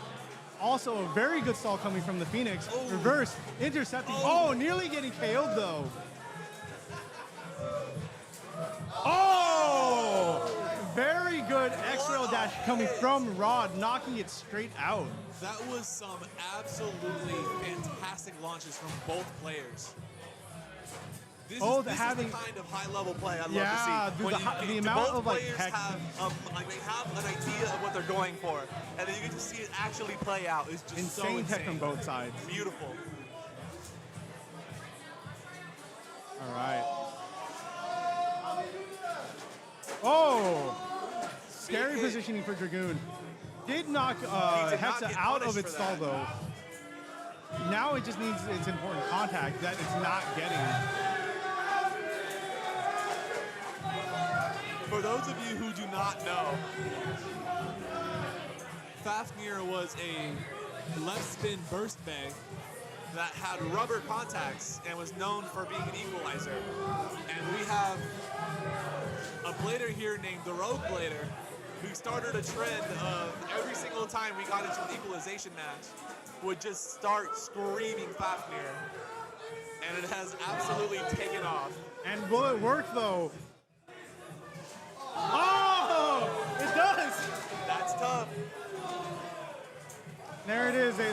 Shout out They to will the Fafnir into Shout out to Blader Kyle for the Rice Krispie treat. the additional sustenance that we need. We definitely need our carbs.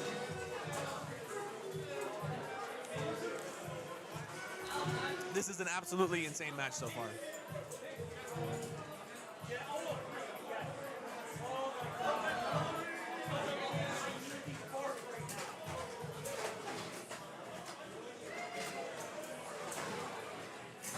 All right, we're gonna get Zeltrut, the winner of that last match.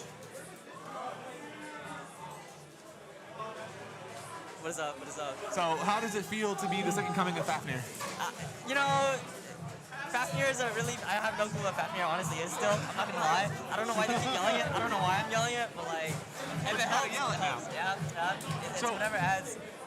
One thing I remember when you first joined the scene, and you definitely got a lot of just kind of like launch tech help and stuff like that, especially from Lion. Yeah. Just the the less spin goat that he is. One thing I love, I hate playing you, but one thing I love about watching you is how creative your launches are and how much movement you have at the moment of launch. Like you might be setting up for one thing, and all you're doing is just.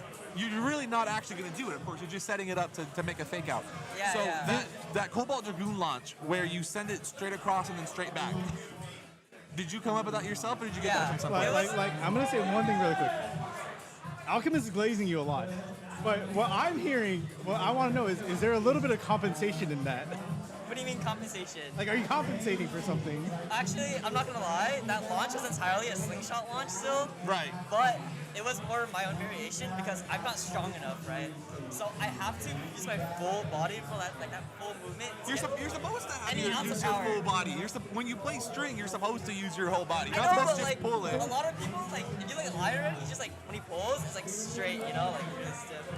If you're not using your whole body, you're not trying. That's true. That's true. But that movement was so consistent because you were able to do that multiple times throughout the match. How long did it take for you to get that kind of consistency on your launch deck? I think I did for a month straight after I lost 06 every single tournament at qualifiers and challengers. I think I spent about every single day about over 100 to 150 launches-ish. Yeah, give or take. Literally every day. So Mr. 150 instead of Mr. 200. We have Mr. 200, Mr. and we have the 200, we have nephew Mr. of Mr. 150. 150. You know, they call me Lion Son for a reason, you know. But you watching you play is an absolute treat because and we were talking about it in your match as well. I forgot what the other combo was, but both of you got your launches. Both of you got the movement that you wanted. It was the rod and the Phoenix swing. In the way that you can really see the thought you put into the launch and your opponent put into the launch, and then actually watch it like play out is such a. I'm glad that here in SoCal we do actually see that quite a bit. But watching you do that and then get the KO was just it's satisfying. so satisfying. So satisfying. Not my launches are like slingshot kind of launches. Right. I know they're gonna come up try to snipe me or whatever. I'm not really gonna look too much, but you know, that's just my whole playstyle. I play really flashy kind of, so. No, flashy is a good way to put it. Yeah. But when it works, I mean, it works out for you pretty often now. I know it took a minute for it to get to that point, but when you're able to play with that kind of a flair and then have it work out, like I know that it helps to keep you coming back and being like so passionate about the community that you are. Yeah, honestly, I love the community for like where it's at, you know, like everything. And once again, shout out to Zeltrut. Like we've mentioned this man. We've mentioned this man before. Not only did he set up the entire stream, but you know, he helped kick off like 2 weekly locals that everyone is like. It's going to now, yeah. It's become staples within the community. We used to only have Saturdays or Sunday over in Lakewood, and now we got Doku, we got Crimson Guild, like. The work that you and Kyle have done to like really grow like that. I don't like to think I did that much work. It doesn't. No, hey. Enjoy your credit. You deserve it. You deserve the credit. You've done so much. So I'm glad we got to see such a great win from you on main stage. And really, I'm glad to see all the practice and love that you put into the game, like really getting to play out like that. It shows in your gameplay. So I'm glad that we got to witness it. It's purely because of the community. Like actually though. You know, you guys do it's so much. significantly better than Devo because you're not rigging your own tournament. That's crazy. That's crazy. But we did get the combos for the next match, so we're gonna go ahead and send you back on your way, Zelcher. Thank you so much. Thank you. Amazing game. Hopefully we'll see you again on main stage. Hopefully. Vega boys, baby! Vega for life! Also, I don't know if you guys know this. You might not be able to tell on stream. Brian is like 7 feet tall. I'm not even kidding. This guy looks like Giannis Antetokounmpo when he's walking around. I mean, they saw us play like the size comparison. Vega for life! It's gonna be good for the B-roll, guys. I promise. Thank you, guys. Also, I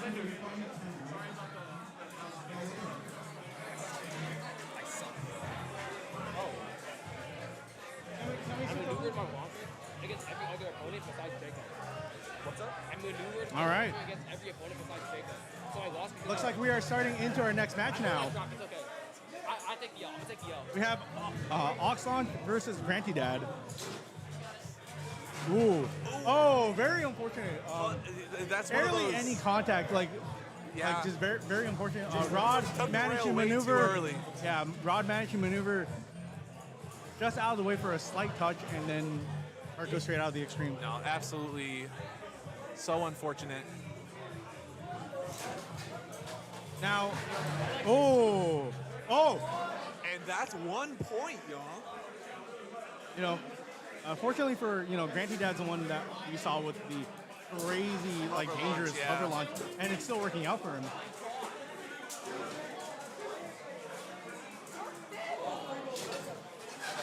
Oh. Unfortunately punished there. Looks like it was too much tilt and it just walked right on into the pocket. The score is now 3-2. They're going to reshuffle. No, that's game. I'm pretty sure. Yeah, because the self-extreme ended. Oh, that's in the right. pocket.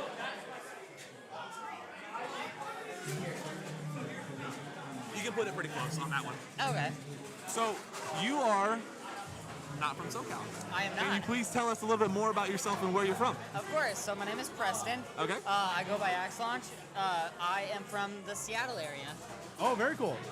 Is this your first time coming down to SoCal, or have you come down and visited us before? Visited you guys before. I come out for vacation quite a few times. This is my first tournament, though. Oh, okay.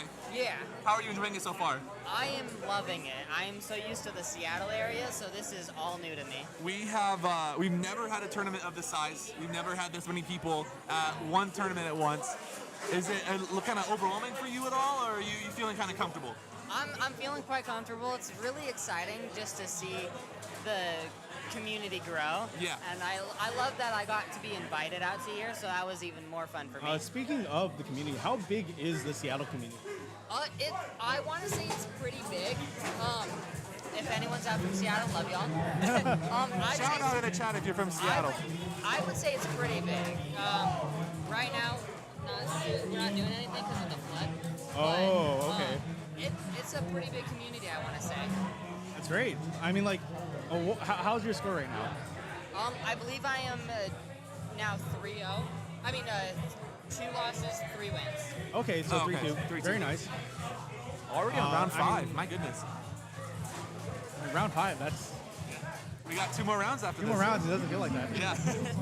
It's crazy we've been casting for 4.5 hours now, but it really doesn't feel like 4.5. It's been a great time so far. Do you have any kind of message that you want to give to the chat and the viewers about the Seattle scene and anything in particular that you're really proud of up there? Say that last part again for me. Anything Sorry. that you're really proud of up in the Seattle area that you guys have been doing? I want to say we're proud. We're trying to build our community even more. So honestly, if anyone out there wants to come to Seattle, definitely pop by, check out our local tournaments. It's very fun. We're trying to build it more into around the Pacific Northwest so that we get even more people to come out. Right. I'm trying to build as much people to get to us as possible. Yeah. I know we here in SoCal we don't get to kind of travel as often as we would like to, but it would be great to be able to have something like this for you guys up there, and then to be able to have a handful of us be able to go up there and give you guys a shot, because I'm very happy to have you guys here. I'm very happy to be here. I know you have one other person as well. Is it you the only one from Seattle, or is someone else from Seattle as well? I think I mean my girlfriend is here, but it's just me and her from Seattle. Gotcha. Okay. Thank you so much for. Hopefully, if you want to have any other shout outs you want to have for you guys, or if you have like any socials you want to shout out, we would love to have you. I guess I'll just shout out my TikTok real quick. If you guys can help build that, I want as much people to build Beyblade as possible. It's just called Cobalt Zone. If you check that out, you guys, I guarantee you'd love it. Give me any combos. All right, sounds good. Sounds amazing. We'll Thank you keep so an much. eye out. Thank you. Good luck with the rest of the rounds. So according to Maddox, it looks like they have changed the number of rounds. It looks like we are dropping from 7 to 6. Okay, that is probably for the best, just because we are already at 4.5 hours in, and 7 rounds would definitely be quite a bit. So we got one more round after this one. Have we gotten the combos? For the Looks like Jay is currently working down on it right now. Okay, excellent. Please go check out Cobalt Zone on TikTok. Give them a follow. Help grow another scene, so that way they can go ahead and do things like this. Because being able to do this as often as you can has been an absolute treat.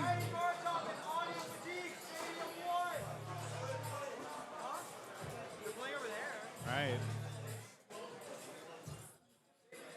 Yeah, it's some very explosive matches.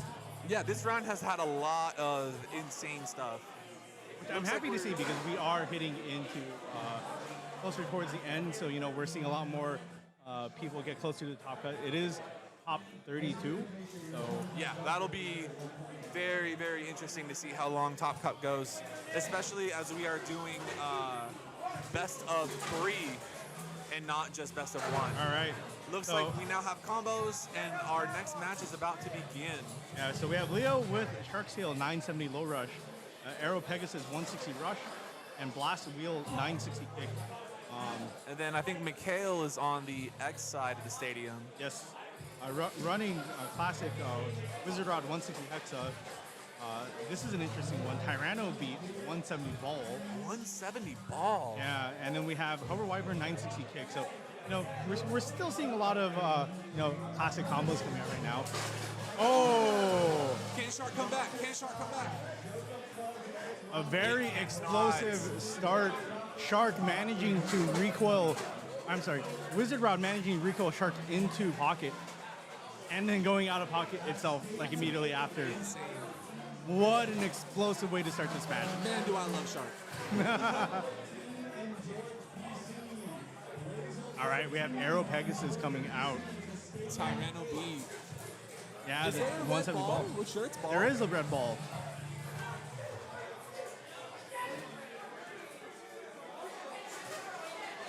All right. Excellent launch from Tyranno. Oh, very scary positioning for AP, hovering into middle. It does not want to do that. Wow, oh, but it goes around and almost intercepts. had 2 whole rounds.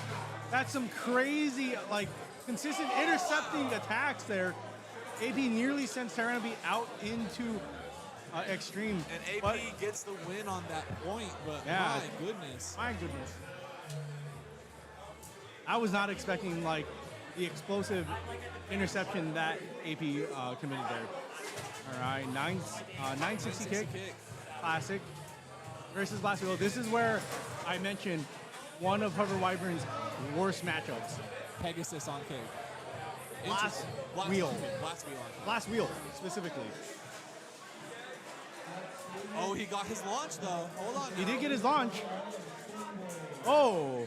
Oh. Oh, he got very, very He lucky. got to very get lucky that Blast hovered into pocket. And then, it wasn't one hit, because we saw it. One hit was not enough to send needed it. the 2, you're right. That's honestly something I haven't really been, I haven't been paying a whole lot of attention with that. That's something I'm really going to have to consider with, running hover currently. Is maybe being a little more selective about the order of my deck to avoid blast. Exactly. All right, Tyranno B coming back out versus Aero Pegasus again. Let's see if TV can clutch up this time for all the Tyranno lovers. All right. Oh. We saw where the thought process was coming in for Tyranno beat, but unfortunately the execution was not there. Oh! Big hit. That was a insane reverse X dash coming from Aero Pegasus. You know, that drop down was just picture perfect for It it. really was. Tyranno just had way too much time in center. Did not get the appropriate like stall that it wanted. We saw where it was aiming for. It's just a little bit of, didn't quite have that little divot, you know, in that center blocked ball from going all the way up where it wanted. All right. So we got Rod versus Shark right now. Oh! And Rod does not come back. Shark going around the rail, catching Wizard Rod and leading it straight out of the pocket. That's the type of launch that Shark wants in that moment. I agree. Well, on a well-played match from both players, you could Very definitely well see played. a lot of the thought going into both the combos and the matchups.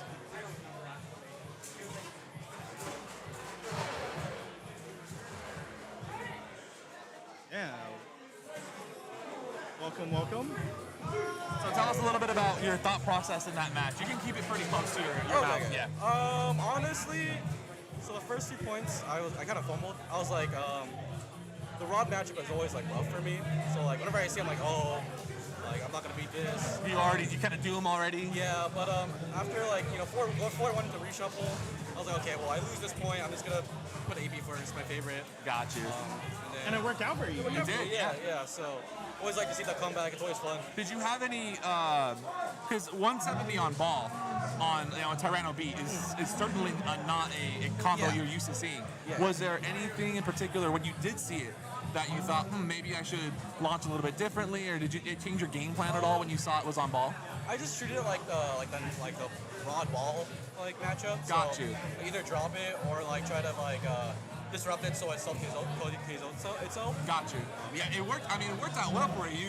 You manhandled it for the most part. So it was definitely your plan for sure worked out. Is there anything in particular about your deck that you kind of really enjoyed, theory crafting or really enjoy using? I really like balanced attackers, right? Like AP, Blast, those like fit into that category. Yeah. I like having one like all-out attack like Shark or Buster. So usually it's like 2 balance and then 1 like full attacker. Kick isn't something that we see very often run with Blast Wheel specifically. Was there anything specific why you chose Wheel over like Heavy? It's just in testing, like Heavy was too like tilty for me. I really like the balance of Wheel. Yeah, I really like the balance of Wheel. It stands up really well in the late game. And I wanted Blast to kind of be like that. We're going to get to late game, and you're not going to kill me in the beginning, right? Gotcha. So, What about kick versus taper? Because we know like wheel, wheel taper was quite popular here for a little while. Yeah. Did you run it prior to running it on kick, or have you always had kick on blast? I've tried taper. Taper was actually the original build I was doing. Right. But definitely self-KO'd me too many times. Taper be doing that sometimes. It's a vibe thing. So it's like one day it's taper, one day it's kick. It's I one feel or the that. other, right? So what is we're going to start on the next match in just a second. What is your current record? My current record now is 3-2. 3-2? Okay. Okay, I think very you're still in it for sure. If you're able to 4-2 it, you still got a shot at top 32. Yeah, hopefully. So good luck to you. Thank you so much for coming over here, and hopefully we'll see you again on main stage in the finals. Hopefully. Thank you. Yeah, thank you so much. So very interesting decision making with the Blast. I understand the logic behind it, and it's still pretty good. Mm-hmm. Definitely did a great job on that. So now the next match is going to be Zeltrute once again versus Shark Broker. This is going to be a Hall of Fame match. I If think, both players play as well as they have been so far, this could be insane. I think Zeltrute might be at a slight disadvantage here only because Shark Broker is very explosive with her launches. One of the best string players in SoCal, and I don't even think that's a question. The RPM that she's capable of launching on string is just insane. So, we talked, like Justin talked, Zeltru talked about, utilizing your full body, and I think, Shark Broker is the full It does that too. embodiment of that. Absolutely. So I'm very excited to see the Tyranno 160 Rush coming out of Shark Broker, to be able to see how well that performs, especially against Cobalt Dragoon on Elevate. I think that's something that Zeltru might have to be aware of. Very worried about. Is trying to know which combo to try to get into that Tyranno, because it is going to be a uphill climb. The one that he needs to lead Cobalt Dragoon is definitely the Wizard Rod, because it is on Underneedle, so it has a higher chance of doing its spin sealed. Okay, it looks like we have Shark versus Rod on Underneedle. Oh, you saw some last second adjustment from Shark Broker there. Oh, some Shark amazing is doing hits off its that. best attempt to get under Rod, but it's not landing those necessary hits. Oh. It is sending it into rail though, so we are seeing a tilt, but that is just also the nature of Underneedle. Underneedle very much tilts very often. I think depending on how much tilt we see out of Rod, Shark does have a chance here. It does. On level, it has a Especially shot. in this moment where, Underneedle is not making that contact, but there it goes.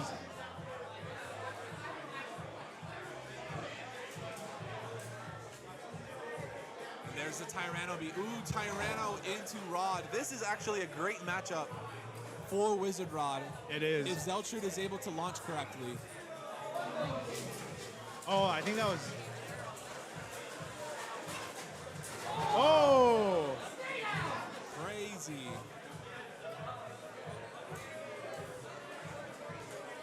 Very unfortunate. powerful right launches. If you notice, especially when Shark Broker launches, I'm gonna kind of out myself here. Shark Broker was one of the most ridiculous players that I had to play when I first started. And Currently, score is 3-0 for Shark Broker. and contacts. They're gonna relaunch. One of the most difficult players to have to learn how to play against. And I had been recording matches at that point. I completely agree. And I would watch our matches over and over and over again. It's very try to hard. figure out how to deal with her. You can't. You have to just avoid it as She's much so as you can. unpredictable with the way that she launches too. So Because she does such a great job of setting up one launch and then mixing it up. That was also air contact there, I believe.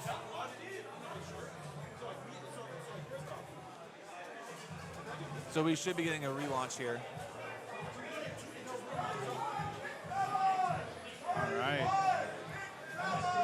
Let's see if anyone adjusts their launch here. You can see Shark Broker is aiming for top of X Because she knows that Zeltru likes to stall there with Dragoon. See? Just like that. Ooh. Oh, very unfortunate. Zeltru going a little too aggressive with his Cobalt Dragoon launch. You see how it skipped over around the rail, and unfortunately in that skip set itself up to be extreme. Absolutely. Absolutely. All right, let's get Shark Broker on the mic and ask some great questions. Hello. Put my stuff down. Oh, sorry, I didn't mean to hit your mic. You have a very pretty close to your mouth. aggressive launch style. There's a little bit of unpredictability to it. Can you tell us a little bit more about why you launch the way that you do? Stress relief. But honestly, a lot of the combos I use, so I run, my deck is Rod Underneedle, Shark Scale, and Tyranno Beat. Tyranno Beat feeds off of hard launch power as a Shark Scale. I set myself apart just by launching hard, just to try to outspin my opponents if I can't get a knockout. And into silver, it's mostly a stress reliever. I get vocal when I launch. I'm sure you may have noticed. Yes. Very much so. Today's been a hell of an event and a hell of a run. I got my good friend Soul Bad Guy here with me. Do you have anything to say? How are you doing right now as far as score? I've only lost once. Ooh. And I've also only 4-1 won, right now? Yeah. Excellent. I've only won with 5 O's. and I've only lost with 5-0s. So it's been like a I win or I lose type day. So That's, yeah. I mean, that tends to be kind of your play style in general as well. Like playing with so much aggression and so much RPMs, you kind of live or die by the KO a lot of times. But that's what I live for. Exactly, I exactly. live for that. I always love playing you. I know we tend to have that kind of relationship. We have with that like bond because we both like Tyranno. Not just that, like not just being like Tyranno Rush lovers, but we both like always launch with just like our whole bodies, like just putting everything into it.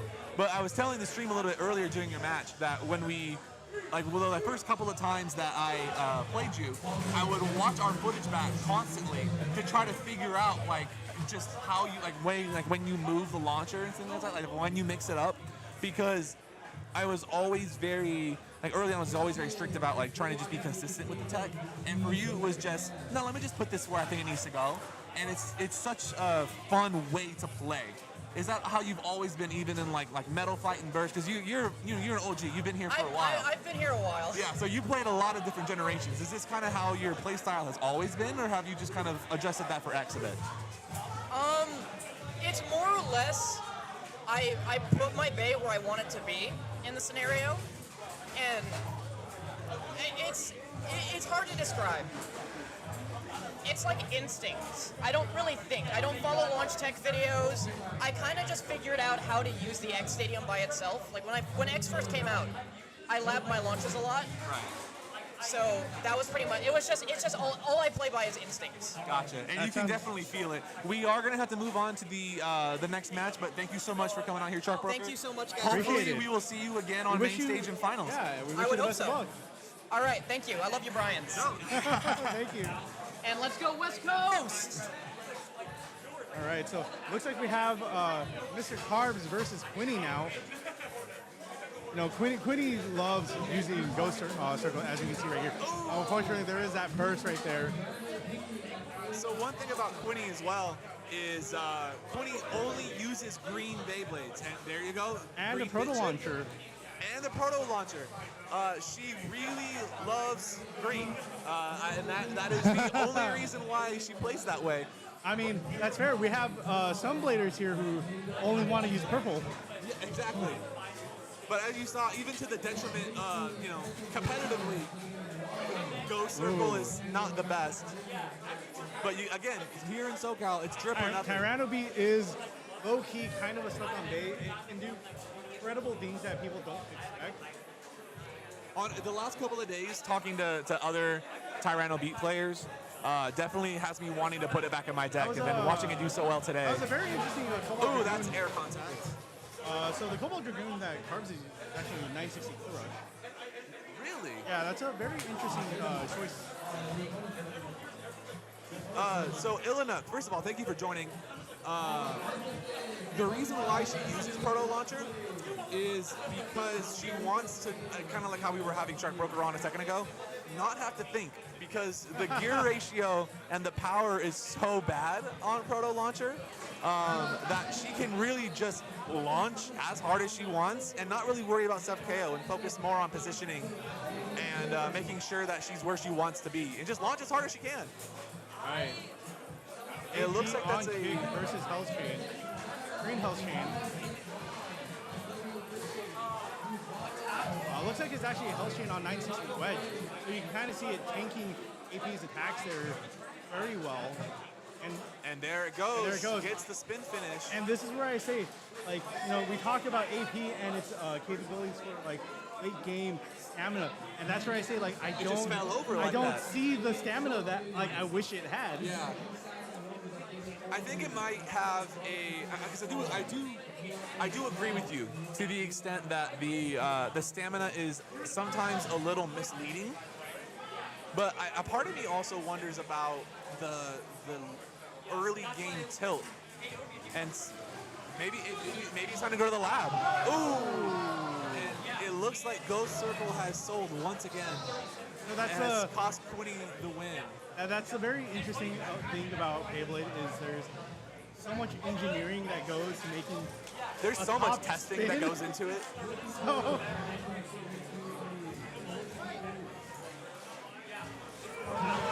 hello. Let's get Mr. Fish Stick Friday. Yeah, I would like to thank Fish Stick Friday especially, yeah. So, very interesting deck from you today. Either whether you or Cooney won, we were going to have a very interesting conversation. So the one I really want to talk about, well, really there's two. Why Cobalt Drake? And more especially, why Black Shell? So, I was going I'm 1-3, so I'm like, there's not really any reason for me to. You said we're just here for the bounce back. vibes. Yeah. Got you. So, are you 1-3 now, or are you 2-3 now? 2-3. Okay. Yeah.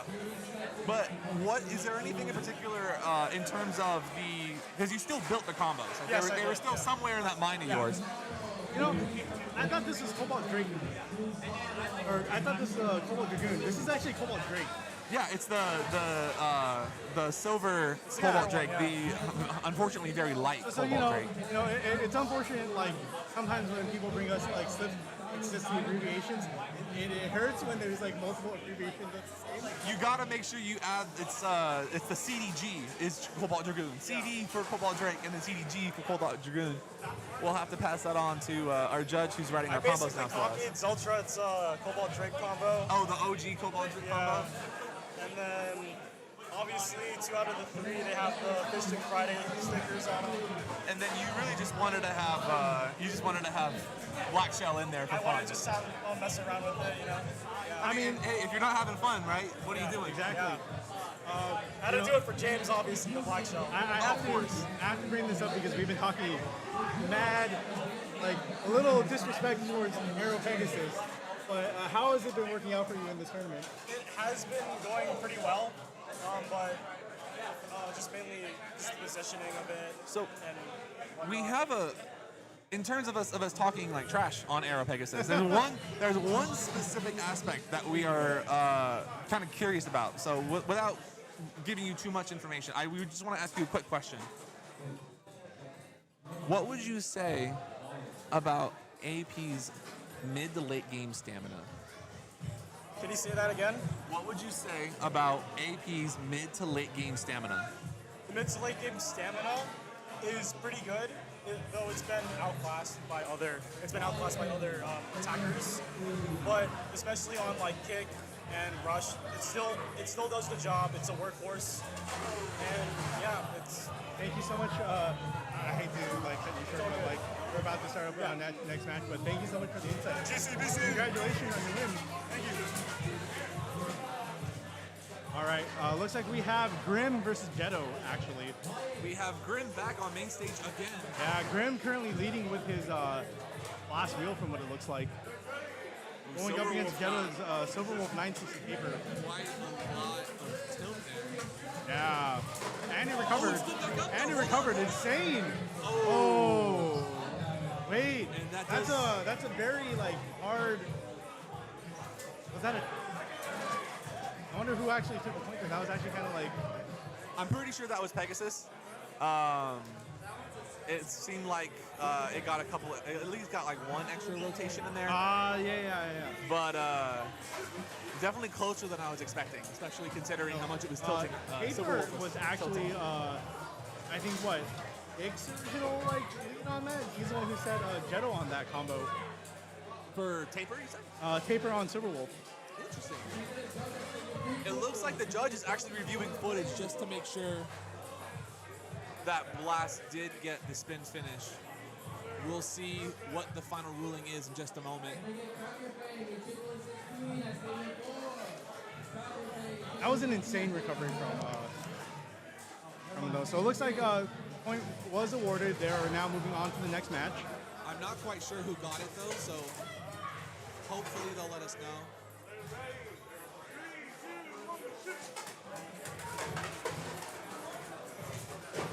Ooh. A very unfortunate launch for the Pegasus. It looks like there was a launch error there, but he didn't call it for a relaunch. So that's going to go to Wizard Rod.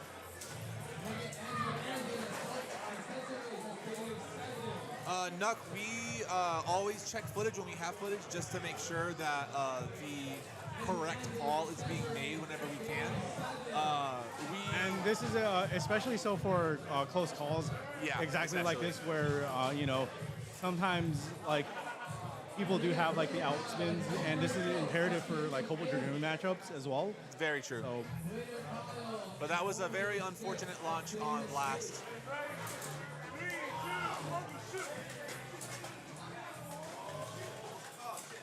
looks like they're relaunching on this one. Oh, very unfortunate there. So it currently looks like Jetto is now in the lead because of that extreme.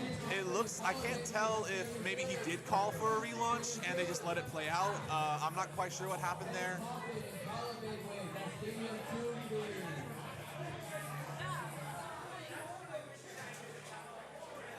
All right, very good launch there. Oh.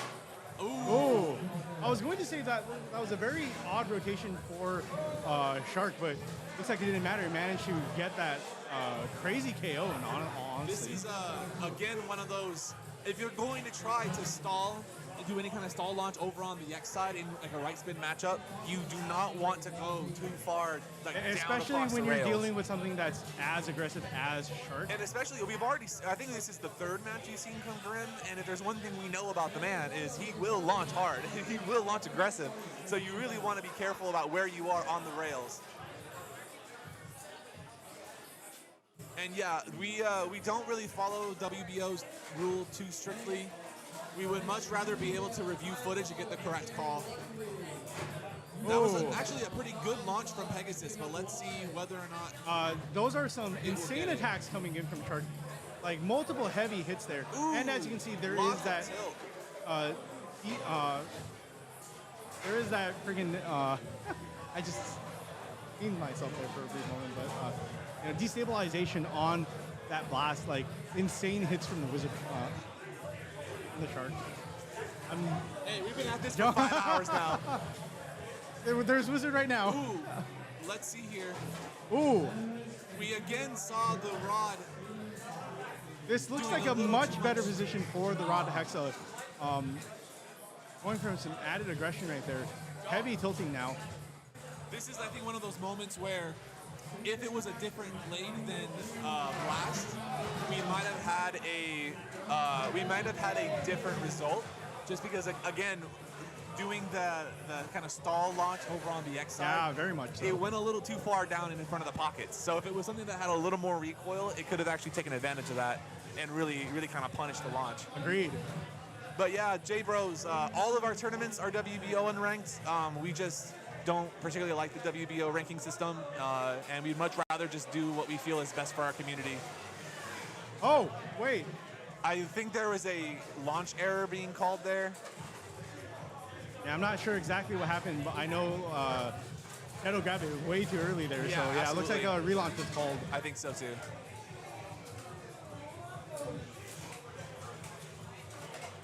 All right. So we have Silver Wolf on Taper again, going a little bit out of control there, as we can see here. But will Taper do Taper things? Looks like it is not. It has managed to hold itself as it's gone into attack Rod Hexa. It looks like it may have lost a little too much stamina on the rails early. Yeah, very much so. Yeah, as we can see, there that's it goes. out right now.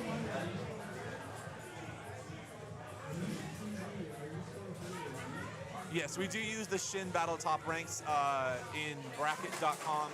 That's run by one of our admin, Shindog, who manually goes in and uploads our challenge and bracket tournaments into his system so that we can keep track.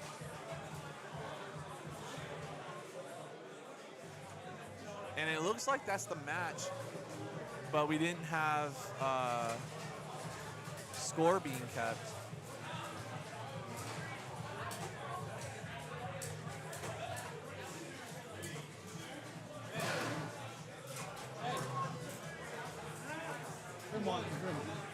What was the score? So you got confirmation from the judge there. Grim did win once again. And it was a very 5-4. close match. Very close match. 5-4, Grim's favor. Jetto did a very good job, taking that lead, but unfortunately, I think Jetto for sure just needs to get a little bit more of his launches just kind of on lock. Like we saw him doing some of those reverses on X side, but going a little bit too far down. That's something he could potentially work on. Maybe start his launch a little bit lower in the stadium, like a little bit further down. And that's something that definitely needs to be worked on, especially it's one of those situations where you get too comfortable in launching in one specific tech, and that hurts you in the long run. And it's one of those things where where you're consistently launching that way on B side. X side is one of those sides where it's significantly easier to launch from, especially if you want to hit those tech. That's really interesting. Especially early on in X's lifespan, most people were really kind of gunning for B side, and B side was considered to be like X was the bad side. So I'm actually really interested. Why do you think X is the better side than B in terms of it being maybe a little bit easier for tech? So that is actually a hot take, believe it or not. The way that things are currently launched right now, X side's very good at intercepting. So we've seen a lot of success from X side hitting like those early stalls, primarily because they're capable of doing a slide drop. Right, like reverse X's and things like that. Well, no. So what I mean by slide drop is they cut straight across the middle. Yeah. And they go. It's not a reverse X because reverse X. No, I mean like and or like they're two different. They're two different things. Because reverse X is at the bottom, riding the rail, and then slide is like halfway up. And then you also have to keep in mind it's one of those things where it's much more easier for you to kind of ratchet snipe your opponent because you see like certain stalls where they try to launch directly into the top corner of B side, whereas like if you correct your slide drop, there's two ways that you can do it. You can either launch it towards the middle and then stall that way, or you can immediately go for that ratchet snipe by cutting across and immediately cutting them off as they're trying to do that stall. Right, just trying to fight for the top of B. We definitely saw. Just because, T&J, I 1,000% agree. I love X side play. It's probably my favorite. But I know, especially early on in X's life cycle, as the drop was becoming, the drop launch was becoming popularized. Also, shout out Mad Maxi, the inventor of And it's funny because I started off launch. primarily as X side player, but I actually have shifted my attention more towards B side as far as like where I want to play now. But I still think X side is, the pros and cons is that X side is easier to launch tech, but it's also a lot more predictable. So that's where you're. It can also be very dangerous depending on what you're trying to do. One thing I especially will have happen to me in certain games if I am on X side is like, for example, Dratini King. If you notice, a lot of his launches will go forward and then back. It'll go like directly across. So if you're doing something along the lines of a slide or a reverse X, if someone like that is able to time it well, they will not just like come back and intercept, but it'll just pop you right over into the pocket super early. Exactly. And that's something that I've really had to work on in my own game to have to kind of work around as people were figuring that out to start to work around it. And so that's why I say like X side is actually a little bit easier when it comes to learning like specific tech versus B side, and that's where I say like X side has a slight advantage. Right. The only problem is you can get very predictable on how you launch, like how we've seen in certain matches. Grim's a very good example where he's taking full advantage of that X side launching, but we're also not seeing a lot of variation from him when it comes to those launches. Right. No, I'm actually. I definitely enjoy that take because that is not a common take. Thinking that X side is better is something that a lot of people do not think. So I love to hear your thoughts the meta on it. has been shifting. Like we've seen a lot of people like who used to fight for B side. Like people would be like rock paper scissoring for a long time to try and get B side. Yeah, but we've seen a shift where a lot more people are now fighting for X side. That's really interesting. This is what I get for not going out to tournaments as often as I really should, and not as up to date. I go to a tournament at least like minimum 3 times a week, so I have seen a lot of it. I definitely, especially after today, I'm gonna be. Woo. Very good. Oh. Initial good. No, this is official. Jay is currently playing right now. So Jay had a very good initial launch, but unfortunately, like his launch tech ended up hovering over into pocket, and that's not what you ever want. Yeah, absolutely. May I see the paper real quick? I thought it was a practice match. No. That's on me. That's on me. I got caught yapping. I got caught monologuing, chat. Ooh, you see that wrist movement? Dude, heavy tilt from Hexa. It got it too tilted. And it stayed in the pocket. You know, that's what happens when you get such a good hit from a blade that's literally like tilted in a way where it's Beywilling. It literally like just got hit perfectly, launched itself into pocket, and you know, the way that it was angled, it just kept spinning like vertically versus like the horizontal spin that can get you out. No, that was a fantastic play from Jay right there.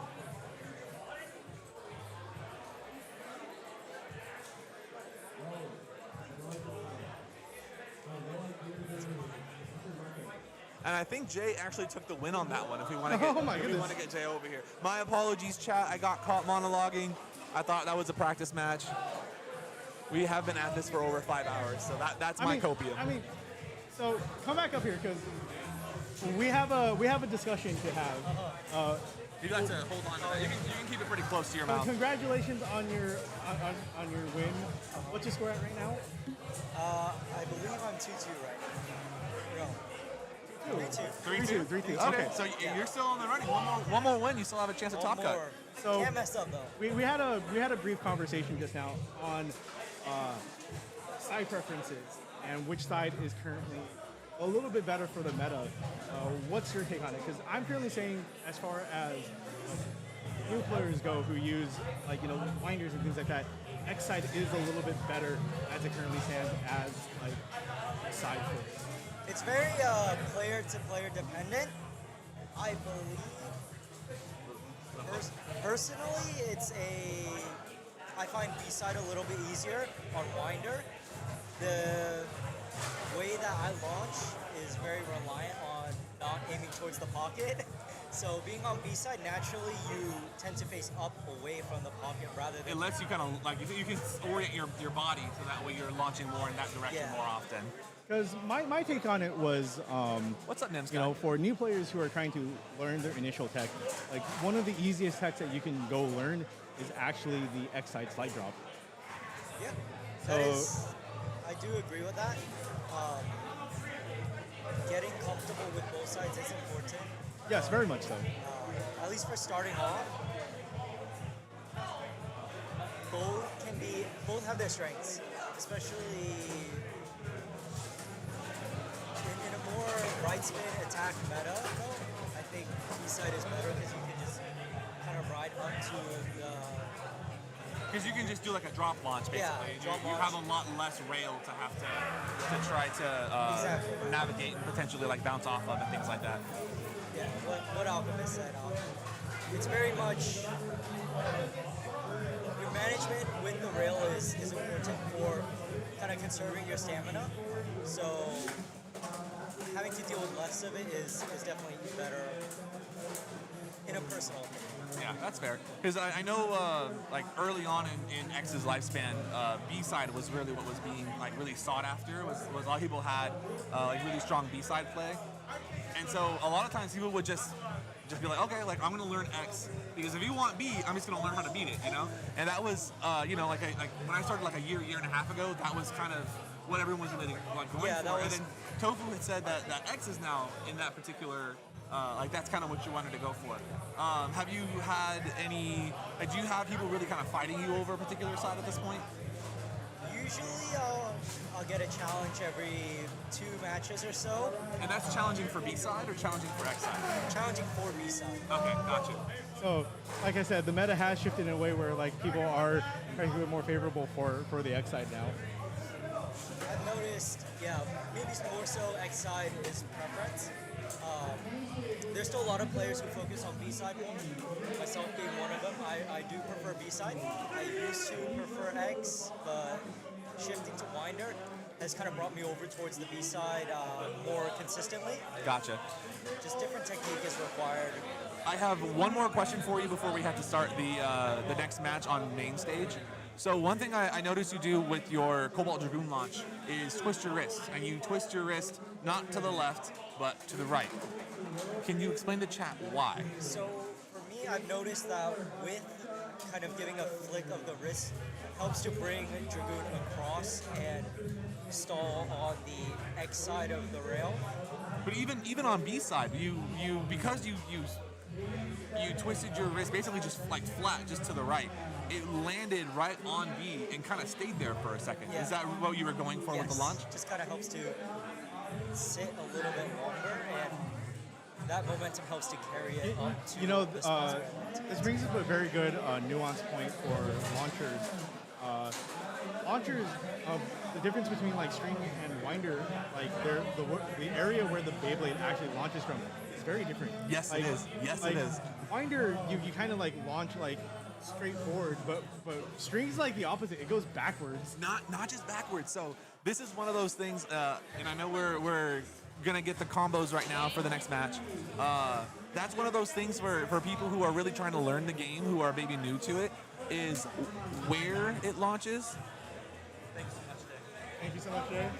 Where the launcher is aiming is going to be a little more. Thank you, sir. Is going to be a little more predetermined on winder versus with string, because with string it's going to usually just kind of drop straight down, and so adding wrist movement or any kind of movement to your launcher hand helps to provide a little bit of extra momentum to get the launches you want. Whereas with winder, because if you notice, the string it'll stop. Yeah. So the bay has nowhere to go but just straight. But because the winder continues to go, it adds the forward momentum for you. And sometimes it's the complete opposite. Like for me, when I do string launches, literally I will launch, and instead of my blade dropping down, I don't make any wrist movement. It just shoots backwards. And that's on string, basically? And that's on string. Yeah, it's the weirdest thing. Understanding where things land and how it's how even just the launcher you choose is going to actually influence that. That's next level understanding of the game. And I'm gonna go ahead and stop monologuing. We have Bizo versus Dratini King once again. Let's see how this Leon Fang does. Ooh, very good launch from Leon Fang going into. Wow, incredible launch from Wizard Rod. Ooh. Absolutely amazing launch from Wizard Rod. Very good launch, but it was also very dangerous because you saw exactly what happened where Leon Fang started winding up and intercepted that drop. So it did send Wizard Rod a little bit into rail, and you can see it right now, it's spinning out. That's insane. Hey, that Leon Fang combo is. And that's where Jin's mentioning like crazy new term, it's rail management, and that was very much the case where Fang dropped down, whereas Wizard Rod cut across. So that was kind of it was a very good launch, and it turned into just bad rail management because you can see exactly what happens here. Rod wants to hover into that top corner and stall, but that's perfect wind up for the attack, and it just knocks it out from its stall. If Shark is able to get some hits under Rod, it has a chance, but it's not looking like it was not enough. It had a very good positioning where it could have led Rod into a pocket, but Rod managed to escape just in time. Look at how much stamina that Shark has. My goodness. And this is where what an incredible amount of stamina from that Shark. This is where ball comes into place versus Hexa. If Dratini King were using Hexa, in that moment where Shark intercepted it, would have completely let it out into the extreme. Oh. Remember what I was saying about Dratini King's launch? Oh. It goes straight across then straight back. Yeah. Yeah. And that, depending on how flat he does that, it will determine how quickly it ends up catching the rail. Very unfortunate hit there for Dratini King. And they're going into the reshuffle phase. I believe the score is currently 4-1. 4-1 for Bizo. 4-1 for Bizo.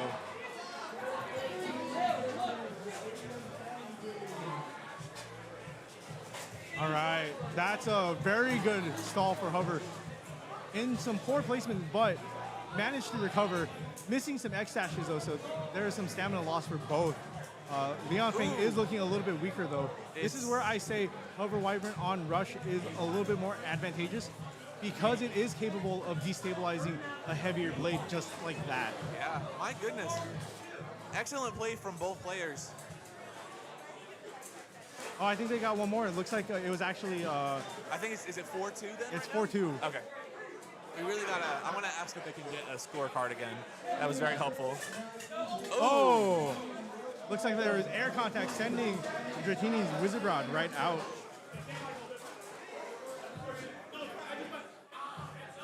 Hoping they check for Dratini King is checking his blade just in case like It got was any loose. kind of air contact, yeah. All right. Good launch. Oh, very scary positioning right now. Oh my goodness. That was very unfortunate for Shark.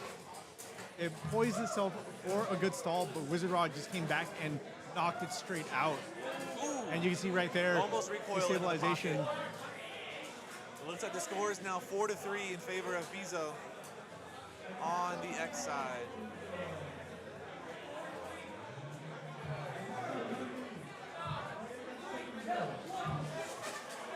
Oh, very interesting launch from Dratini. That was actually insane. Like the way it caught into rail, went around back into a stall. Again, it's that forward and back. It's a But very... the crazy thing was that forward and back actually caught itself onto X side rail, and it came back down. It depends on the. It depends on what tilt you give it. So flat, it'll go back and forth, and then it'll catch. If he tilts it to the left, like a little bit like toward the top of the stadium, it'll go up and back, and then it'll do that little stall up to the top. Very insane hits there. Dratini King leading the way for GCBC. Let's see if we can get another interview with our good friend Dratini King.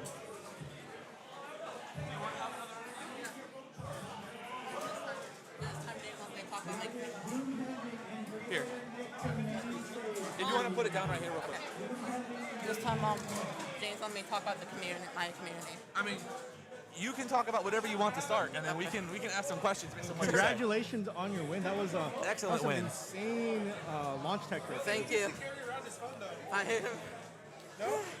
Was there anything in particular you were thinking going into the match, or was there anything in particular you saw from Bizo that made you go, okay, I need to adjust for I was this or that? scared.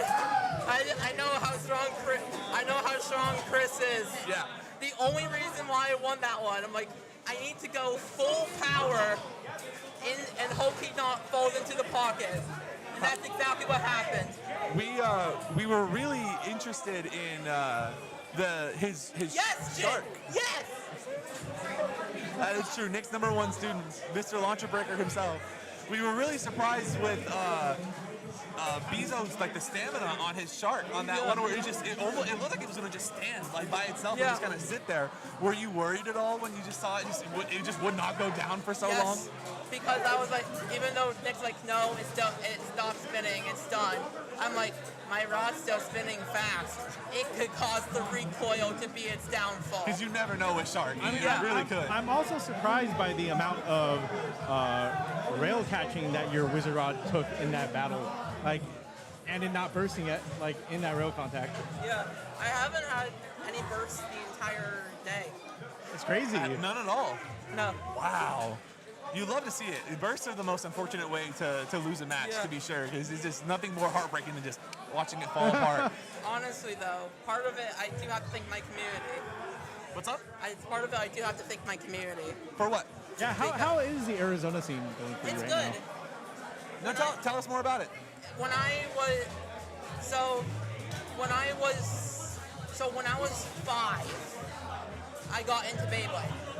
And my first Bey was Dark from Metal Fight. Nice. And then I kind of took a break from it. For how long? For many years. And then on my elementary school playground, people were playing Beyblades, which got me right back into the game. So I was like, okay, this is fun. That's awesome. And then after that, I found WBO. And literally, the first tournament I was like, I did not know anything about customization. I did countless spreadsheet battles with my dad. With what's the best stock combo I have? That's awesome. A Hasbro base, might I add. So then I wanted to keep coming out here because it was my favorite community. My mom's like, we don't have the money. So, I feel that. So if you want to play more, you gotta start. Here, we do have to cut you off, Dratini. I'm so sorry because they got to start the match. Thank you so much. Great job. What's your record right now? 3-2? 5-1. Ooh, so we will be seeing you right, in finals. Great job, yeah. Dratini King. All right. We're going to go ahead and get this next match going between Beyblader Nick and Doom Pending on the main stage. Good luck, Dratini King.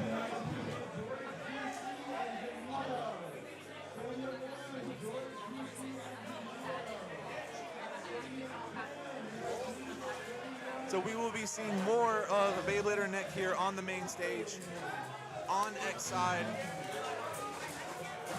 And we have the score in the corner. Shout out to our judge, we appreciate that.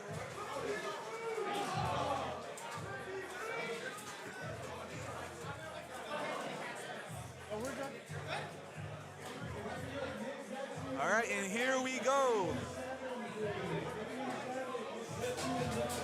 Oh, explosive start right here.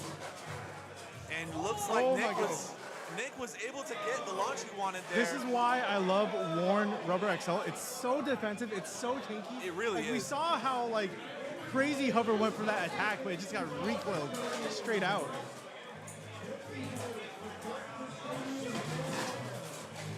There we go. Nick leading with the shark, I believe.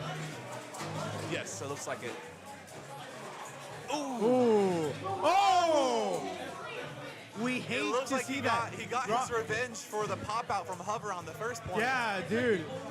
Looks like now we are looking at. It should be 4-0. No, that should be it.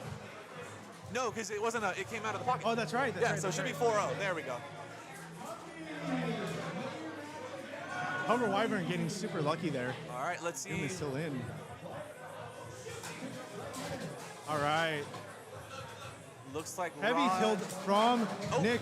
There we go. There we go. Clean 5-0 from Nick himself. And this is where I say there is some major advantage that you can take when you do that tilt. We saw it right there where, you know, Phoenix Wing goes for an attack, just hits the front side of Wizard Rod. And it just could not take it from there. No. Just took it right over to the pocket. Let's go ahead and get the man himself, Beyblader Nick, back over to the guest mic.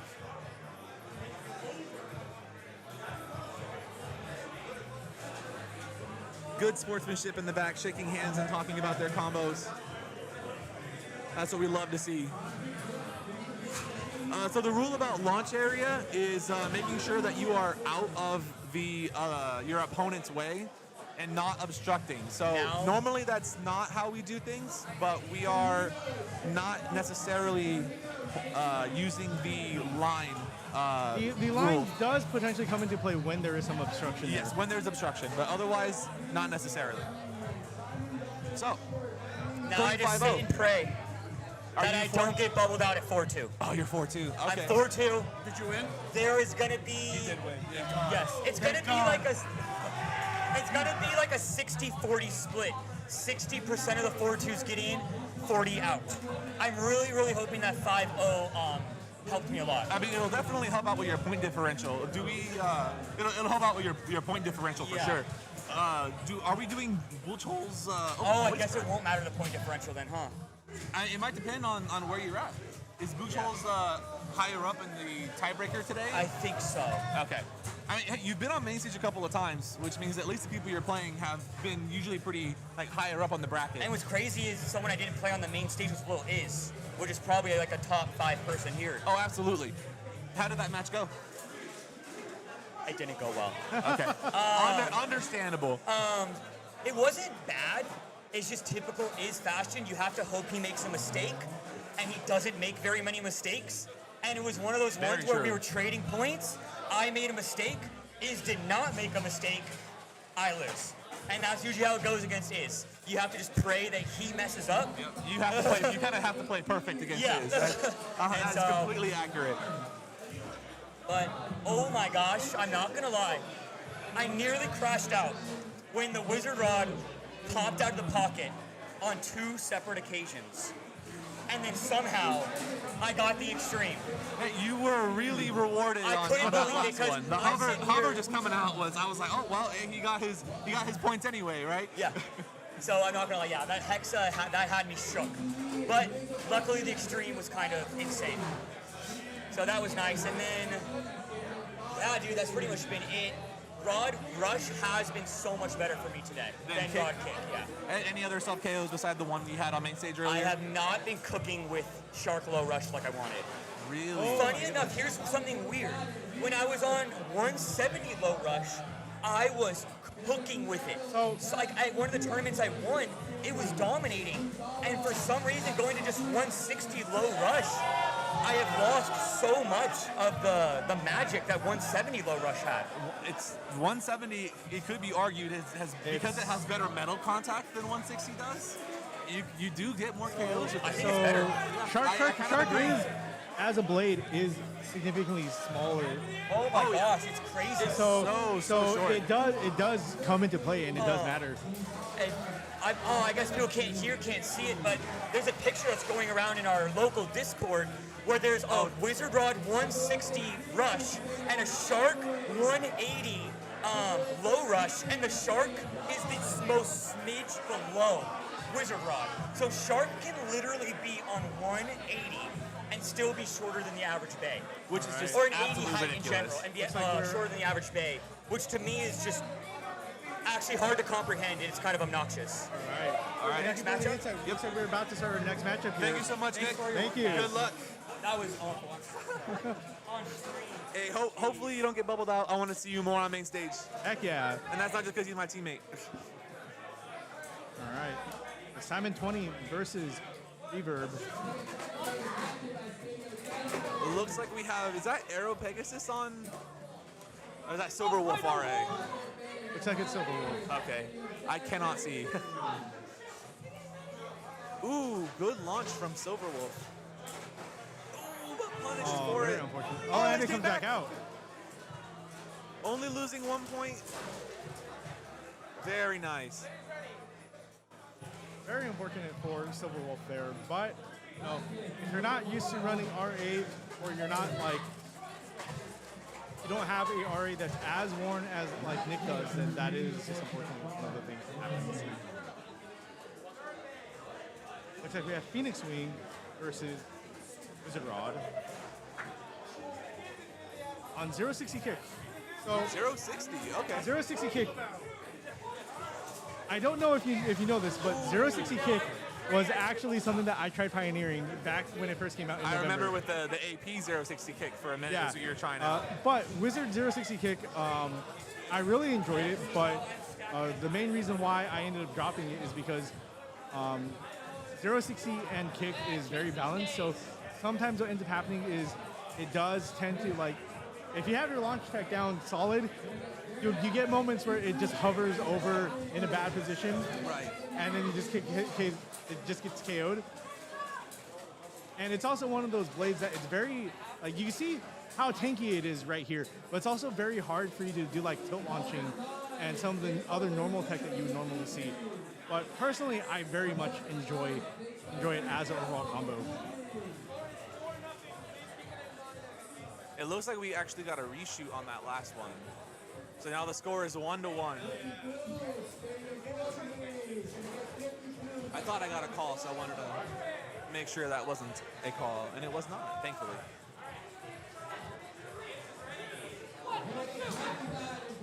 All right. Good launches, it looks like. Looks like we have Hover Wyvern versus Shark. Oh! Ooh. Unfortunate positioning for the Shark.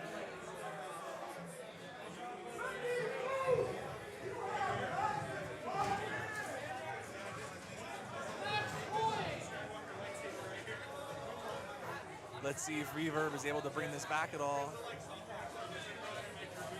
Very unfortunate extreme right there. Just one more point needed. Is there water somewhere? It was back that way.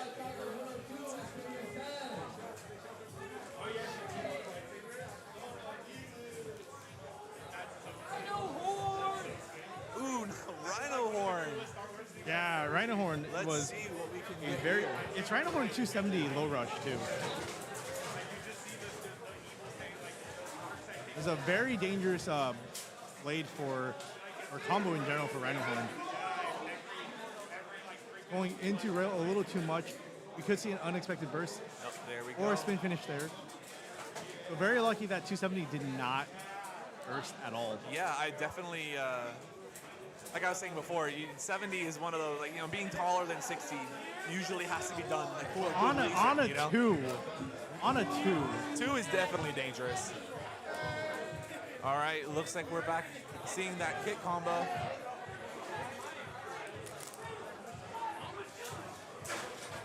Oh, and Hover denies. Will Shark be able to stand back up is the real question here. Ooh, Ooh. denied again. Very scary hit from Shark. Almost got KO'd there. Yeah, it looks like Shark is going to take this one out from Hover this time around. Reaver being able to do a little bit of climbing back. Let's see if he's able to clutch up. One pocket or burst is all it's needed. That's all it's going to take. Ooh, Silver Wolf RA though. This is dangerous for Phoenix, but if it is able to launch a super aggressive attack, that could be it for Wolf. Ooh, that was a pretty good launch from Silver Ooh. Wolf RA. And exactly there it goes. as I said, Caster curse once again. My goodness. one very aggressive hit is all it takes, and that just settles the game right there. My goodness. I mean, the positioning out of Reverb on the Silver Wolf early launches though is fantastic. So it is unfortunately, he unfortunate. does not have the same tech as Nick when it comes to the Silver Wolf RA.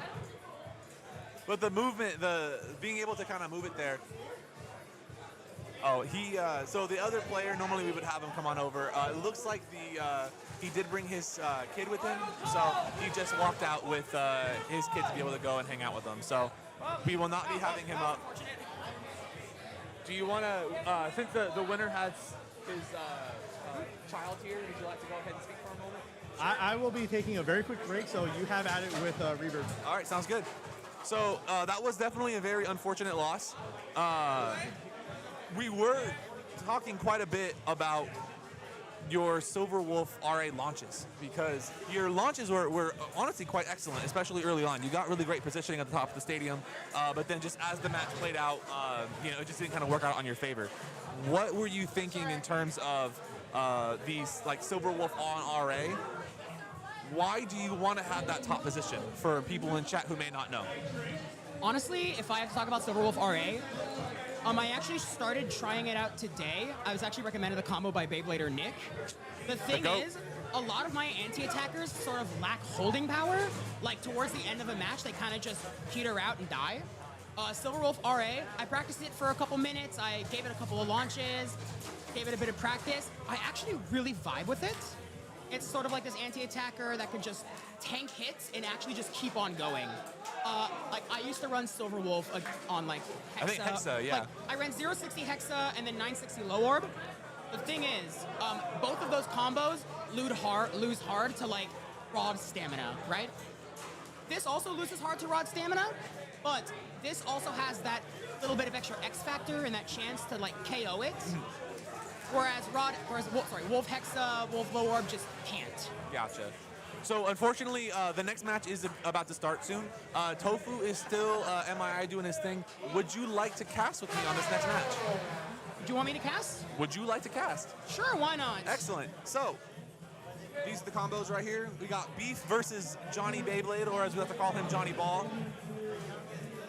We have Beef on Rod 160K, Silver Wolf 170 RA, and we have him on his Shark Scale 660 level that we've seen before here on main stage.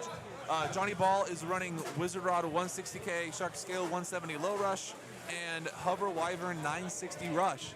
Let's see who takes the W here. Yeah, I'm definitely seeing a lot of very strong combos here. We have excellent launches, really, from both players. I really my commentating curse today has been quite unfortunate. Because as I was commentating and complimenting your Silver Wolf launches, it unfortunately did not go well. But now we have 2-0 in favor of Johnny Ball. Stubberwolf RA. Same combo that I used. It's that Beyblade or Nick I'm combo. very confident in its ability.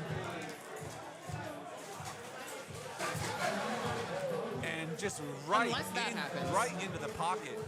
I'm not quite sure why the kind of center launch, especially just with the way RA is and how quickly it moves, like early when it's centered.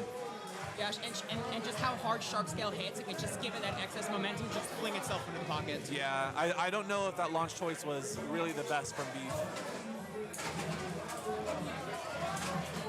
Good launch from Johnny Ball. Big tilt from Wyvern. Ooh. Whoa! My goodness. The deflection from Shark. Like a ramp, just threw it out. Yeah, that's one of the reasons I really like Level. You can just like tilt it hard and it'll just keep on trucking. So you can sort of like use like the top side of your blade as like a shield. It's really absolutely. Fun. That was something else. My goodness. Can Beef bring it back? 4-2.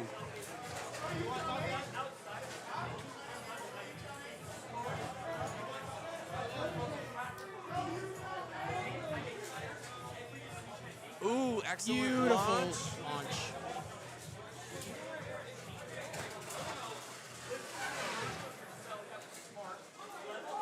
The Wizards sure are kicking. Are they both on 160? They are both on 160. This is a true mirror match. Excellent launches from both players. That kick is a bit that always just surprises me with how much stamina it has.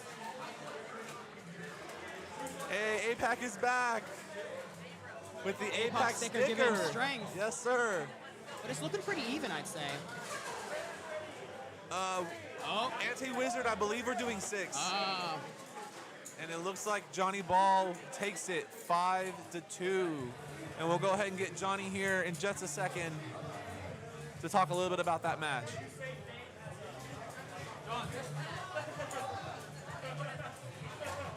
Press the second red button.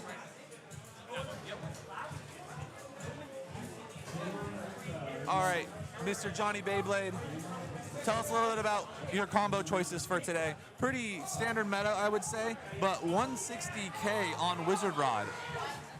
I stole that from Beyblade or Nick. I think we're really getting if you guys kind of notice a common theme of who's really shaping the meta out here is Beyblade or Nick.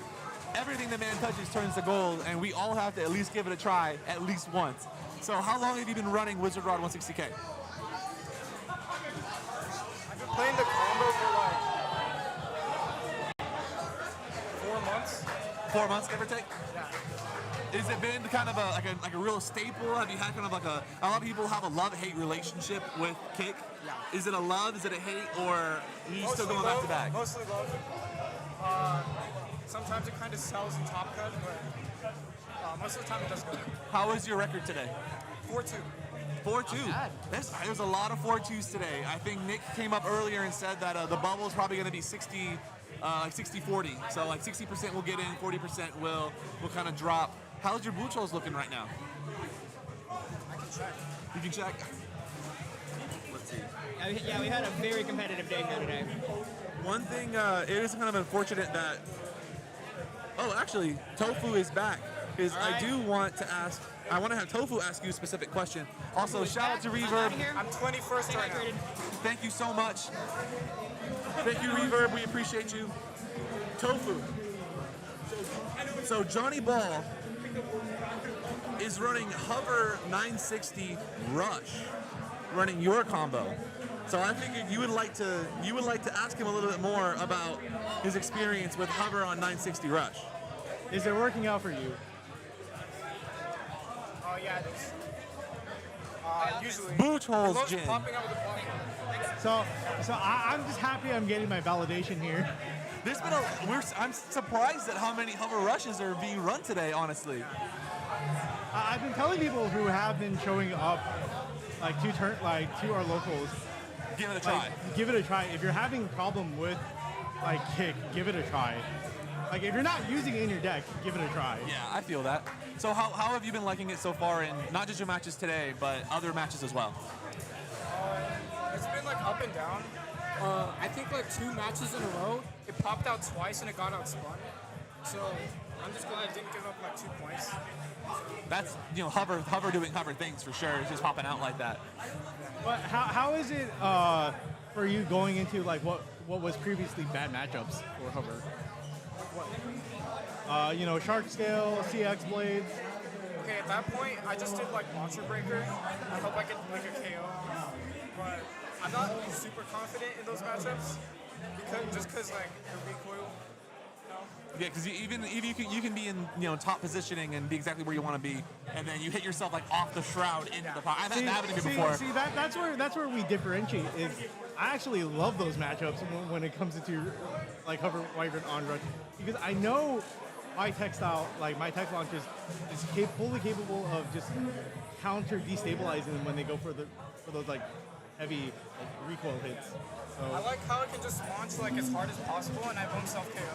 Hey, and that's Rush for you, right? Yeah. Remember, kids, Rush is the greatest bit of all time. Anyone who tells you otherwise is lying to you. I said Rush is the best bit of all time. Anyone else is lying to you. True. True that. All right, Johnny Ball, thank you so much for coming on. Thank you guys. You said you're in 21st? Yeah. All right, we'll probably see you in Top Cut, so looking forward to hopefully seeing you again on main stage. Heck yeah. Good luck.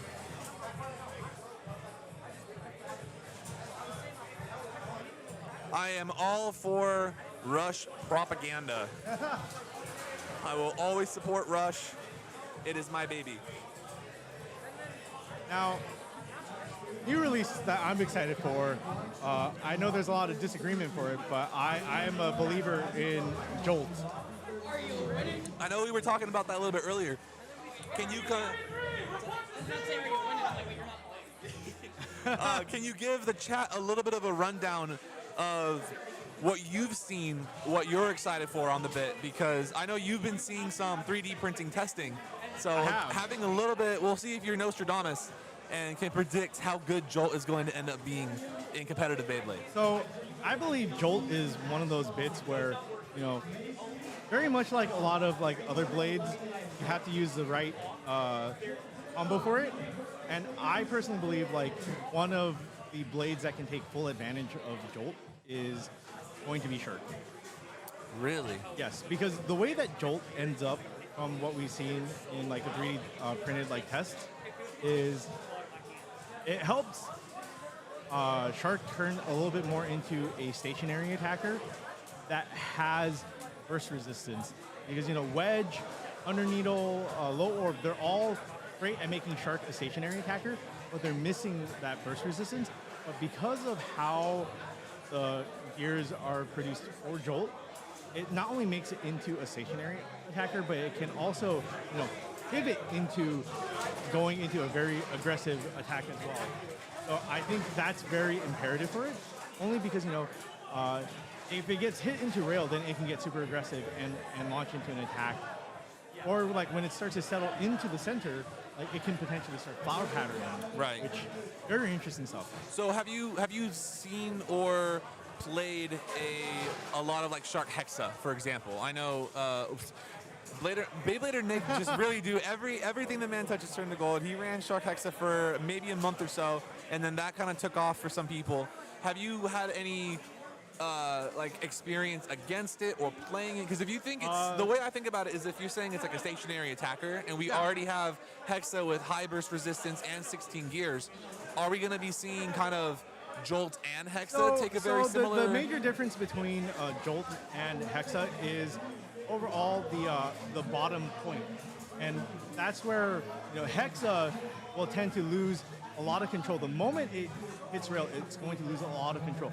But because there is that very like tiny point at the bottom for Jolt, it kind of functions a little bit closer to the Wedge. So even if it does go initially out of control, that small point will rein itself back in from what we see. So are you concerned at all about like the self KO problem that bits like Hexa and other 16 gear bits Not can have? as much. So you think it'll kind of just be able to stop itself by having the? I believe it will be able to stop itself only because, like I said, you know, how often do you see a bit like Wedge self KO itself? To be honest, I don't see wedge enough to really know. You know, So- wedge so- is the bit that you really only see on just kind of not even off-meta combos. It's just people wanted to try something different. Well, you'll Yeah. see wedge. I think in terms of defensive bits, wedge probably is the best or one of the best, up there with Hexa if you consider Hexa a defensive bit. Wedge doesn't necessarily like self-KO itself, which is very good. So you know, in that aspect, Jolt will solo itself the same way that Wedge would, where like you know it gets hit into rail, it starts to come down, and it doesn't exactly like go a little bit too crazy. Right. So, you know, I believe Jolt in that aspect is very good, only because like you know, it will go like into rail and it will get aggressive, but because of having a very similar functionality to Wedge, it will course correct itself.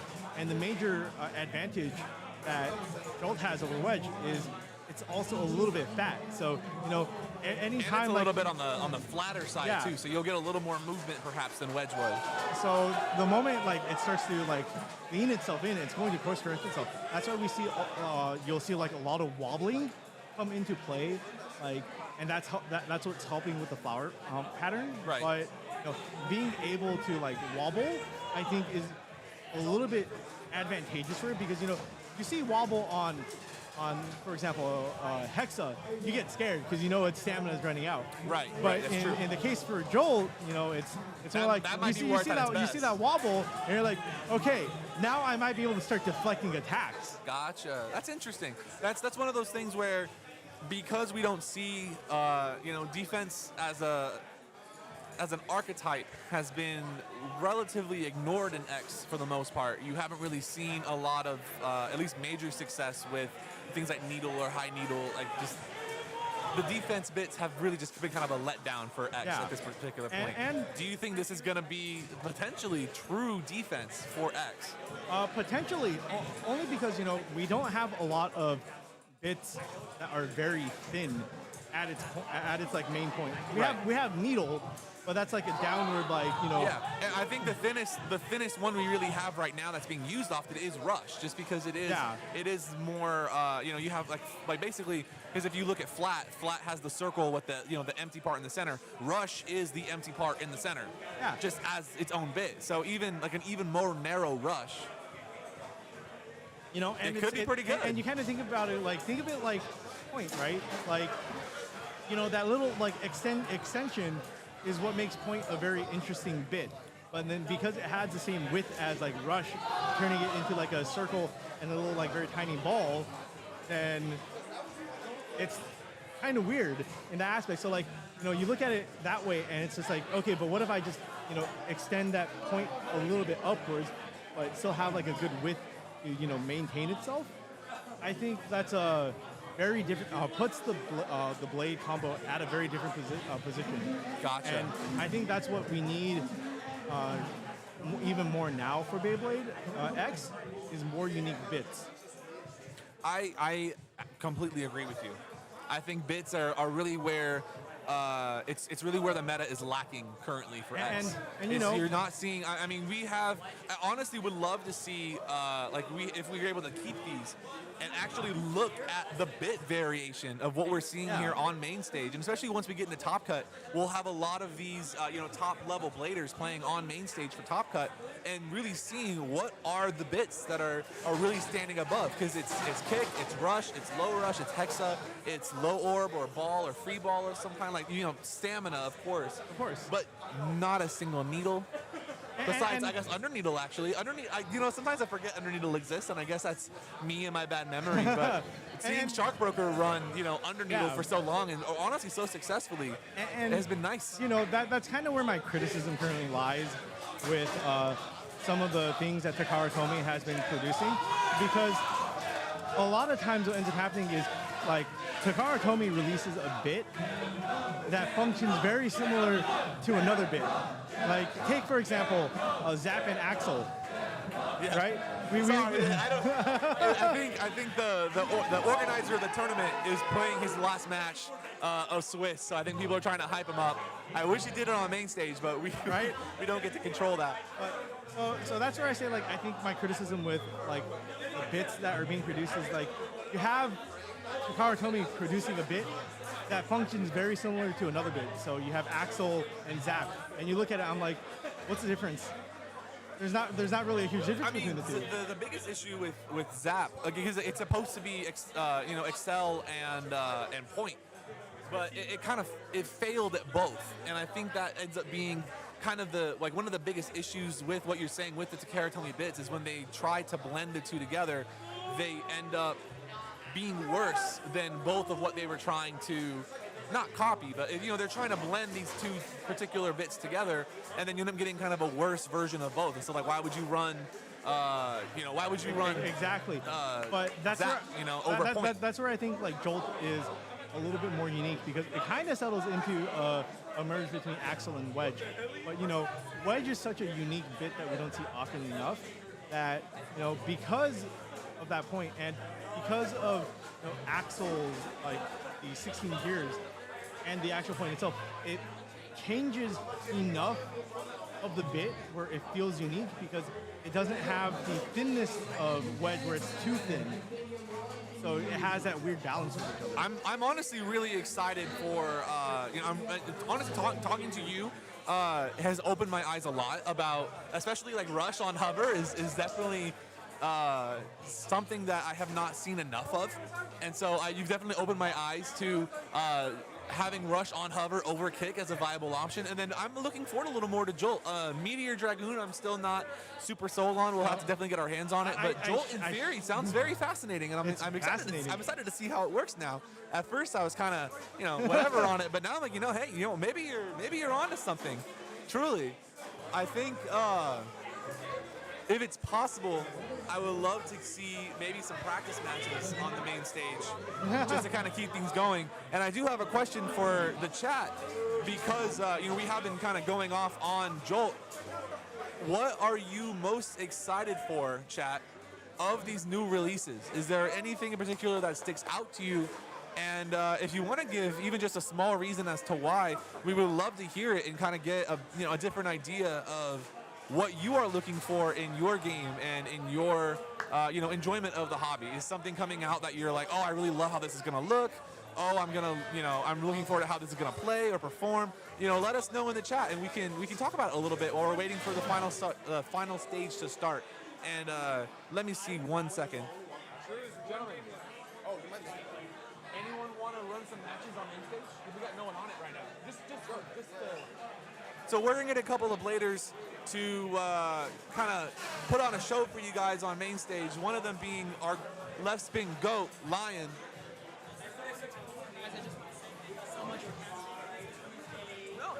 Thank you. You did a great job while you were up here. It was a good time. I appreciate you stepping in for a minute. It's been a great time. What do you mean to say about you guys? No, I appreciate that. Thank you. So he's wanting to launch like a caveman. Good luck to everyone in Top Cut. Thank you, Reaver. You can go ahead and back over. So we're gonna run. Looks like we're gonna have some practice matches on main stage just to keep you guys entertained while we're waiting on Top Cut to be decided and set up. We've been at this for 6 hours. I'm going to go ahead and show off my $1,000 Beyblade deck. We're gonna get the gloating one more time. Tofu's destroying stuff, guys. Everyone say boo, Tofu. I am so glad you showed me that. I am so glad you showed me that launcher earlier. On X side. The X launcher break. I did so much earlier. What's your, are you 5-1? You're 5. In case you guys couldn't hear that, Drakini King is finished 5-1 and is a lock for Top Cut. So hopefully we'll get to see a little more of him later. I'm here now. Mummy is an interesting choice, Kyoman. I'm curious, what is it about Mummy that you are excited for? Is it just the overall shape? Is it the gimmick of having that one plastic bit kind of come out? Let us know and we can go ahead and continue to talk about it. I think Mummy is sick just because I like Egypt-themed bays. See, and Sphinx Cowl was not it. That is the answer I was looking for. It's always drip. It is always drip. Always drip in the end. And I agree. Mummy was not Mummy. Sphinx Cal was a massive letdown. I tried to make it work for so long, it just couldn't. Yeah, it's. King of the Hill. What? We're gonna do King of the Hill for practice. King of the Hill? Ooh. Hell yeah. All right, so chat, we are going to start doing King of the Hill on main stage. We have Lion versus Little Iz.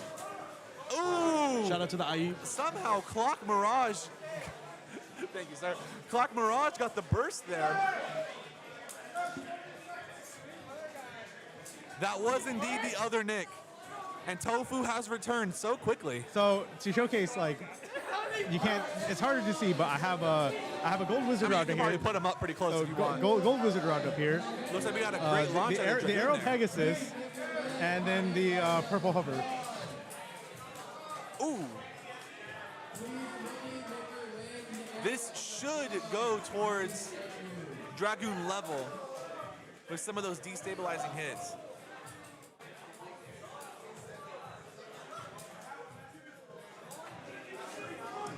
To answer your question, no, it was actually Wizard Rod that burst. Wizard Rod was what burst. Yeah. Wizard Rod 160, I think, or 170 low rush, unless he Which changes is combos. insane. Hey, a broken clock is right twice a day, right? You never know. Ooh, beautiful very launch from good AT. stall. Like I said, Mr. 200. Oh, it is kind of weight bullying Shark just a little bit, but it is getting destabilized there. And it looks like Rush is standing back up. Managed to recover its stamina right there. Exactly what it wants. 2-2. AP bullies. What's up, Jay? I think I made top cut. You think so? I think so. Hopefully, hey, we'll try to have you on main stage if you get top. Hello, Zenith, top. Ooh.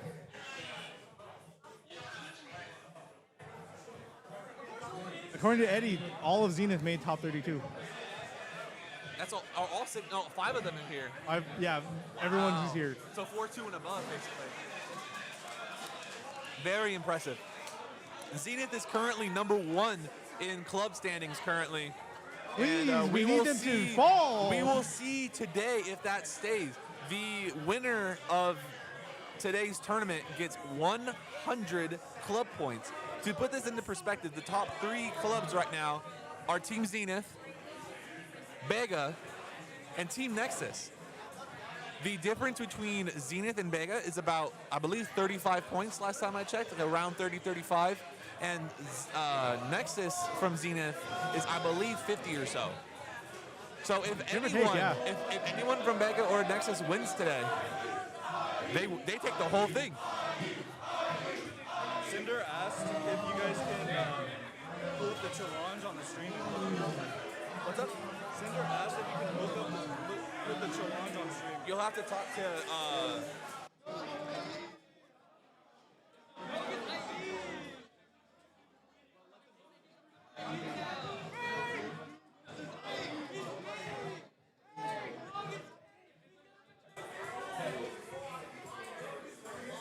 Lightning Jin is correct. Club points matter a million times more than any other prize. The way we just talk so much trash. All right, it looks like this is in the lead 3-2. Ooh, excellent. With that spin finish right there. Lil is one of the best stamina players in SoCal, along with our GOAT APAC. And that puts Lion in the lead, 4-3. 4-3. Excellent, excellent. We're gonna try to get the challenge up on stream for you guys so you can see who made it to top cut in top 32. Again, top cut is going to be best of 3. We unfortunately cannot see the stream right now. They are. So take care, bro. Good job. Lion is currently battling out Iz's Shark, and it looks like Shark is losing a lot of stamina, having almost been pocketed and caught into the in between the rail there. It looks like he takes it. Who was it? Lion. Lion took it? Yeah. You love to see it. Okay.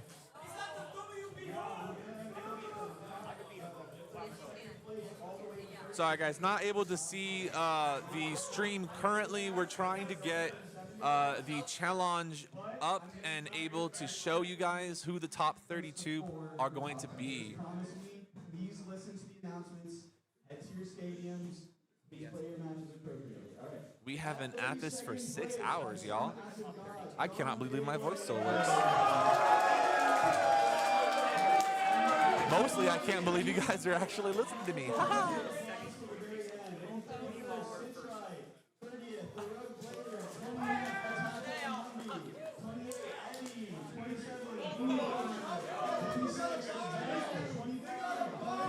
I don't think it's on stream, is it?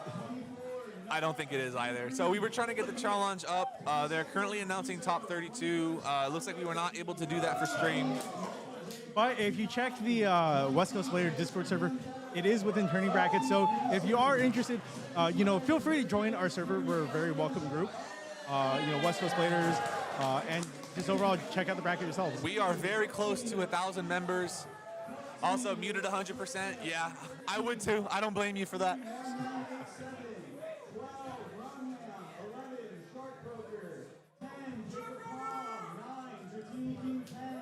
Dratini King got 9th. I don't want to be here, dog.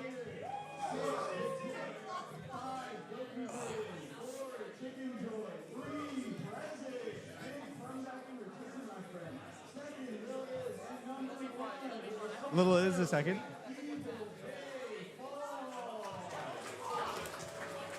I could not hear who the number 1 was, but it was a name I did not recognize. So we might have a newcomer at the top of the Swiss leaderboard currently.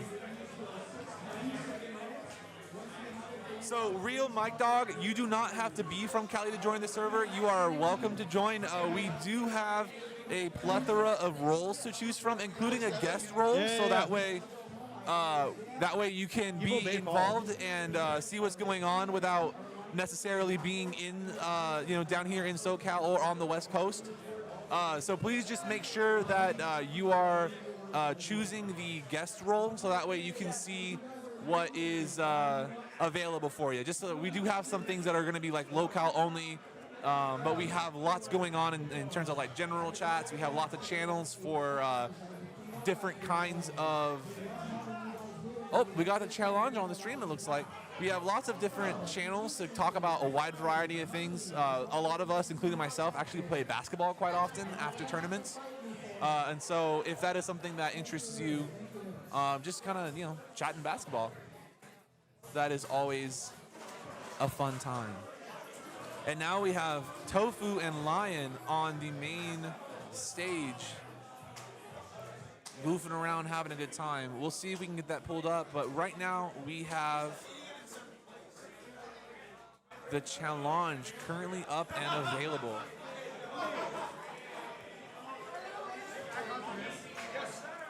We're gonna go ahead and put our other caster, Tofu, versus the left spin goat, Lion, on 06 minutes. You never know.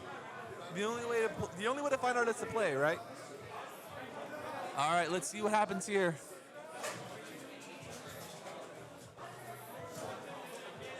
And it looks like nothing happened here. Oh, watch party and voice chat? I love that.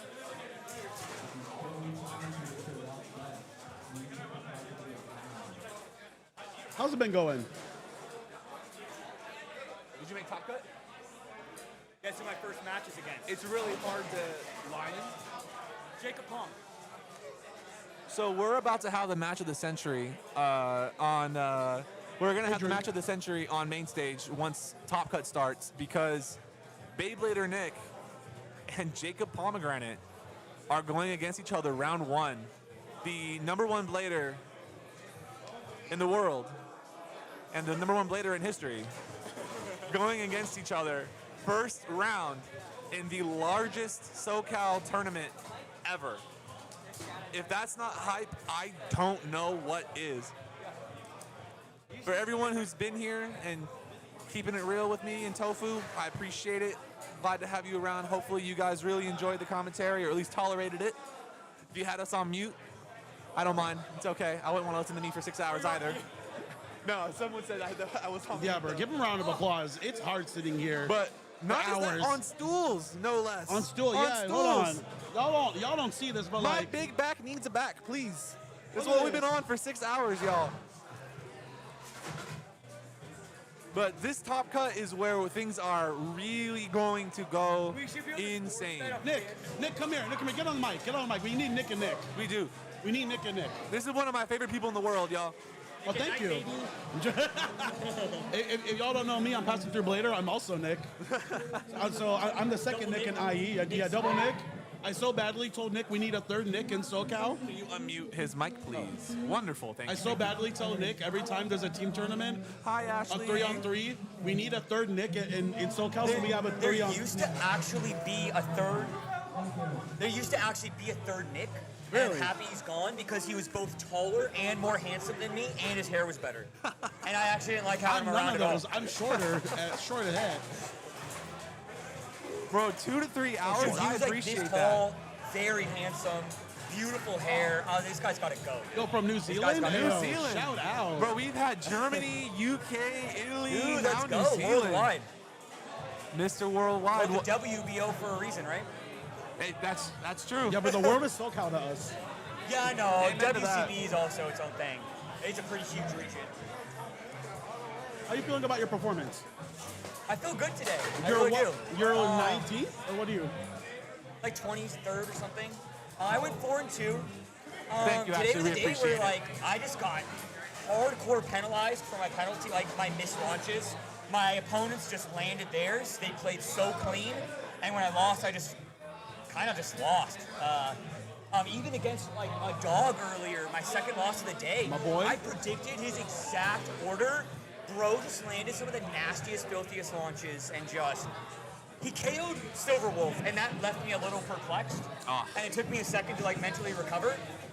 If it makes you feel any better, if you get a chance to go back and watch this, I don't know like how many hours into this happened. I want to say it was last round of the round before, but Reverb hit 2 beautiful Silver Wolf RA launches and got caster cursed by yours truly. Oh my God. And That's got undeserved. absolutely.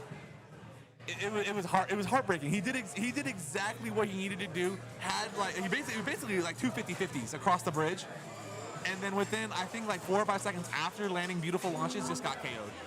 And it's just that's the game we play, you know. And what that's hurts is so I know how unfortunate. good the Silver Wolf he was running is because I 'Cause it's lent yours. him my second most balanced one. No way. It was, that was your Silver That was Wolf. my Warren RA, my tuned 170, my tuned. See how good this guy is? Ratchet swapped Silver Wolf. That one I gave him is also over 37 grams. Insane. You know how good this guy is? It was just so unfortunate. Round 5, this guy, I always have my friends pick my order at random off of vibes before I play a match.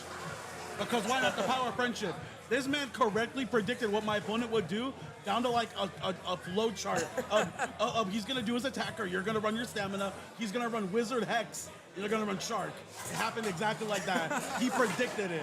I will say my deck predicting abilities are insane. They're really I good. just have to then land my launches and hope there's no crazy RNG, but I think the reason I can top cut at a pretty good rate, because like this season, I've been in like, I think like 20 something events for this season, like 26 events, and I top cut like 20 of them, and placed in like I top cutted like a 15 few. of them or something. I top cutted a few, and but I really as you know. think it's just, the order prediction. When you have an ideal matchup that just sways things into your favor at such a high level, it's kind of obnoxious. Yeah.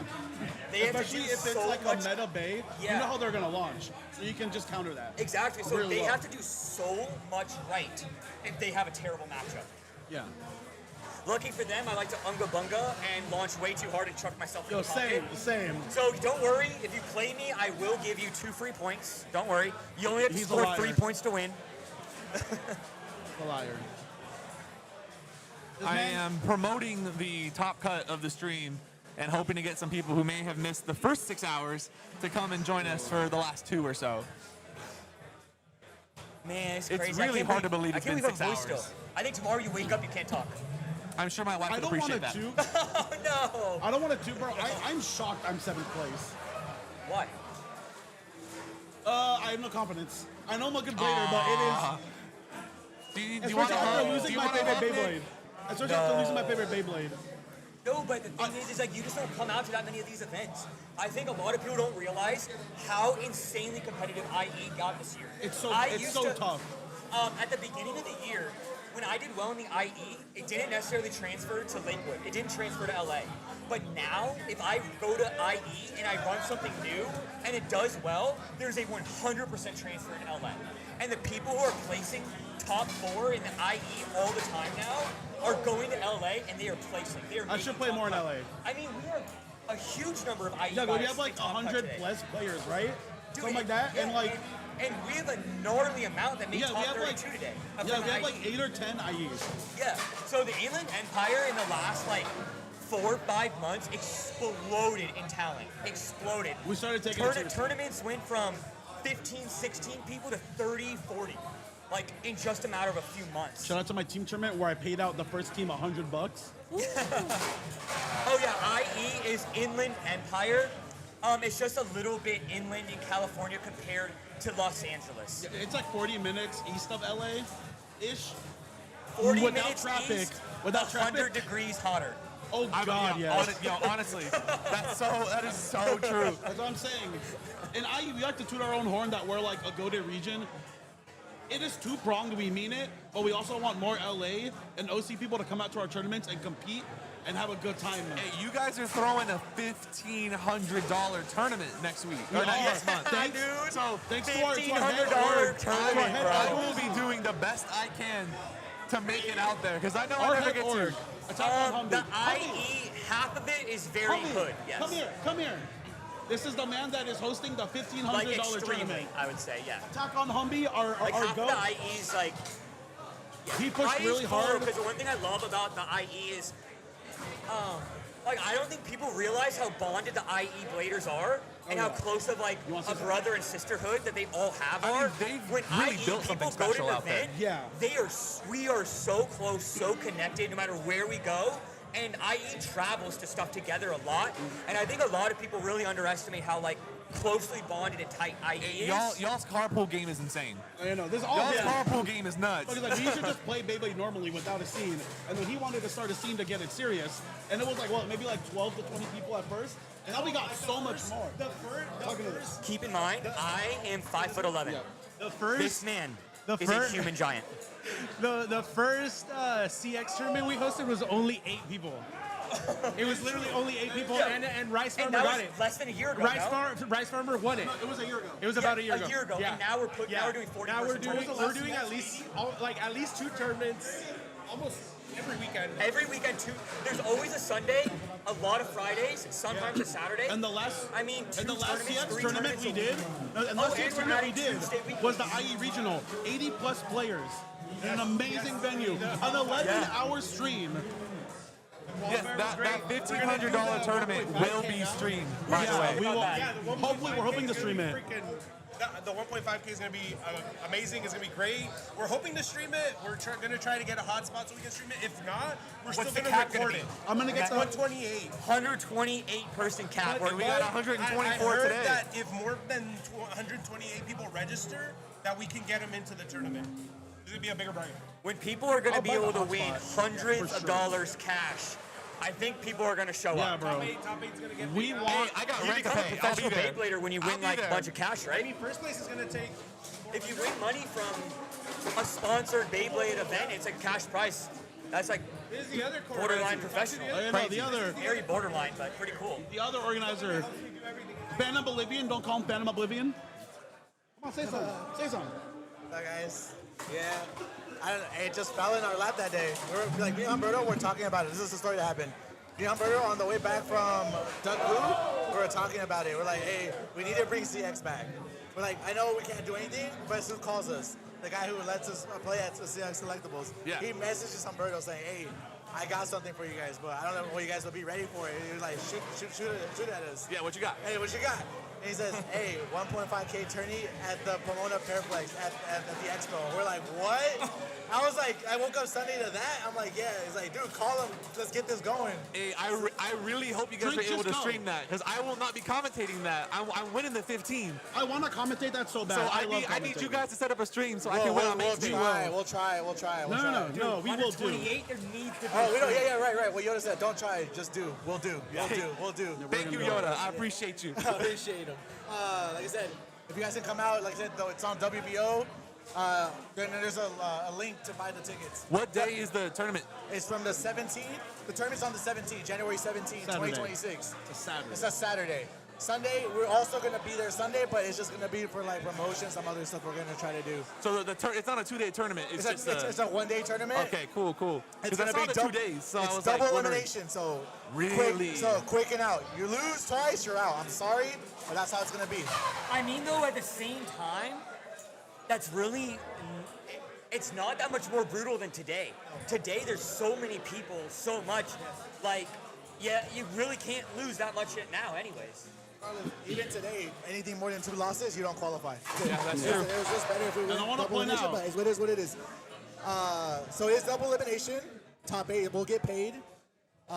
We're probably going to do something else, but Did you say everyone was there. top 8? Top 8 gets paid. Oh, so you got to go undefeated. Yes, you're undefeated. The winner will be undefeated. Unless the loser takes them into losers and they get into a grand finals. That's crazy. So the loser has to beat him twice. My Yeah, so goodness, if you you got to go be into perfect. finals undefeated, you get 2 chances. Right? Yeah. Wow. So yeah, if you go undefeated, you got 2 chances. You got 2 lines. 2 chances to win once. Yeah, just to win once. That's actually That's sick. Hey, What else about that's it? going to be a good day. That's gonna be a good That's game. gonna be a good day. I need to buy my ticket already. Yeah. Like that, all right, so the tickets are $60, but it's a 2-day pass. So even if you did, let's say you were played out and you get to enjoy the collection, because besides Beyblade and other tourneys, It also there's also a bunch pays of for other Anime collections. Pasadena or whatever, right? Yeah.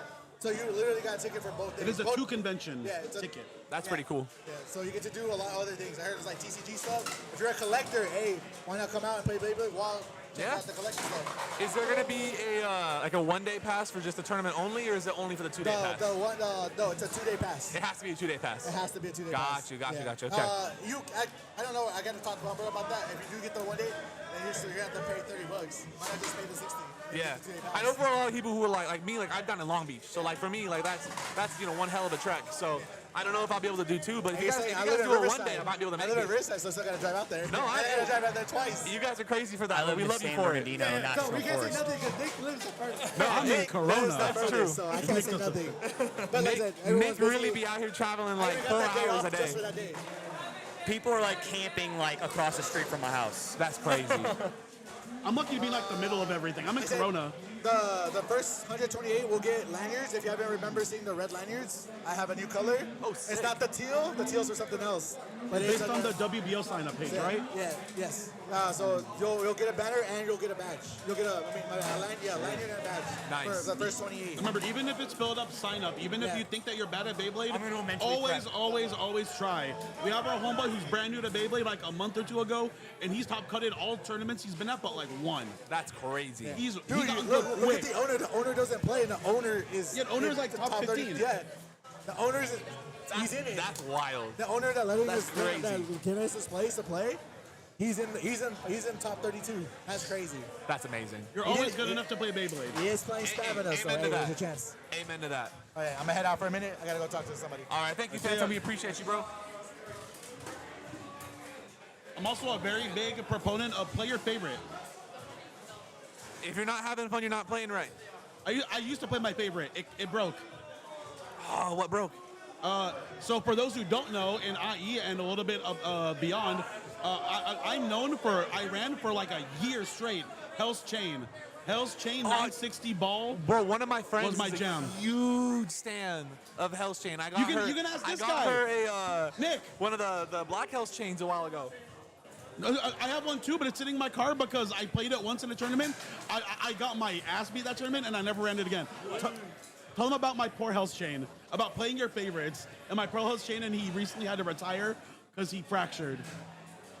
Fractured the new one? Yeah, no. My first So Hell's he Chain. had this random Hell's Chain that he was kind of goated with. That Random. Made no sense.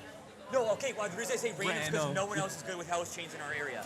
Anyone who runs Hell's Chain just gets cooked. Shout out Huntress for trying. I appreciate you. I have cooked every other Hell's Chain Meanwhile, user. Nick randomly just cooked with Hell's Chain for so long. I love But I the thought it was key that because long. it's so lightweight. You have to counter launch it, and you have to just recoil them into the pocket. That's all I did, or just dodge because you're small. That's true. Hell's Chain is one of those. That's another rare blade you can run on 70 and have some success with it. Yeah. Just because you have the literal chain is pointing downward. It's a literal down smash. So like being able to get that contact if you're just a little You've bit seen taller the is clip. nice. My favorite. Huh? My record? My deck. Oh, one thing to add Can as you well, pass it chat. We did not have a locked deck format for the Swiss portion of the tournament. You were allowed to run any deck you wanted between matches. For Top Cut, you have to submit a locked deck. You have to play only those parts and only those combos. I guess if a part breaks, then you're allowed I'm to swap partial out. to never changing my deck. I My Swiss deck had is the nothing to same. change. I'm the same way. I have actually found that any change I make is terrible. So now I have a very small travel bag, and I don't bring anything with me. I only show up to tournaments with Silver Wolf, Shark, Hover Wyvern, and Wizard Rod. I only come with those 4 blades now, and I only come with some ratchets, and I'm like, I just can't have options. So I just leave all my options at home, run my deck, and call it a That's day. fair. I just bring everything just in case I need spare parts or someone wants to borrow a combo. That's super fair. Do you mind sitting for just one moment so I can use the restroom before Top Cut starts? Yes, sir. So for those asking Literally. about when Top Cut is starting, James is collecting the last of the deck boxes right now. We should have Top Cut starting within the next 5 minutes. So you will get to enjoy, before it was the Brian and Brian show, now you'll get a few minutes of the Nick and Nick show. Hell yeah. So I'm going to have Beyblader Nick take over my spot for just 1 second, and I will be right back for when we start Top Cut, where Beyblader Nick and Jacob Pong will go Duke it at out. to see who is the best of Vega and Zenith. I like this one. Me too.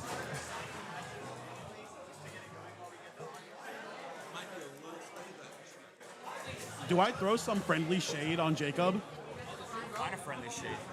The fact that I still have a winning record against him in tournaments? I just overtook my record. I think I'm like 3 and 1, in my favor on him. We just go back and forth. I was like 8-8 versus him, but then I just beat him at our last event. I think talk more into the mic. I don't know how.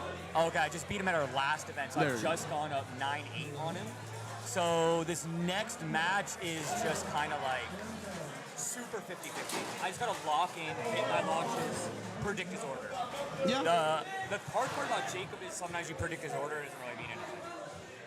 Dude, the traffic going home, it It's gonna actually suck. won't be too bad because after this tournament's done, my wife's family, so my in-laws, they're throwing a giant Christmas party right now. Ooh. So after this is over, I'm actually headed down to a Christmas party tonight. Nice. So I'm curious. How did you get into Beyblade X? So I talked to a couple people. Yeah, so I was super into the plastic gen back in the day. Uh-huh. So like 25 years ago, I bladed all the time, super obsessed. Probably played from like 7 to like 11 or 12 years old. And then I kind of just dialed in on video games and stuff and kind of lost it. And then I was just on TikTok and on MF Juice. Do you know who she is? Yes. MF Juice video just popped up in my stream and I was like, oh my god, is that Beyblade? That looks obnoxiously fun. That's how I feel like And then that everyone was got into it. And then all of a sudden, you know how TikTok works. You show engagement in something for 5 seconds and then it's your whole feed.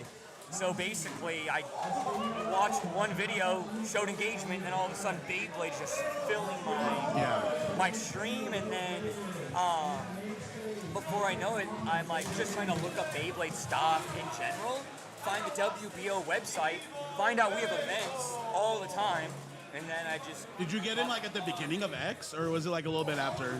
Summer 2024. Okay, so like a little bit into it. Yeah, you know, the game has changed a lot since then. I've been around a while, but like, you know, when I started playing, like the big event, like most tournaments, just last summer were 24 to 20. Yeah, it exploded. Now we post a tournament with a 64-person cap. It fills up same day. if you do a 48-person tournament for like Lakewood, LA area, 48 people, man. I had an event one time in Lakewood, 48 people filled up in 3 hours. Like, how many people are here now blading is just kind of insane. Like, we had 124 people today, and there was so many people missing. Most of my, half of my club team's not here. Ton of people from our area is not here. So it's kind of crazy to me how we have 124 people, and we're missing. But it's still the best of the best. There's still so many good players here. APOC's not Should here, you buy an though. Aero Pegasus? Yes, it is super expensive, but it is a good Beyblade. But sometimes you feel bad about using it, because if that thing breaks, you're kind of out like $200 minimum. And I do think that from a collector standpoint, I sell collectibles, comics and collectibles for a living. Right when that new AP drops, the blue AP is going to soar through the roof. I'm feeling it for mine. No, it's fine. Don't worry. Don't worry. Everyone's trying to pressure me. They want me out of here. All right, the Knicks are out. Please watch and tune into Nick and Bega Nick and Jacob Pomegranate. Go Bega. Go Bega. I agree. Go IE. Thank you. Oh, relinquish the crown.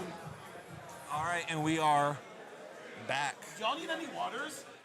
Nah, I got one in a little bit. Thank you, though. All right. Top cut is about to begin. We are starting off Jacob Pomegranate versus Beyblader Nick. Two GOATs.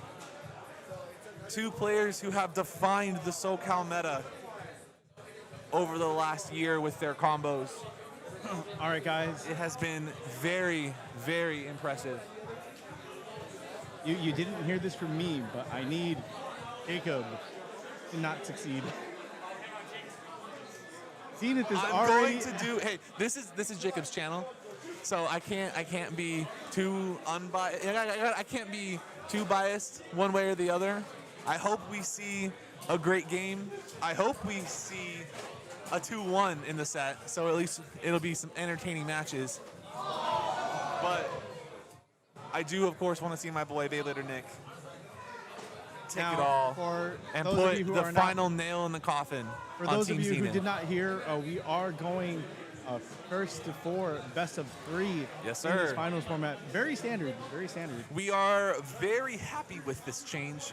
Deck format certainly had its place at one point. I do not think that it really has its place anymore necessarily. Being able to do best of 3, first to 4, playing pretty close to at least the Takara Tomy rules in terms of the point. All right. Because playing to 4 and playing to 5 is a Looks very like different Nick ballgame. won the rock, paper, scissors, taking B-side. There's actually a very good position for Nick. Jacob has switched his style over primarily to B-side play. He's still very good on X-side. Oh, for Jacob? Yeah, for Jacob. I mean, Jacob used to be like the B-side king. Like Yeah. you would have to.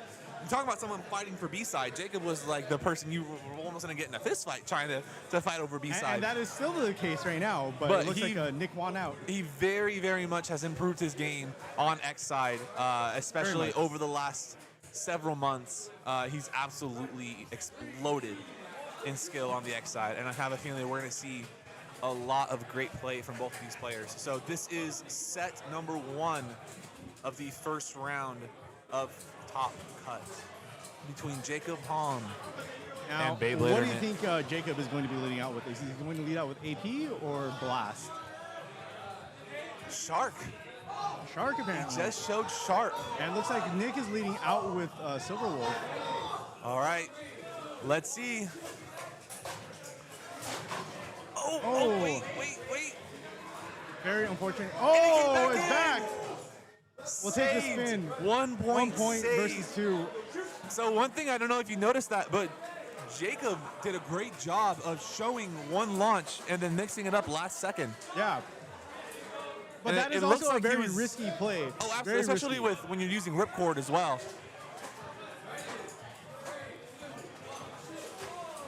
All right, we have Shark versus And Blast. that's an extreme finish on Blast.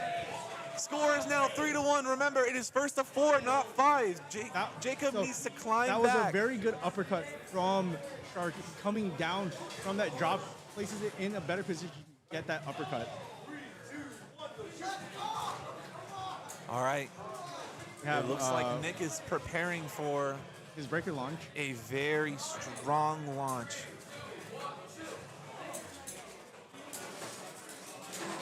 Oh! Now, that was a very good controlled launch from Nick. With the win on set number 1. That was a very good controlled launch. It looked like he was going for like all out like hit, but he reined in his control towards the end and just let the AP go wild. We saw it like scale the rail like 3 times before it finally settled in. Do you for remember position. what I said earlier in the stream? Very beginning of the stream. I know we're almost at 7 hours now. What did I say at the very beginning of the stream about tilt? Very strong. It controls the gimmick of the bit. You saw how having that amount of tilt was able to keep Rush under control that long early on in the match. It's also important to keep in mind, Nick, very good RPMs. He actually controlled how he did his RPMs so that way it wouldn't actually slide across like you would normally expect it to. Arguably the 2 best ripcord players in all of SoCal. All right, looks like we have another rematch here. Looks like Jacob controlled his launch for AP this time. This is set number 2. Ooh. And the self KO. And like I said, this Jacob managed to control his launch. And again, it had some movement too. You saw some Very launcher good movement from his launcher hand. He moved it up as he was launching there to get a different position.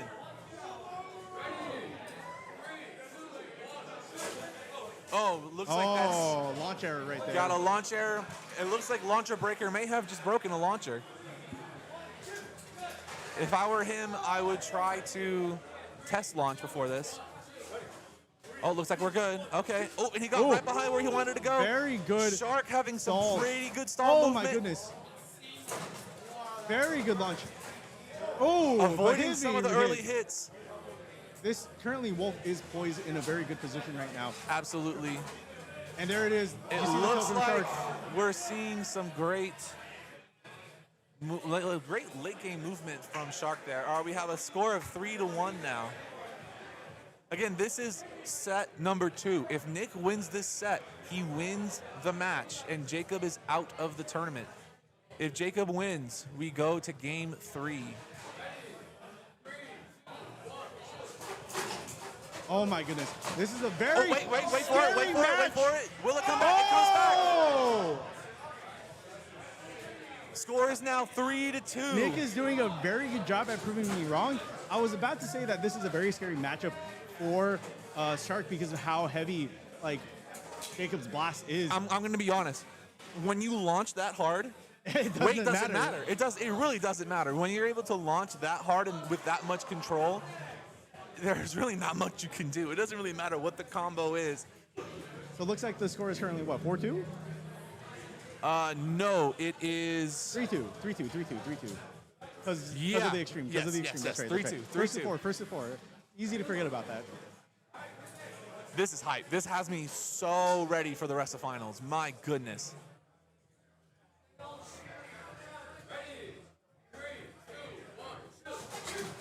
All right. Oh, that might be very a little dangerous powerful launch for Nick. And it's Shark on Rush instead of low Rush.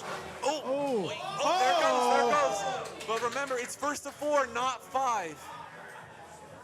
So Jacob has the win on match number 2. We are now Sets going. Are tied 1-1.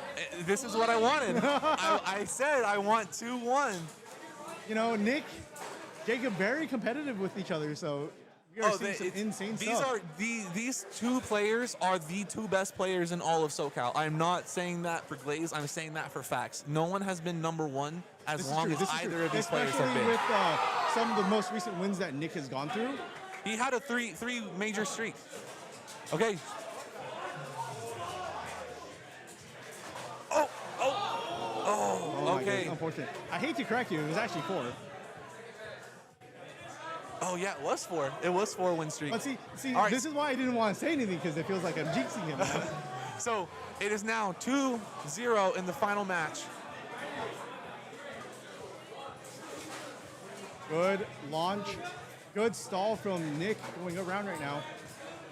Jacob missing some big marks that he needs. And he takes him out into the extreme pocket. The score is 3-2. Nick needs one more point, and he has Wizard Rod Rush as his last bay. It's very unfortunate that extreme rail worked in disfavor for low rush. Like, it set itself up perfectly for that extreme. This is actually insane. This is, oh my goodness. Oh my goodness. Wait. No. Oh, it's out. And that's the game. Wow, my goodness. Jacob Palm wins. We heard the logic come from Jacob when he talked about Blast Wheel or Blast Heavy and why he switched over to it. And this is the perfect example of why it works out so well. Exactly. That was an absolutely. I don't know if you heard me, but I called the KO 1 second before it happened. No, we couldn't. Nope, that's KO. Man, hey, it was just Jacob's movement was so predictable. He did a great job. I heard the no come from Nick, which, you know, absolutely when you react in incredible that way, match. it's just so unfortunate because, you know, sometimes like you just will things into existence, and when you panic like that, you know, the aura just happens to come back on it. So we're gonna have the winner of that match, Mr. Jacob Palm, come over here real quick and have just a brief discussion on that set. Absolutely insane. See you, Brian. I gotta go too. All right, man, take care. A very heated game that you had there. That was insane. That was probably the hardest match I've had this whole year. I'm not even gonna lie. I believe it. I believe it. You guys were both playing out of your gourds. It was insane. As a caster, at the very least, that's probably one of the best matches I've seen all year. And that was one of the best matches we've seen today. Today for sure. But my goodness, how did you keep your cool in what is obviously a very high pressure situation? I just had to lock in and make sure I was literally aiming and landing where I would need it to be. We saw a lot of mix-ups from your launcher hand. You were seeing just a little bit of like micro adjustments to get where you wanted to go. I had to make sure I was mega aggressive too, because that's the only way to deal with Nick. I have to fire with fire. I have to hit him out as much as I can. And you did it. The last couple of matches especially was just it was just pocket after pocket after pocket. Absolutely incredible match. I know we're starting in the next one right now, so I'm gonna have to keep it kind of short. Good luck with the next couple of rounds. It's what, 32-16, and then just kind of cutting it down from there, correct? pretty much. All right. All right. So we will likely be seeing you again on main stage. Hopefully. Go ahead. It's your channel. If you want to be up here, you can be up here. Exactly. So we will go ahead and move on to the next one. Thank you again, Jacob. Amazing game. Thanks, Congratulations on your victory, man. I'm only a little sad. Only a little sad Nick lost, but I'm glad it was a good match. Here you go. All right, we got Bezo versus Sharkbroker right now, launching in with what looks to be Hover Wyvern. Wizard Rod versus Shark. And again, this is going to be Wizard Rod on Underneedle coming from Sharkbroker. Bezo needs to be super aggressive here. Underneedle is such a defensive bit, and since it's Wizard Rod playing very low at this point, like if you are not launching with the full aggression from Shark, as we can see right here, Wizard Rod's just going to tank it all. And not just that, but we've also seen Sharkbroker before and how absolutely ridiculous she launches. And so that rod on Underneedle is not light launched in the slightest, which means that the one weakness of it, of course, is one hit into the rails the wrong way and it can take itself out in a burst. Bezo's coming in with Wizard Rod against Tyranno Beat. I think it's on low rush or low rush. That should, yeah, that's air contact. Good call. Good call from the judge on that one.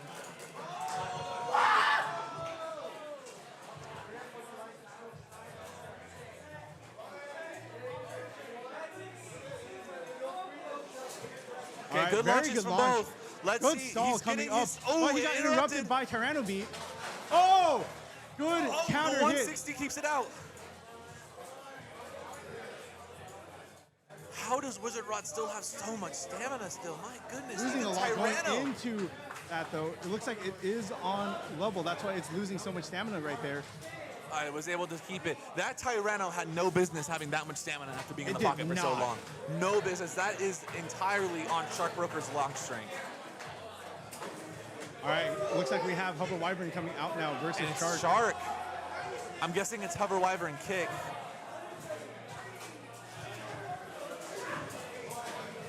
Ooh. Oh, there it my goes. goodness. Oh, crazy hit. And there it goes. Bizo takes the first set. And this that's is where match one over to Bizo. And this is where I say you have to launch aggressive. If you get that good tilt, like it is very easy to counteract Shark. Like it is not scary if you have the correct launch. I'm learning a lot today, Tofu. I'm learning a lot from you. I'm even more excited for my next tournament. All right, it looks like they've opted to switch sides for match number 2. All right. Now we These have both Hover great versus Underneedle. Oh, he may have stalled a little too long. Oh, wait, there it went. Oh, these are some excellent hits. Very good hits coming in from Hover Wyvern, but I do agree he may have stalled a little too long. But we are seeing a major tilt coming from Underneedle here. Oh. And there it goes. Wizard Rod. It's with very the spin unfortunate. finish. Hover Wyvern needs that ability to undercut. And when it's not getting that ability to hit underneath. The Pringle needs to Pringle. Exactly. Ooh, excellent avoiding the early excellent hits. hit from Shark, though. Sending Wizard Rod out of control. Oh, my goodness. It just got its stamina beaten out of it. My goodness. This is where, something super aggressive like Shark, if it lands all of that major aggressive hits, this is very unfortunate. This is, we've been saying this all day about Shark Broker, but who is out here launching that hard with string? My goodness. All right, looks like Tyranno be coming out as the ace launcher. Oh, yeah. Straight up air. And that's not air contact. Was that not air? No, that was air contact. 1,000,000%. All right, let's see if Bizo can clutch this up, though. Bizo needs to launch super hard on this one.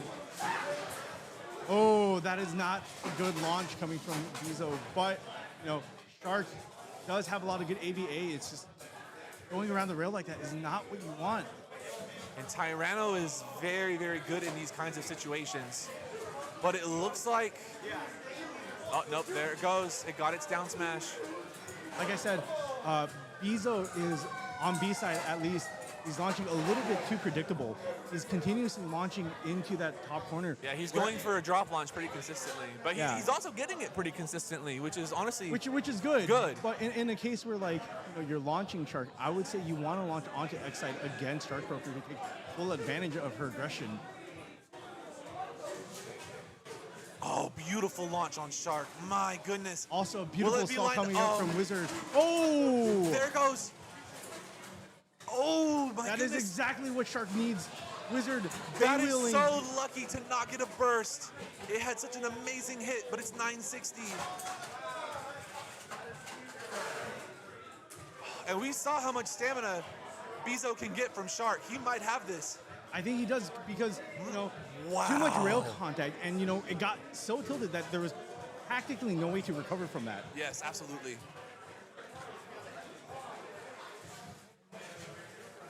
I do wish we had the score more readily available.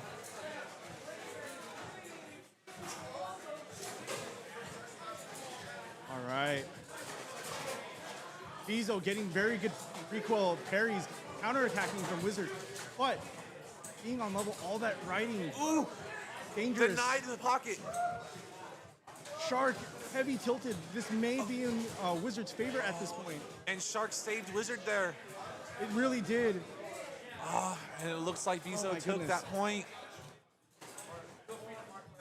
Remember, Bizo has to just win this match to win the whole set, first to 4.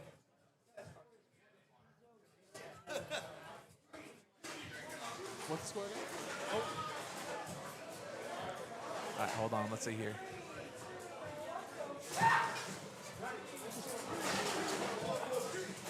It looks like Shark. Oh! And that's the game! That's the game! Was that It's over! Was that Bizo? Oh my goodness! Like they both went out practically simultaneous, but But Tyranno. because Tyranno was the first to go, that counts. My goodness. Bezo, come here.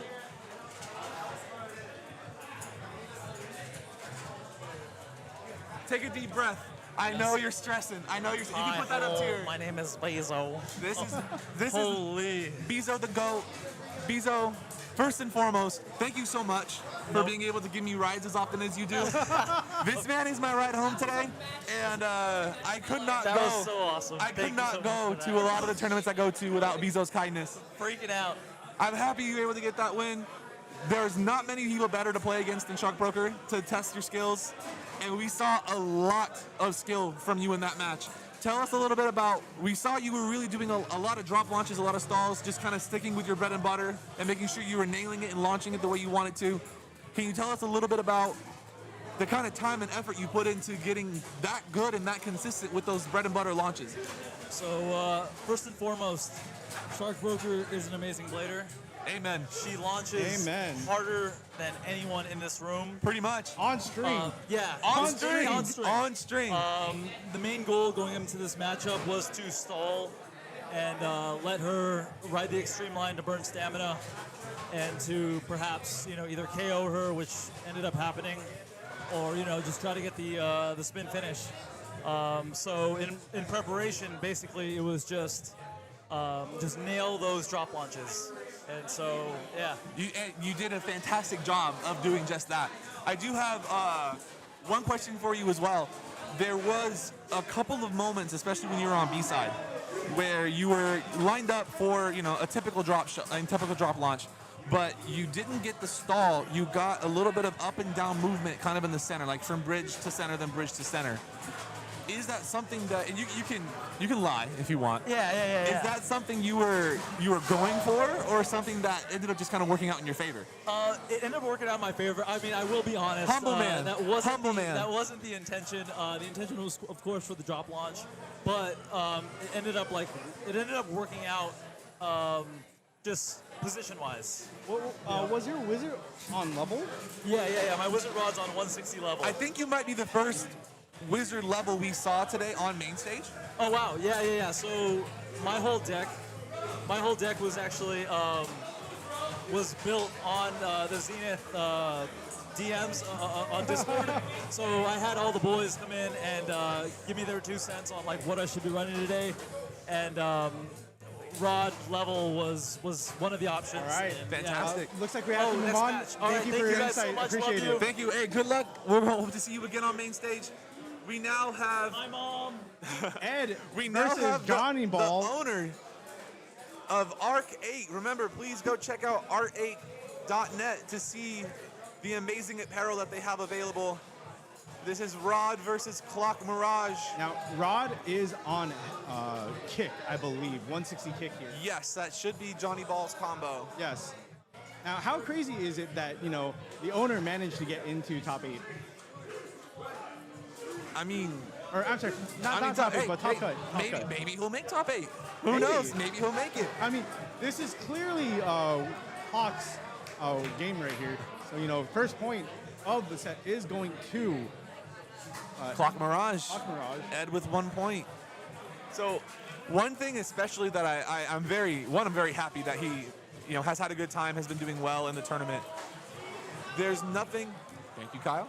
There's nothing quite like doing well in your first tournament to make you continue to come back and host events like this. So I'm hoping that he had a great time today. I'm hoping that we took good care of his space. Oh, and look at that. It stays in the pocket. The score is now 3-0. That is very unfortunate. I missed a little bit of that. Was that self-KO? No.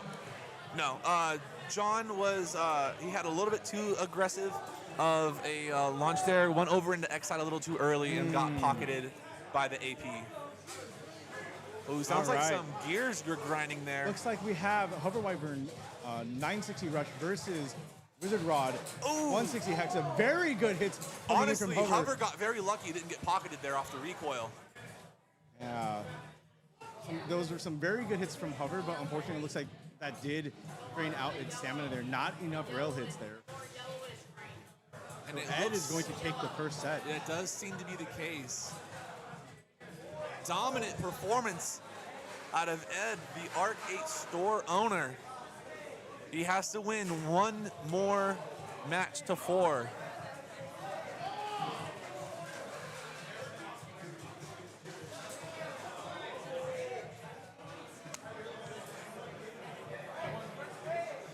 I think this is a moment where John needs to launch significantly more aggressive. John into also attack. needs to switch his order, in my opinion. I think he needs to try to get the Rod Hexa into his Rod Kick and see if he can get more favorable matchups. Oh! Early contact. Early contact, but bad tilt coming in from Shark there. Going into X-Rail, missing all of its X-Dashes, but Hexa is looking super weak in this moment. It is. But will Shark prevail here? Looks like Shark is also drained out in stamina now, too. Too many X-Dashes here. And Ed's going to take the first point.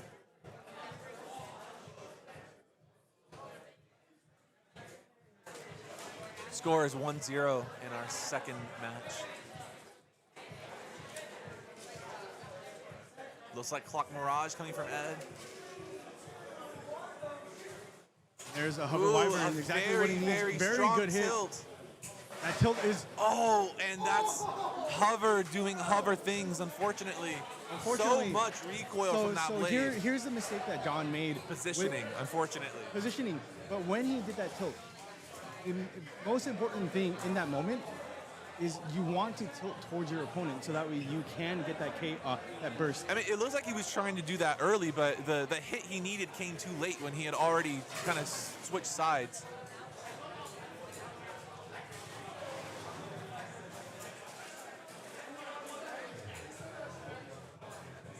Right. Looks like Rod is getting a little bullied by AP here, but it is a more favorable position for Rod. It should also have the bit. It should have a better bit for this as well. So John finally getting a point. There we go. John no longer. To reiterate, like on the hover wyvern moment. Yeah, like, absolutely. I really think John should have launched across into X side rather than go into the B side on that one, because we saw how like it tilted, went that way, and then like when it came down to the X side, it unfortunately put itself in a bad position to get countered. Right. And that's where I say like. Try to not click the mouse. It's right over the X. Can you move the mouse out of the way? There we go. Move the mouse. Good, yeah, good. Thank you. That would have been disastrous. Stream was saved. Stream X-Stashing coming from Shark, but missing a couple of its big marks, so we're not seeing that burst that it needs. Yeah, Clock is just tanking all of these hits. I think this might be match point if I'm correct. It is match point. So it looks like Ed is going to be taking that. There we go. Ed with a 2-0 victory over Johnny Beyblade. A good showing from both bladers. So this is where I say like tactics come into major play. Like What's up again, fellas? Congratulations. Top cut, top 16. Fantastic job making it to top 16 at your very first tournament and the largest tournament we've ever hosted. So, it's my first Beyblade tournament, There you go. I'm always competing in something. Have you played Beyblade before? Earlier this day. No, James and Paisley had stopped by and showed me a bit how it works. I gained a ton of respect for it right away. Wanted to host this. The amount of adaptability that you've gained for only having just started Beyblade. Today. I will let everyone know I'm a strategist. That's my job my whole life. There's a lot of strategy to this. I learned a little bit from listening to people, but it's not fake. Wrestling is real. But it's incredible. It's like you can actually... There's some planning that you can really do. Yeah, exactly. It is absolutely... It's amazing. It's a fantastic game. And it's one thing I talk about... Earlier this day, baby. Yeah. One thing that we talk about a lot is kind of the accessibility of Beyblade. The fact that you can have children come and, you know, place top 8, top 4 at tournaments. And then you can have someone like yourself who's, you know, started today and is top 16 so far and doing so well. And then you have people like, you know, myself or Tofu or Jacob or Nick who have been playing this for, you know, a year, 2 years. Someone like Cinder, for example, has been playing since, you know, Metal Fight. Has been playing since he was, you know, 13, 14. So, I will correct you. I have only been playing for like 5 months. I would say 5 months compared to starting today. That's true. Certainly That's much true. more veteran. But the fact that you can have so much fun and so much to learn and win, you're not limited by your experience. The experience can add a lot and can make things more interesting for you as the player, but playing the game, you are not limited by that. I think it's a testament more also to the experience that everyone lent me, because everyone has been playing put it a for a little bit while, closer, yeah. and so they do need to give me some pointers, but I listen, paid attention, it all matters. Shout out to James. What an incredible coach. Yeah, giving you a deck like this that's performing so well. Yeah, and I'm using it is a James's- testament. James's Beyblades. Letting you use an Arrow Pegasus, I don't know if he's told you, but Arrow Pegasus is like one of the best blades, and it's super difficult to get.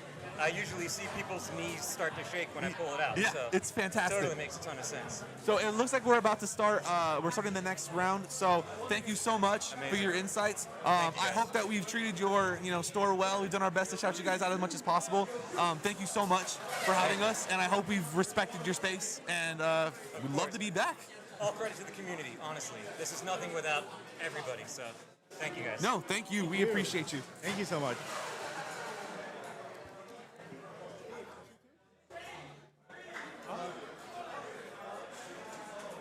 Oh, Jay already took the full set. All right, sorry about that, guys. All right, looks like we are switching. Jay has taken the first set there. So Jay is up 1-0 on the sets to Beef.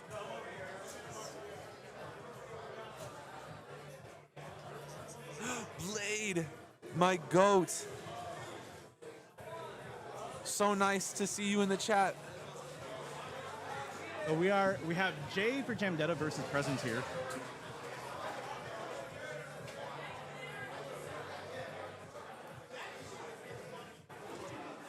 You better take that pick quick, Cindercast.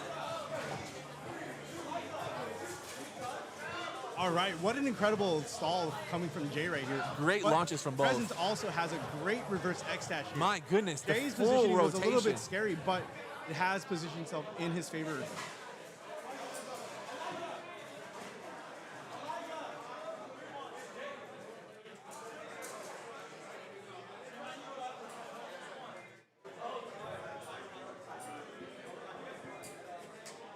Like Silverwolf on free ball, if I'm not mistaken.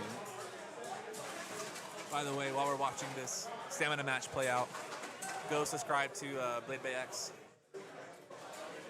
the creator of Vega and Vega HQ.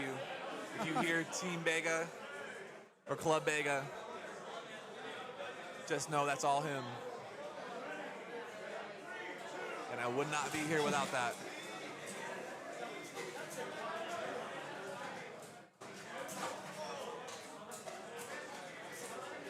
You know, this is the matchup that we did not see, so they're starting this off in their first set is kind of crazy to think about. Big Oh, crits there. Spin finish. Phoenix with the win. Jay taking the first point. Jay from Jamdetta has been a big fan and big Was that proponent. Free ball or ball? I'm actually not sure. We really should get the decks as soon as we can. Oh my goodness. A BBAX3, Boy, as we call it. That's going to be a relaunch right there. Yes, it is. That was a crazy knockout. Jay has always been a very big lover and supporter of stationary attack, especially on Phoenix Wing. So we'll see my how much goodness. more we'll see of that. Oh! And it came back. It's saved. That was a crazy self-KO moment. Very, very fortunate that it was only 1 point. Jamdetta is So now that was up actually a 2-0. Navy Phoenix. Yeah, that was the Navy. Navy's gorgeous. I do really, that's a blade I really wish I could Jay, have gotten. I believe, is up 2 points right now. Yep, 2-0. Oh my Ooh. goodness. absolutely obliterated. And I believe that is the match. I'm not sure if this is the first match of the set? Second match. Second match. So I believe, are we going? Jandetta takes it. Okay, we're gonna bring Jay up here in just 1 second. I definitely want to talk to him a little bit about his stationary Phoenix, because that's something that he has been running for a long time. Congratulations to your victory. Excellent win for We're very Jandetta. curious about one of your Beyblades. It's a very interesting combo. That was your Phoenix move. We weren't able to get what bit you were on. Free ball. Okay, Free so ball, it was free all ball. right. What about the Ratchet? The Ratchet's 960. 960 makes sense. How long have you been running stationary Phoenix? Because I know you ran it on Hexa for a second man, too. I was running the Phoenix tank for like a good minute. I think almost every time I played you over the last year, there's been some kind of stationary Phoenix, I feel. Yeah, and then I decided to switch to free ball today because I wanted to put the Hexa on the rod. And that makes a lot of sense. And that was very crazy with all of the pockets that you've been hitting. Yeah, I noticed throughout the day it was primarily Phoenix going towards the center, and then whatever hits the Phoenix and it just ricochets off to whatever. The deflection from Phoenix should not be slept on. Now truly. was the opponent using a gold rod? Yeah. It got pocketed pretty quick. I love to see it. Okay. But yeah, friggin' doing it. Congratulations on your victory, man. Congrats on top 16. Hopefully we'll see you next round. Hopefully another W for you.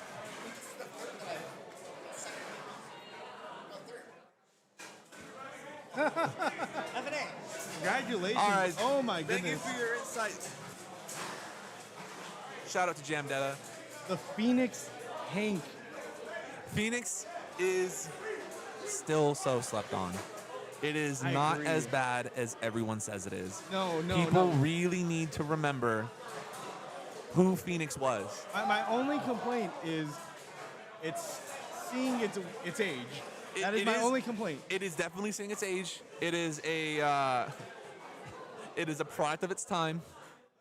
That's exactly how I feel about AP as well. But Phoenix is just. You want to talk about like favorite blades? I mean, it's like Shark, AP, and then Phoenix. Phoenix is just. And the black Kitani Phoenix. Oh, it's so good looking So too. The navy as well is just. I think navy so is low-key stunning. my favorite. My problem is we we just don't have enough of them. Yeah, that is a blade that I really wish I was able to get when it came out, and I will always regret not being able to get a navy Phoenix because it's just so beautiful. Oh, it's so gorgeous. But the yeah, exactly, blade, blade of all time.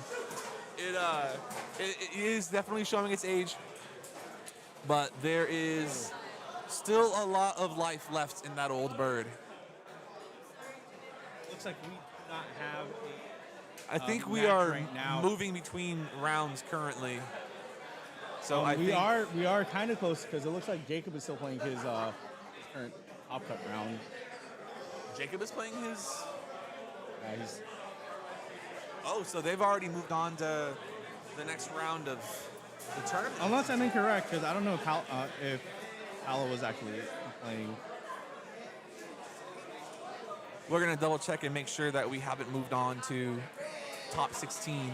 We have already moved on to top 16. Ooh. So it looks like Passing Through is playing against Jacob right now. So we are going to need. We're gonna get a match right now over on main stage. We appreciate you guys' patience. We've been at this for 7 hours. For those of you who've been with us for a majority of the time, thank you so much. For those of you who are coming in for Top Cut, once again, thank you so much. Big shout out to Daddy Jin for being here basically the whole time. We are looking forward to seeing you more often again. Congratulations once more to you and your partner for your wonderful child.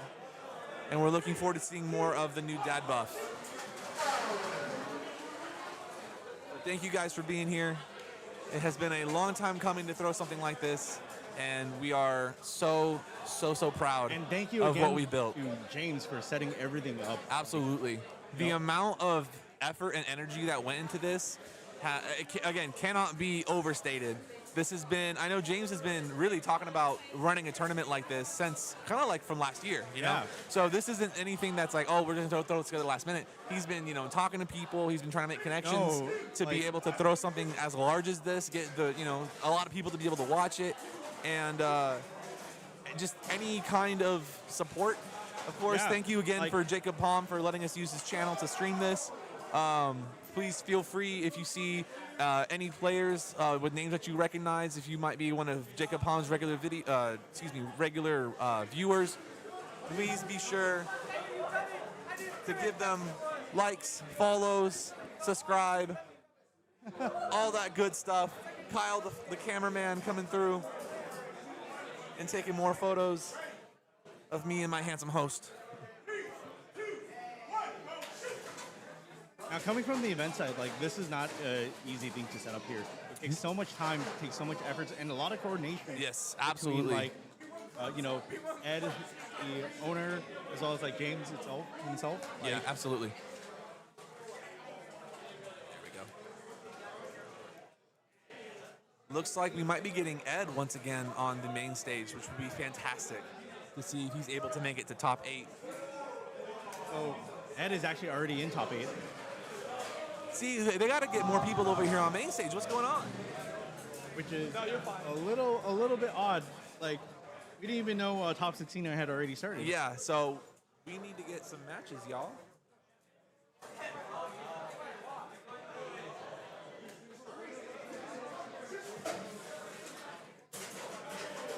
I'm about to just put myself in top 8 and call it a day.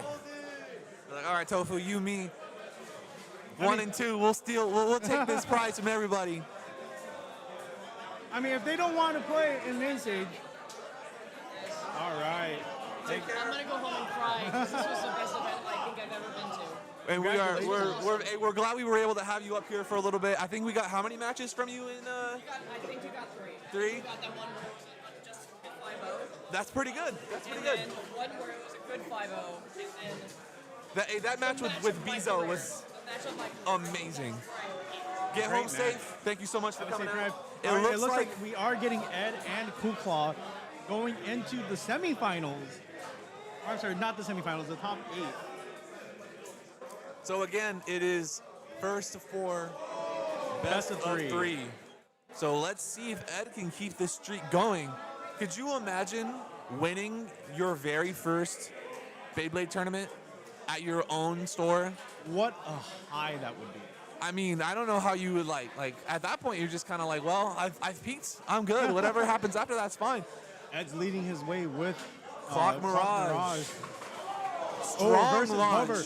Very scary match. Oh my goodness.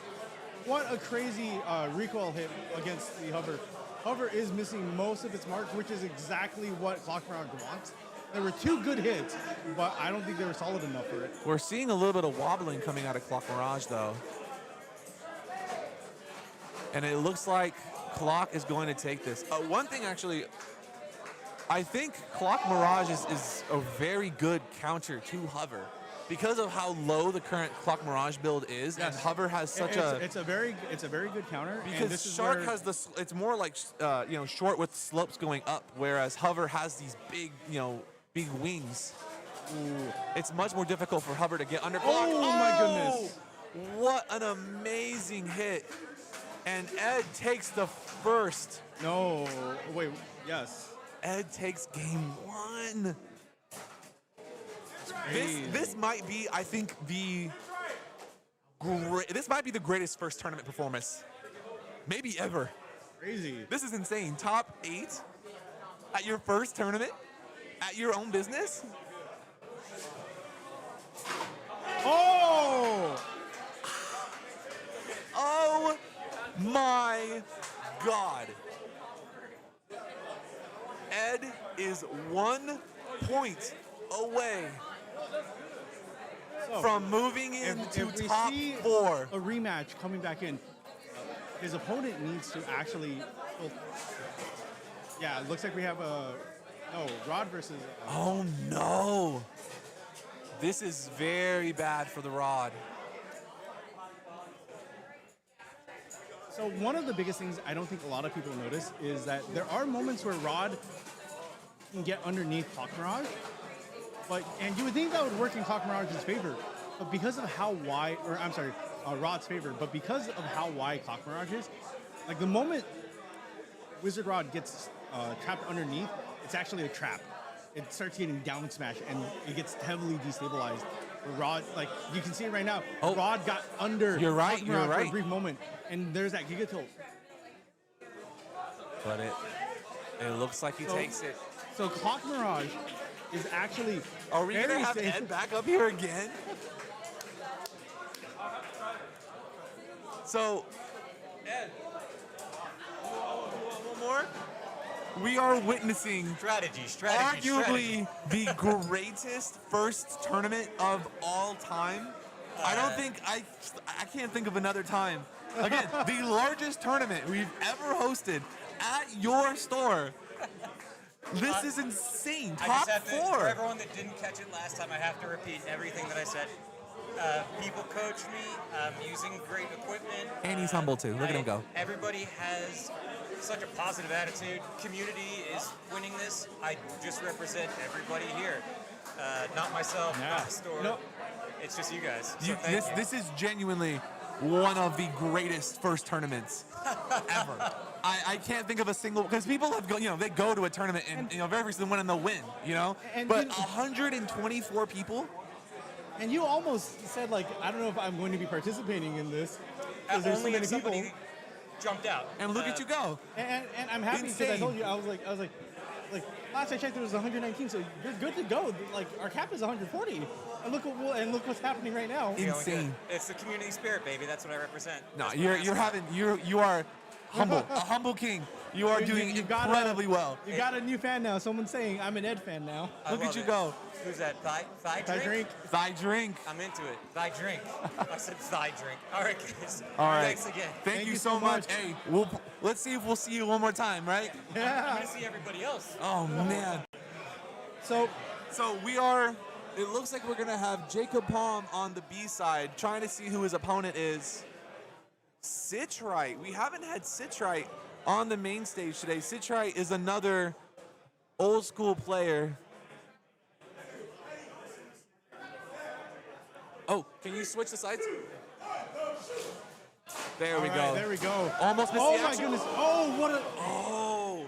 So what I'm really hoping they do is review the footage and see which one happened first. It looks like he is giving the point to Jacob Palm. Burst before pocket. Okay.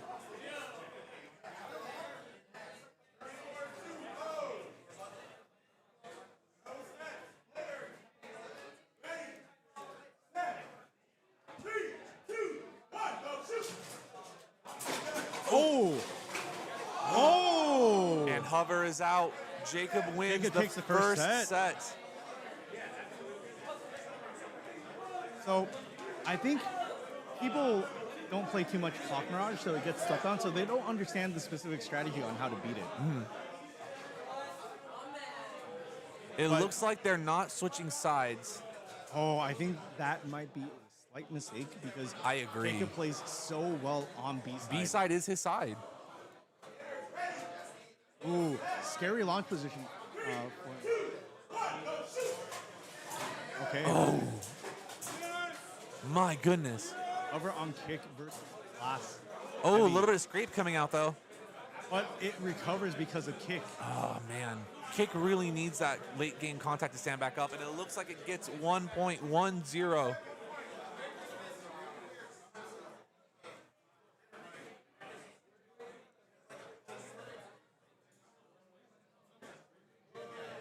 Let's see what the next one is.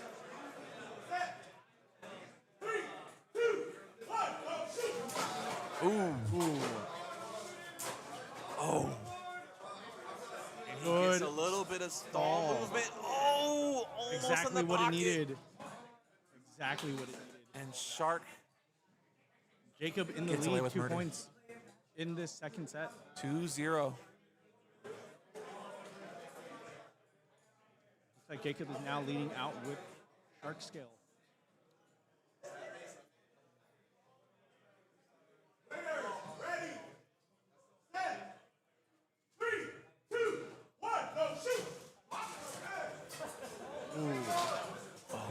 Very good launch from Wizard. Very aggressive. Oh my goodness. And the sub KO. And just like that, we have a match. Is indeed, like I said, very good launch from Cycrate. That's all it takes sometimes. The only reason why like his launch is working is because he's on string. Like if you look at the angle that he's taking the launch, like he's literally pointing like towards the string. Yeah. Like I get worried every time I see it. Then I realize, wait, he's on string. Yeah, it's tough to tell. Another thing too, if you notice, is Jacob is standing pretty far away from the top of the stadium, but he's letting the power of the ripcord move it forward for him. Yeah, exactly. See, just like that. There you go. Blast versus Wizard. Scary positioning for. And just like that, Jacob has lost game 2 of the set. We have moved on. 1-1 in the set. The winner of this match Cycrate's done a very moves good on. job at adapting to Jacob's playstyle in this moment. We're not seeing as flashy of a game as Jacob and Nyx, but we are seeing a lot of good tech coming in. Yeah, from both we players. are. This is definitely some high-level play from both players.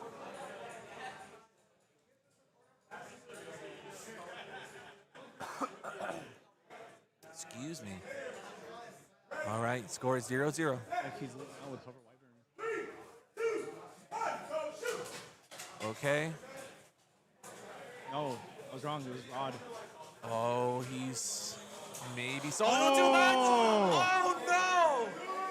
Oh, that's very unfortunate. The unfortunate thing about going into a reverse X dash is like it puts you mid-late right in game front like of the that. pocket. Oh my word! Jacob Palm down 3-0. Citrite needs 1 point to seal the set and move on.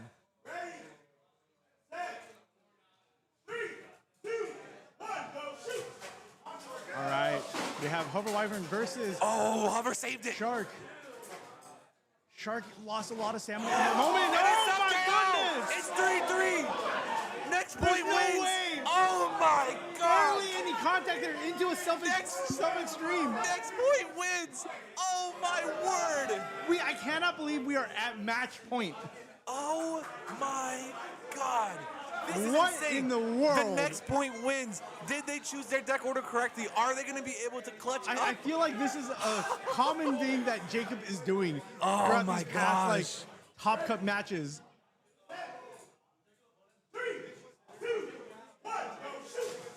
Oh, and it's AP versus Oh Shark. my goodness, heavy Shark. hit coming from AP. Oh, he Shark runs to the manages to point. recover though. AP. Oh! 160 saves it. The 160. Oh my goodness! No way! No way! Oh my goodness! 160 robs Shark, and Jacob makes him pay for it. Absolutely insane. This is where I say like This is why we play Beyblade, baby. This is why AP is so good as an attacker. All it takes is one hit. All it takes is the right combo. If he wasn't on 160, that was not going his way. It's so important. I cannot stress enough how important it is to really, really focus on your deck building. That is the difference. Top 8 and top 4 because of one ratchet. My voice we is talk gone. about deck building, but simultaneously, what's equally as important in this moment is understanding your Beyblade. Like Jacob has familiarized himself so well with Aero Pegasus that Like Jacob got it right there. He's the goat on it. My goodness. Absolute cinema. Absolute cinema. That is insane. You know, like Jacob is like running these games like ride or die. They keep coming into like such a like tight moment. Like this happened with Nick. This happened. This with man has a strong heart. There's no way this man's heart rate has dropped below like 180 over the last like 20 minutes. My word. That might be one of the most ridiculous matches I've seen in a long time. My word.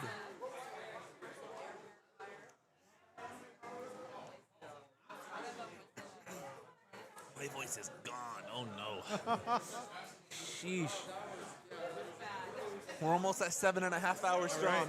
It looks like we have Goku Durden. You think I'm missing? Jay's over here. You good? Are you all right? Am I good? Am I all right? I just saw Peak. What do you mean, am I good? We saw Peak twice from Jacob today. Man. So we have Attack on Humby versus Goku Durden. It looks like we're not going to be able to interview Jacob. I think he's moving on to his next match at a different stadium potentially. Do you know who he's playing here? Yeah, we have Attack on Humby versus Goku Durden. Beautiful. All right, Humby on B side. Ooh, very good interception from Hover Wyvern. An excellent but launch AP from AP. is bullying it with its weight. Missing an X dash, but getting a really good hit there. Not the right position it wants. But, oh my goodness! Look at that! There is no way that just burst. Oh my word! Looks like Humby takes the lead 2-0 with that burst. Very unfortunate burst. Hover is an unfortunately burst-prone blade. Man, this is probably one of the best top cuts I've ever seen. This is why I say I don't like kick. It can get weight bullied. If you're on rush, it's not going to happen as often. I'm learning a lot. Ooh. Oh my goodness! The recoil. It hit off. It hit off the shroud so hard. It went all the way out the pocket. Taking the first set then. My goodness. Yeah, Humby's taking the first set. Goku is switching sides there. Switching sides. Oh my word. We are now moving on to match 2 of the set.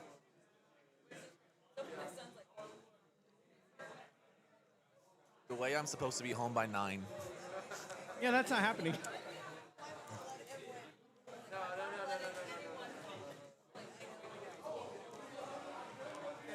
This top cut is moving pretty quick, though. He's doing a pretty good job moving it very fast. All right. Ooh. Very light drop from Humby, and that does send Hover came out into his pocket. The Hover said no. The Hover taketh the wave. I think that was a very good call from Humby, doing such a light launch in that moment because you don't want the burst. You don't want the burst, but you also don't want Hover to come in with that heavy recoil. And we can see sometimes a lighter launch. It's kind of like Wing Chun. You have soft hands versus hard. In that moment, that soft just parried back that recoil. It's so weird watching the game at this angle. Reverse X dash. Ooh, AP going in for the attack. It had not good heavy enough though. there. Ooh, but Shark parrying it back sends AP into rail back to back. This is AP 160, I believe, correct? Yes. Oh, but there it goes. Goodness. It starts to fall a little bit. But stood back that up. fall was good. Managed to hit Shark really but well. It looks like Shark was able to make that. That looked like it was a Shark on maybe on Orb, just because it looks like it was the blue blue low Orb. Stationary Shark is very strong. Oh yeah. Hey, and now we'll see if Jaggy can do it too, right? Yeah. Is Jaggy or heavy? Huh? Jaggy? Oh, not Jaggy. Jolt. Ooh. Unfortunately for Blast, missing those big marks, but that one hit did send Hover into rail, and it did intercept that stall back into rail again. Blast is in a good attacking position. You can has good tilt too. Rod. Oh, it's able to get behind Boy. Rod.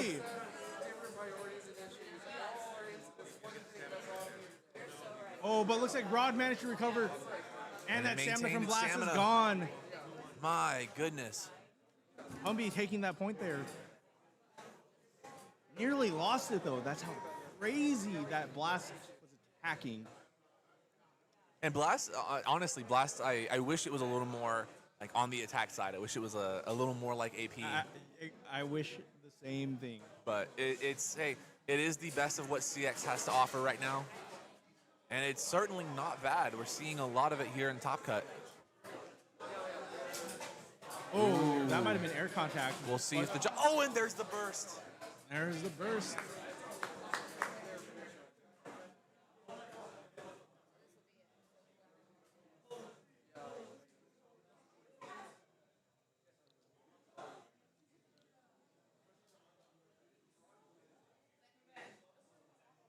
What's the meta looking like for this tourney? Meta has been very attack heavy. Lots of Rod Hexa as well. Clock Mirage 455 low orb has been doing work. So it looks like that was not air. It is continuing on. So interesting. Goku Durden takes it from that burst. Oh my goodness, what heavy hits.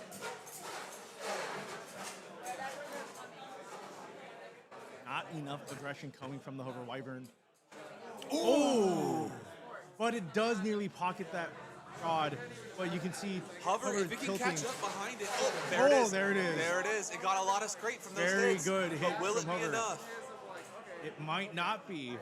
Then I'm like, I'm calling it. Hover is not dealing enough attacking at this point. It Rod looks like is this is painting. also is this a stationary hover as well? Maybe. Oh, It might be. take it. And Hover takes the point. Wow. Yeah, Jesper, I think you're right. I think it is the new blue free ball. And it looks like Goku took set number 2. Set is tied 1-1. Score is 0-0. First to 4, the winner of this match wins. Humby and being moves able on. to take back B-side is exactly what he wants.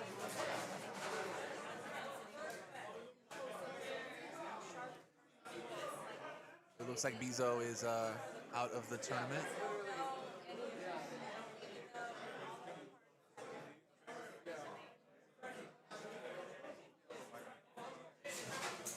Ooh!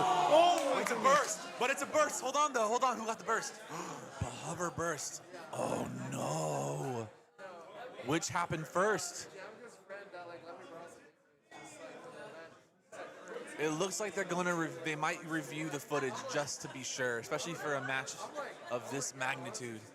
They have a second camera set up.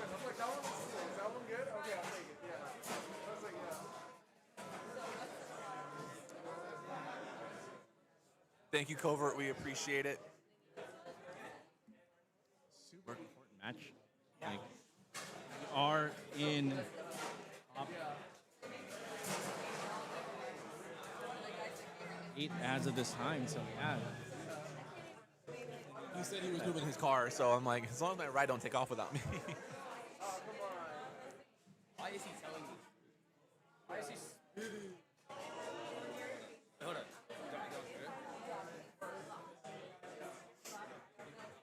So it looks like they are calling a burst. Burst finish. All right, after further review, the refs have determined it was a burst finish.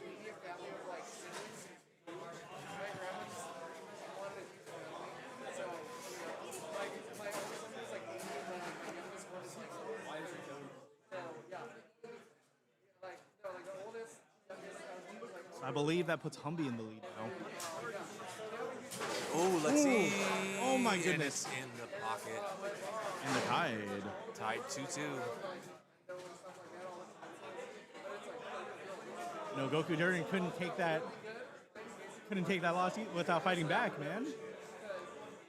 Hey, yeah, we did. We had Dratini King on main stage a couple of times too, and he did 2 interviews with us.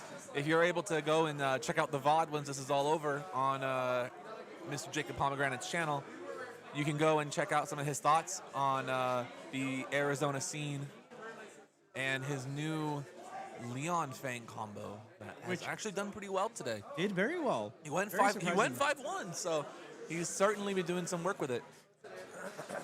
You know what I'm actually most surprised about?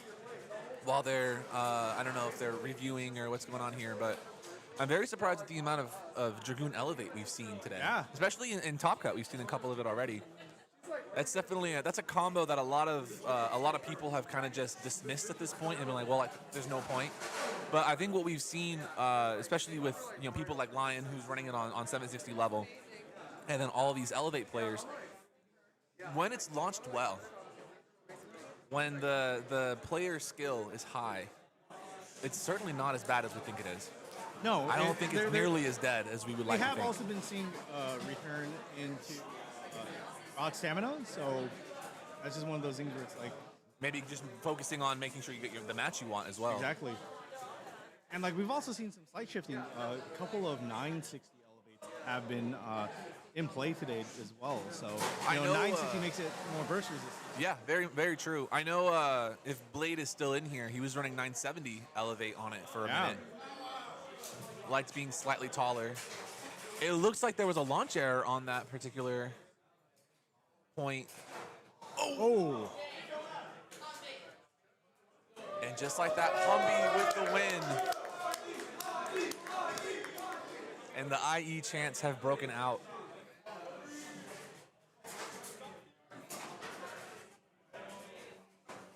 So Tofu is taking a look at the bracket. Yeah, to so see how our we're looking on the semifinals standings. are currently Ed against Humby, and Jacob Palm versus Beanie Bomber. This is who? Sorry? Beanie Bomber. Beanie Bomber. Interesting. We're going to get Humby back over here on the mic before they start the next match, and we'll get to see our GOAT, Ed. It did have a great run, man. I miss seeing your left spin videos, Blade.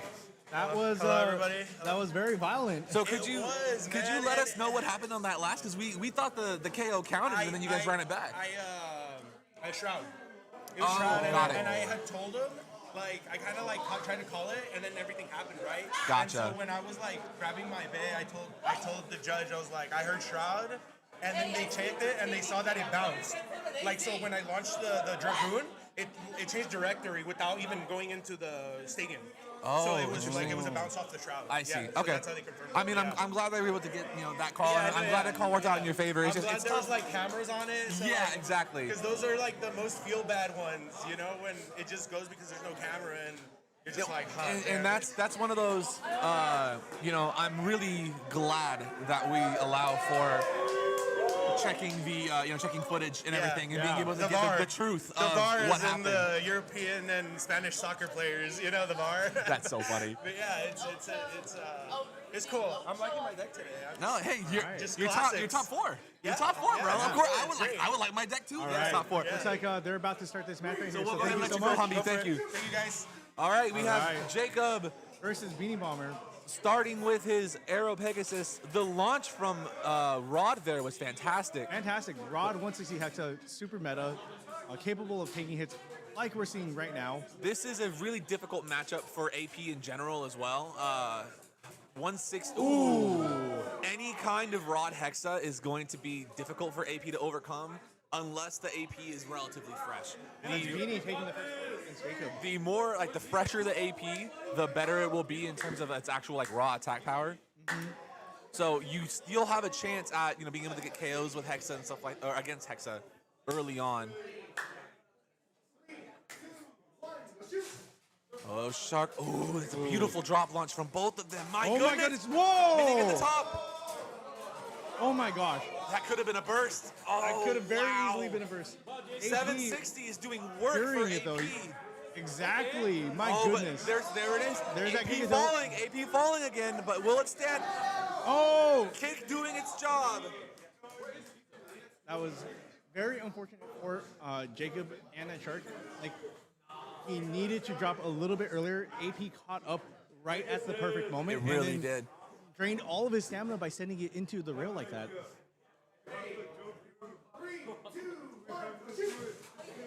All right. Blast versus Hover. Oh, he's getting a good stall, though. Hold on. So, Again, did you perfect. notice? Oh, no! That is the first set for Beanie. 4-0. First match for the set. I was about to say, that was the perfect moment for Blast to like drop off rail, Yes. but it didn't matter. And if you notice too, I mean, he got a really good positioning on that stall. Again, he was in that top half of the stall. He just got to the center line and then came back down. Exactly. Just really unfortunate recoil for him in that particular Jacob playing moment. a little bit of the mind games right here. He's going Choosing over to switch X sides. side. This is ballsy, but I love it.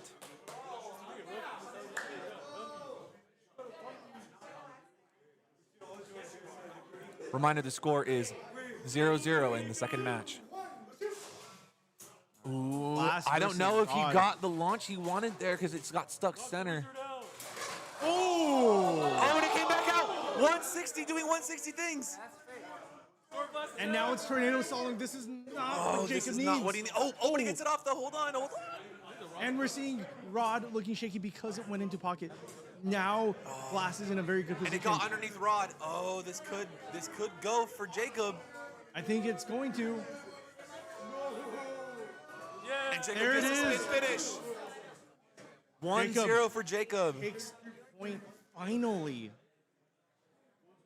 Man.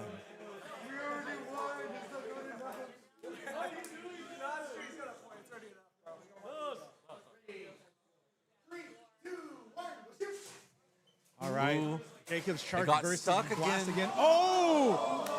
And just like that, we are on to match 3. Jacob's heart cannot take more of this. How many 3-set games does this man have to go through? One more set. Looks like we got another. Oh, is he staying on sides? No, switching sides. Yeah, Going looks back like- over to B side. This is another one of those reasons why here in SoCal and the WBO in general. We'll let this go first. All right. Oh, no!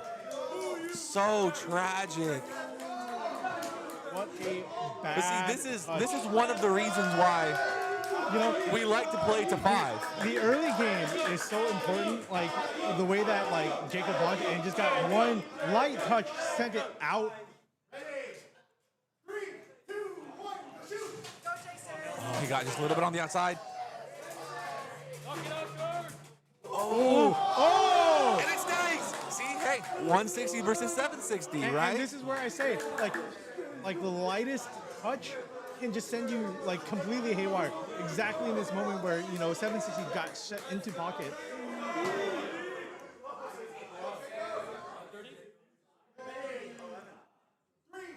AP versus Hover Wyvern. Ooh. Oh! Knock it out. Hover Wyvern is. And Jacob takes game 3 and moves on to grand finals. I'm so happy because, in this moment, like looking back at Beanie's Hover Wyvern combo, I am still validated. Because how it This knocked. entire stream has just been one giant thesis on you arguing why Rush is better than Kick on Hover. And I'm gonna be honest, you're making some good points, my friend. You're making some excellent points. You saw that moment where like the recoil that normally Hover would get bullied on, worked in its favor and it destabilized Jacob's blast heavy to the point that it got sent back into pocket. Insane. So Again, it this just turns man's into- heart just cannot catch a break.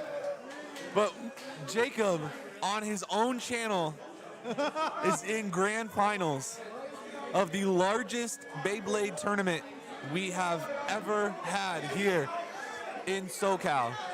Is Jacob able to cement Zenith's place as the #1 club today? I'm pretty sure with a second place finish, it's 75 club points. I think either way, he has cemented Zenith as the winner of season 1 of the club system. And we have Ed versus Humby to decide who is moving in to grand finals to face Jacob. Could you imagine SoCal's #1 blader versus someone who's never played before today? I have Could to you root imagine for a Ed. better finals than that? This is the perfect underdog story coming up for Ed. This is I want him to win. So imagine 100 club points to someone who's not in a club.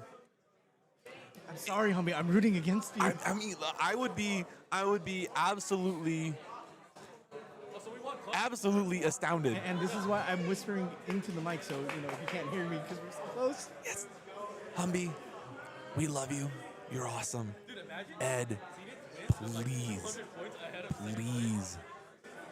please clutch up. This would be one of the greatest performances of all time. All right, Ed's leading with Rod Strong Hexa. launch into center. AP not landing. But it except in that moment. And there goes so much stamina. All that stamina gone. Oh! And AP is able to take it. Ed into the pocket, down 2 points.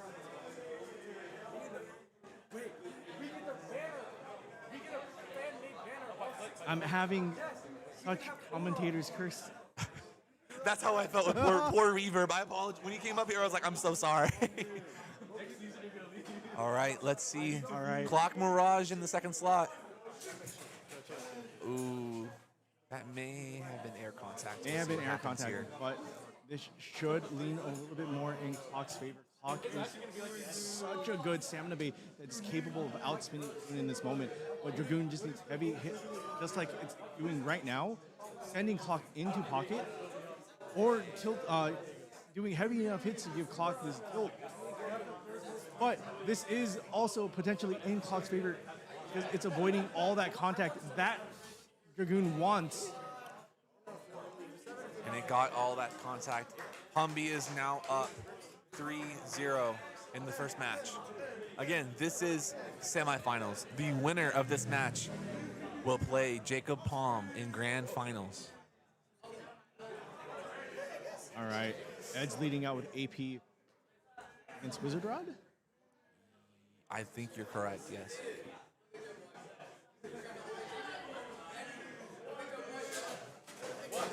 Oh, what a good hit from AP. Tilting Rod. Is this Rod Ball, I think?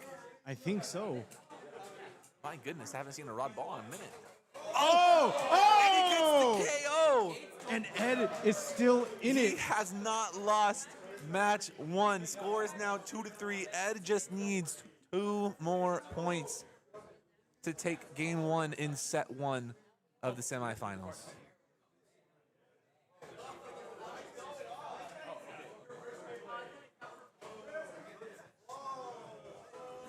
All right, AP versus Cobalt Dragoon.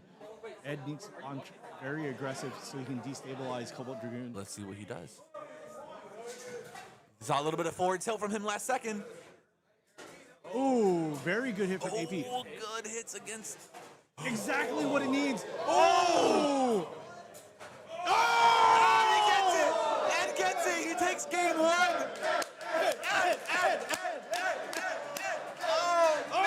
This is insane. Ed needs 1 more win to make it into grand finals. Exactly like I said, he needed those heavy contacts on AP, and he got them where he needed them. Exactly. Positioning is so important in this game. Putting yourself where you need to be when you need to be is such a slept-on talent. The man's a natural. You saw it. Shout out to James for setting him up. Exactly, with an absolutely incredible deck. Would you have expected to see Cluck Mirage in grand finals? Potentially. We just might. Potentially. We just might. All right, score is 0-0. All right, AP versus AP here. Oh! Very heavy hit. He Oh, went for a nice clean flat launch just to get early X dashes. All of those early X dashes might have worked in its favor, though. It looks like he burned a lot of stam there. Again, that's Humby the taking the first danger point. of doing too many X dashes too early. Well, you know, it's such a coin toss in a mirror match like that. Ooh. Now, this one's a little bit rough for Humby. He needs to get super aggressive against the Wizard Rod. Otherwise, you know, ooh, exactly like that. You know, something that, oh my word. That may have worked against Humby's favor. Ooh. Oh, but that was such a good hit, though. Dragoon's getting very good hits. But lots of rail contact on Hexa. Yeah, we saw a lot of so stamina get unfortunate. burnt. This is where Dragoon's left spin stealing AVA. We're going to see a spin finish right here.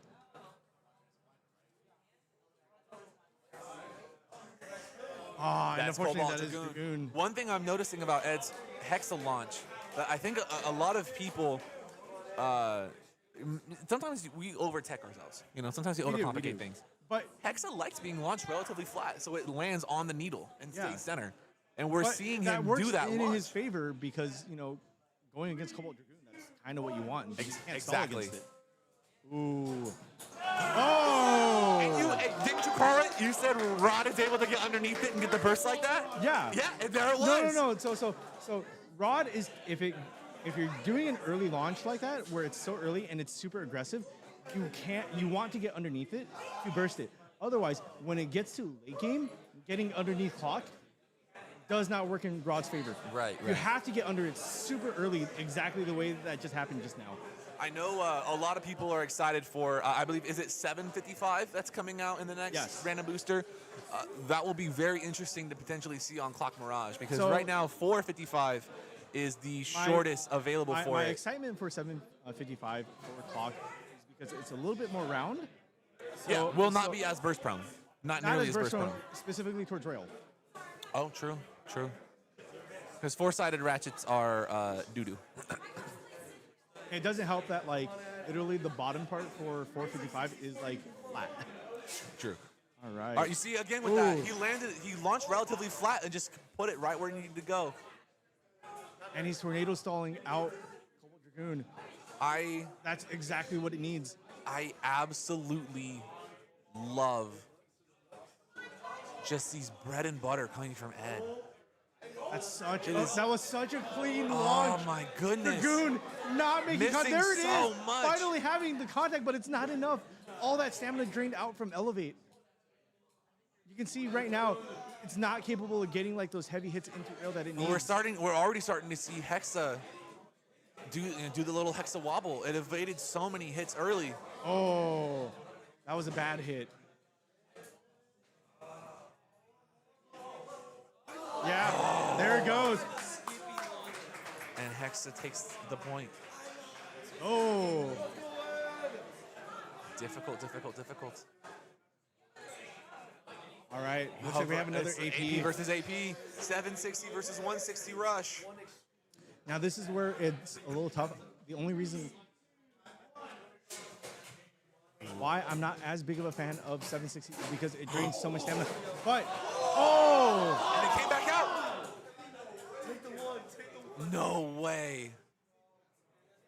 760 acting like 160. We almost saw that AP stamina drain where it tilted a little too early and was struggling to stand back up. That is actually 760 low rush. Low rush. Interesting.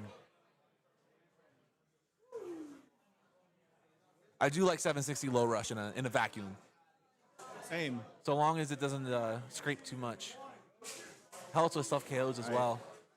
Ooh, wonderful stall coming out from Humby. Oh, but hold on though. Is he gonna get hit off the rail? He is. Is that actually going to work in Clock's favor? He didn't get underneath. He did not get underneath, so Clock didn't even touch rail all that much, so it's in a very good position. It just needs to be able to tank all that hits. Rod can get underneath it at this point, but if it does, with how slow it's spinning, that's going to be working against it because Clock's just going to be able to down smash it down and destabilize it.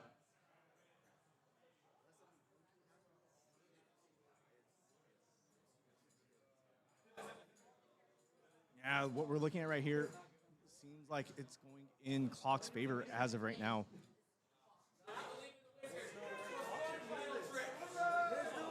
Oh! And it's starting to. Oh!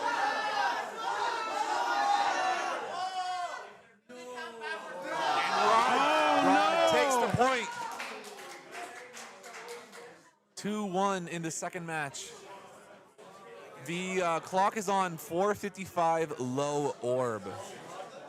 Disc ball is very bad. Please do not use it. That was very unfortunate for Clock. Absolutely. It was the complete opposite, where Clock got under Wizard, and Wizard ended up down smashing it. Mm-hmm. I will say, the thing I like the most about Clock is the sound it makes when you pocket it. It sounds like a turbo. You just get that high pitch.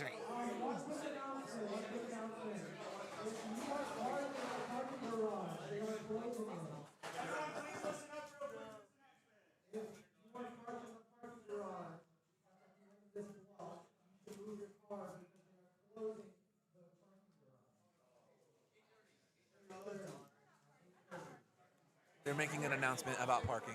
Welcome to LA, folks. Welcome to LA. That really was one of the more exciting stamina matches I've ever seen. You know, we have to root Ed in that moment.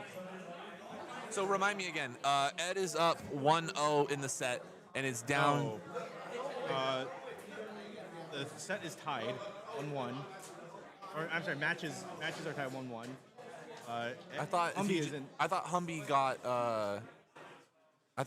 got the.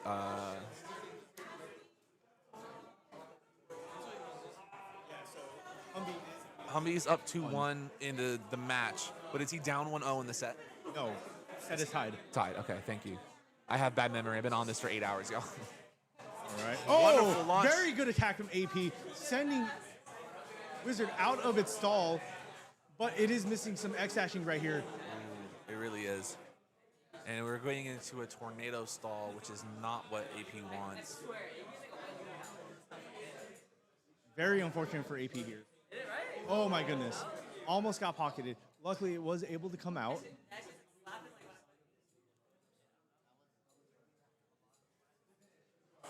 Okay.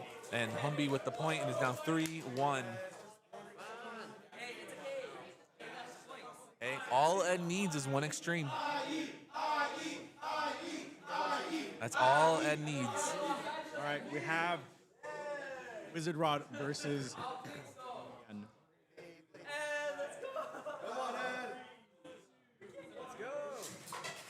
Oh, that was Shroud. That was Shroud.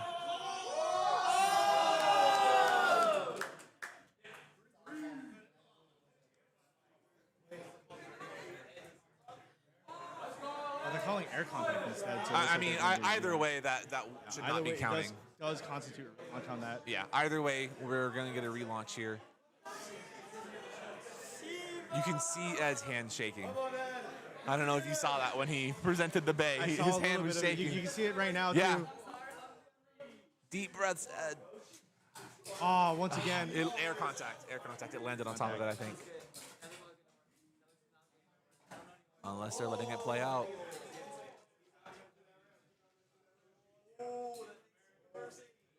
Now, this seems like it is going to be a little bit in favor for Wizard Rod, but we never know when it comes to this type of matchup. Oh, no. What a hit. What a hit. I've seen him win these! Come on, bro! Never in my life have I rooted for a Rod. And yet here I am. Oh, very good stamina from Rod right now. With the amount of scraping it had.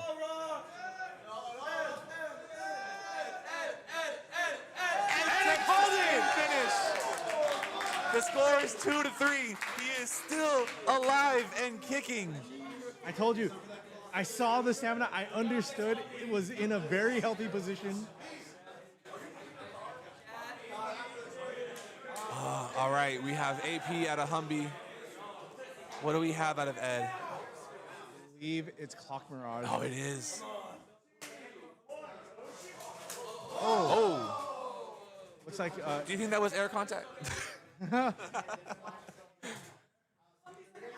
My goodness gracious. I hope he double checks his ratchet. Yeah, I mean, I know we can't say anything, I know. but please double check your ratchet, Ed. Please double check your ratchet. That is the worst feeling when you lose on clock. Okay, center launch. Okay. A little bit of movement. A little bit of movement. Avoiding those heavy hits. It did not. Avoiding all those X.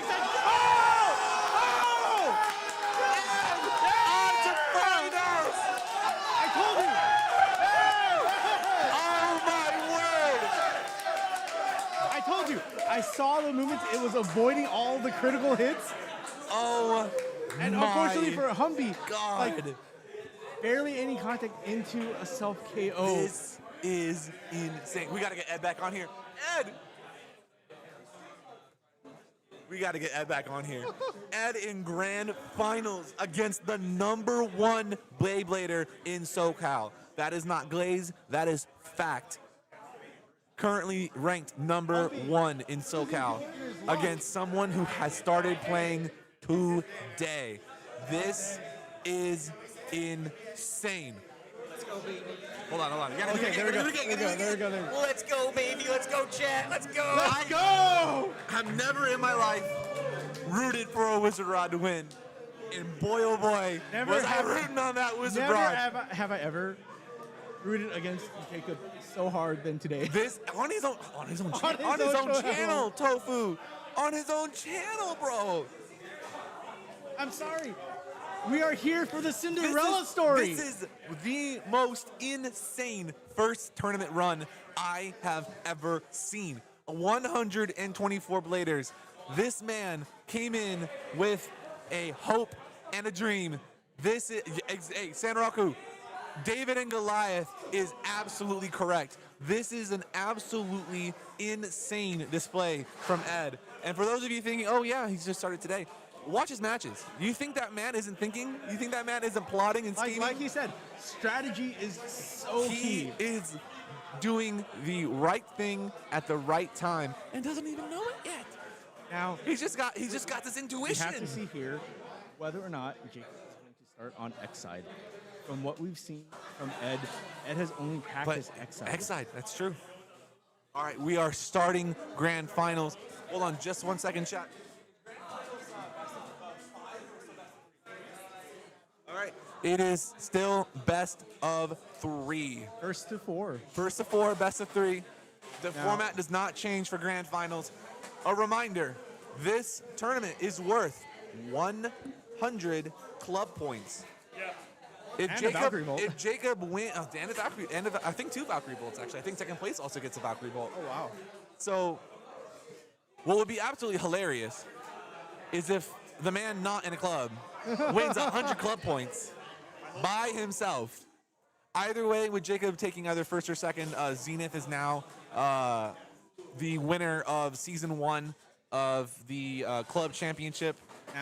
We will be starting season 2, I believe, early next year, after we make some adjustments to the system, including shortening the season and potentially changing around some of the point systems as well. It looks like Jacob is sticking with his bread and butter, going on B side. I do. We have AP versus AP as of right now as well. I do agree with this. Because that way, if it does go to game 3, he's at least able to switch back to his good side. Exactly. This is absolutely ridiculous. All right, we have AP versus AP. Club points, just to answer that question really quickly, club points is for the club system we have here in SoCal. Okay, AP versus AP. Oh! And there's a burst! Oh! That's 2 points. Ed takes the lead. My goodness. The club system that we have here in SoCal is teams of 6. I cannot believe Jacob's AP burst in that moment. Insane. It was very unfortunate. Jacob did not get the stall that he wanted. That AP dropped immediately into that collision. My goodness. But the clubs are teams of 6, where your individual placings at tournaments will count towards points, toward the overall club of 6. It is, and whoever has the purely most cosmetic points as well. Yes, it is only for clout. All right, Clock versus Blast Heavy. This is very dangerous for Clock, but Blast missing the initial X dashing. Oh, but Clock going up in trail, not what it needed. A burst for a burst, a soul for a soul. The moment Clock took rail, a burst was bound to happen, especially with all those X dashes. Very unfortunate. Yes, but absolutely. You know, Blast Heavy is such a bully. Like, one hit was all it needed to send Clock out of control, and the moment it goes out of control like that, it's practically game over. I am in shock. And this is why I say I hope 755 is good, because it's a little bit more rounded at the bottom. Yeah. Therefore, it's not as likely going to scrape or be and as burst heavy either as it goes on rail. Okay, Shark versus Rod Hexa. Oh, very good for Ed. Oh, big hits, big hits. Multiple big hits. Oh! 160, doing 160 things. And Shark, Giga tilting, scraping. This could be but anyone's it's getting game. up a little bit. It got underneath Rod, and there it goes. Jacob now takes the lead. 3-2. In this best of 3 set. They're now shuffling their deck as they go back into the first bay.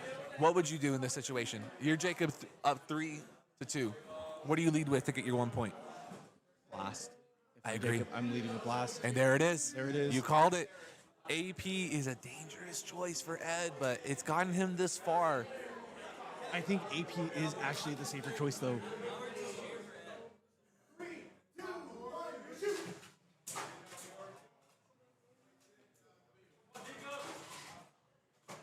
Ooh.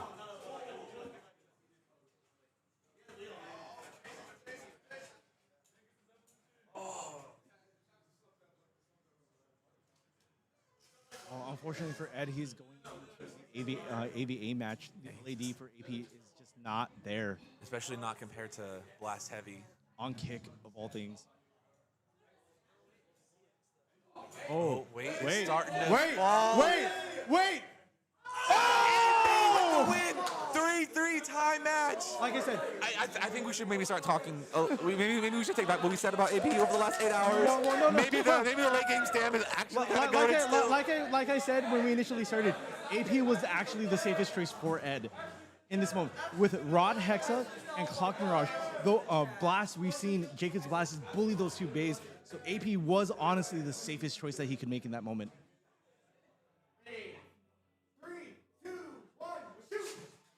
Okay, he gets a relative. Oh! Massive hit. Oh! Hearts back out. Oh, And he walks it in. Jacob is up 1-0 in the set. Jacob has to win 1 more game. Jacob needs 4 more points to win this 124-person tournament. What an intense final that we're having here. Ed needs 8 more points. I think he can do it. I think he can do it. We've seen this man make miracles before. Can we see it again? And he made that miracle with AP against Blast. So we'll see if he leads AP. Oh, he does not. Oh. Now, this is a very dangerous match for Ed. Like I've said, we've seen Jacob's Blast fully Wizard Rod, specifically on 160 Hexa. So if he's able to avoid those massive initial hits, then I think he might be in a good position. I don't know if Jacob wanted that launch fully. Oh my goodness. He's doing a great job of keeping Hexa Oh, no. on the rails, though.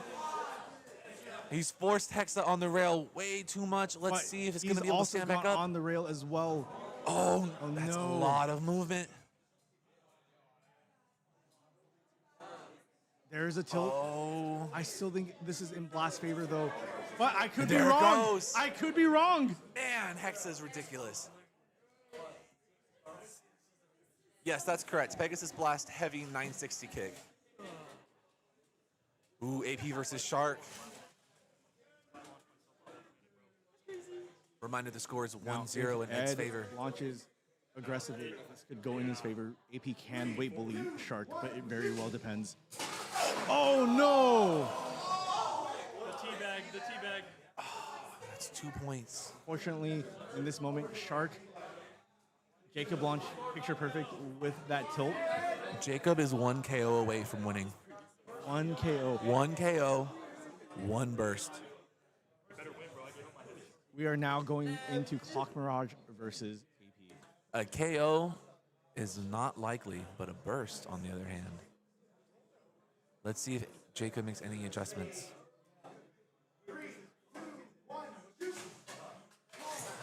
Oh, and there it is. There it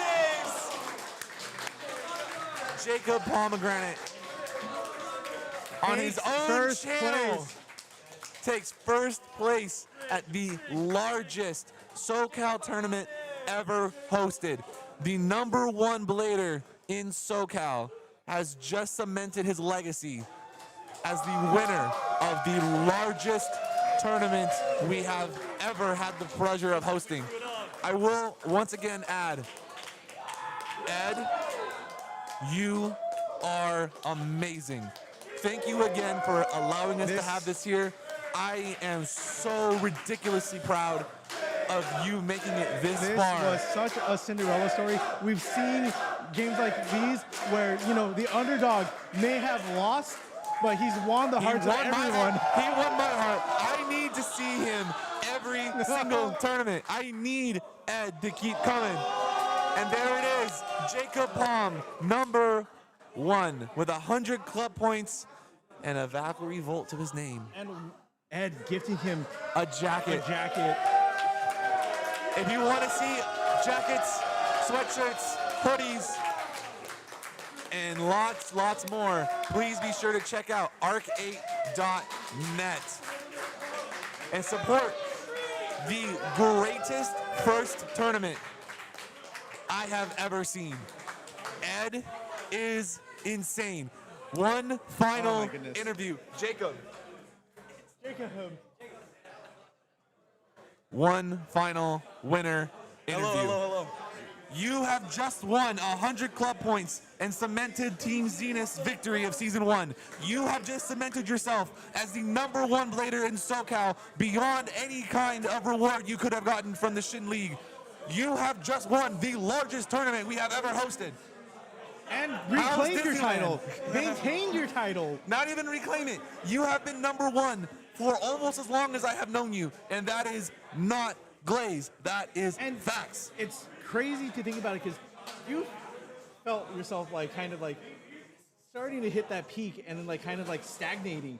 So this is just a complete validation in that moment. Yeah, definitely. All right, everyone, time for attention, please. The tournament is now officially over. Thank you all for coming out. Please start picking up your stuff so we can make it close. Thank you very much. You get to continue. You got the floor. On your own stream, by the way. This is cemented on your channel forever. And I made plenty of jokes where I was rooting against you. Only because we had such a great underdog story coming up here. It would have been insane. It would have been insane. But, you know, I won against 124 people in an insane gauntlet of fierce competitive You winners. also had a ridiculous finals run. I'm assuming your heart a hasn't ridiculous stopped. top cut. Oh yeah. Like, your entire top cut has been You started on with the Nick. line the entire time. You started with Nick to start. And it's just been nothing but insane matches since. On the wire. Every single top cut up until finals has always been a 1-1. Winner takes all moment. And they've always and you've come come down on top every single time.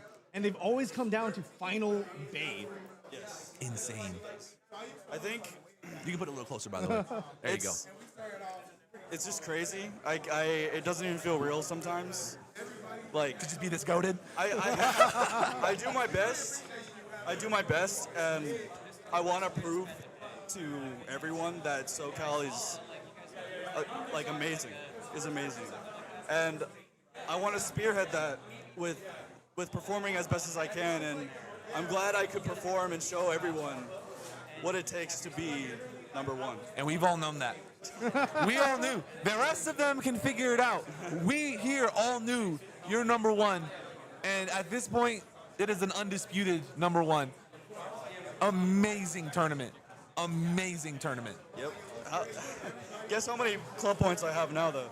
Oh, you just by yourself? You're probably close to 200. Yeah. Yeah. Like at 200 or close to 200? I'm like close to 200. Like at least 170. Insane. You are just an absolute inspiration for the rest of us to continue. No, because I mean, before today's tournament, like I haven't practiced at home since like April. I don't really come to tournaments that often. Yeah. I'm mad I didn't play today. I'm mad I didn't play today. Just watching Ed on his he started playing this morning. Yeah. And he made it to top cut. I just want to play. I just want to blade now. Like you guys have just really lit a fire back in a lot of people, including myself. Today shows that anyone can play Beyblade. Absolutely. And do good.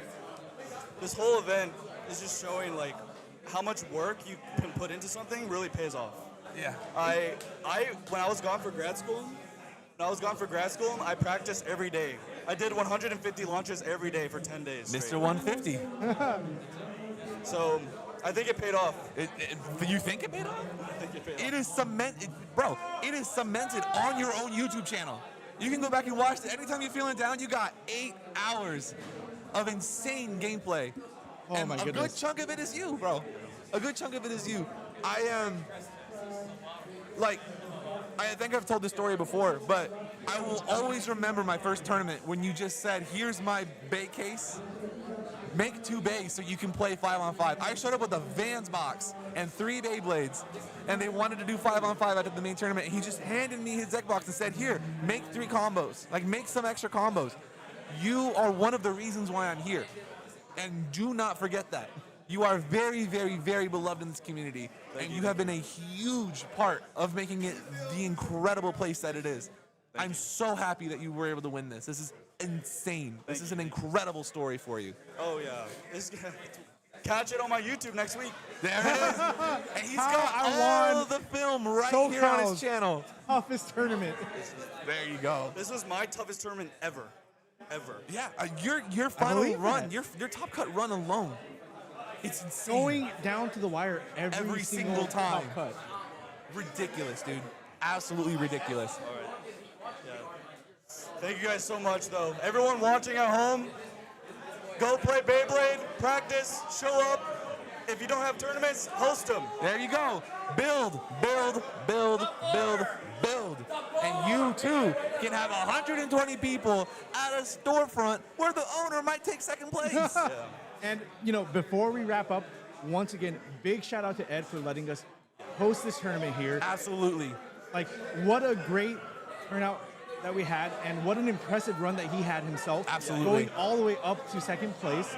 And to finalize our shout out, thank you so much, James, for creating this club system for everyone to make things significantly more competitive. Because we, look out for as a season 2, soci- folks. as a community, need that specific drive to be able Light to a play fire under you and sometimes. have fun. And we have our local tournaments, but having these club point system just adds that factor of feeling a little bit more legitimate when it comes to these tournaments. And when you have good clubmates, I know you guys in Zenith have a fan, you guys have good clubmates and everything, but I know for us in Vega, that group chat is, I'm sure I've got about 100 messages right now in that group chat, and it's like that every single day. This club system has really brought a lot of people together who may not have been playing together, may not have been friends before, and because we have something like this, it's able to bring people together and really have the kind of community that we've built here. I know we're going to end the stream in just a second, so that way poor Ed can start closing up shop. Please make sure to check out arc8.net for things like the jacket that SoCal's #1 blader is currently rocking for winning this absolutely insane event. You have any last words before we sign off? Thank you so much for watching, guys. Thank you so much for the support all at home. Ashley, thank you so much for watching. Thank you, everyone. I love you guys. Thank you so much. All right, we're going to sign off here in just 1 second. Once again, I'm Tokusatsu, and this is Eileen Alchemist. Alchemist, or if you can find me on TikTok or Instagram at Bay Alchemist. I believe Jacob won Content Creator of the Year at the Bay Awards, which is obviously very well earned.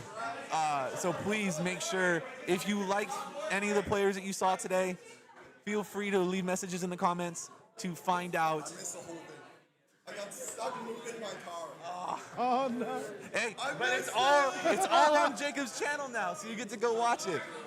So please be sure to like, subscribe. If you saw any players today that you're interested in, see if they have any socials you can go follow and support SoCal Beyblading. We have a lot more amazing things in store in more 2026. importantly, if you have not joined the West Coast Bladers Discord, we are an open community. You do not have to be from the West Coast. You do not to participate in our community. Please just make sure that you choose the guest role, so that way you are able to be in the sections that you are wanted to be. Otherwise, you will get a lot of pings that will make you very upset. So make sure that you do that for yourselves. Please come join us. We are 50 people away from 1,000 1,000. Remember, when I joined a year and a half ago, I was member 140 something. We are about to hit 1,000, and with this stream and with your help, I think we'll get there very soon. Yes, sir. Thank you all for joining us. This has been Alchemist with Tofu signing off. We will see you all in 2026.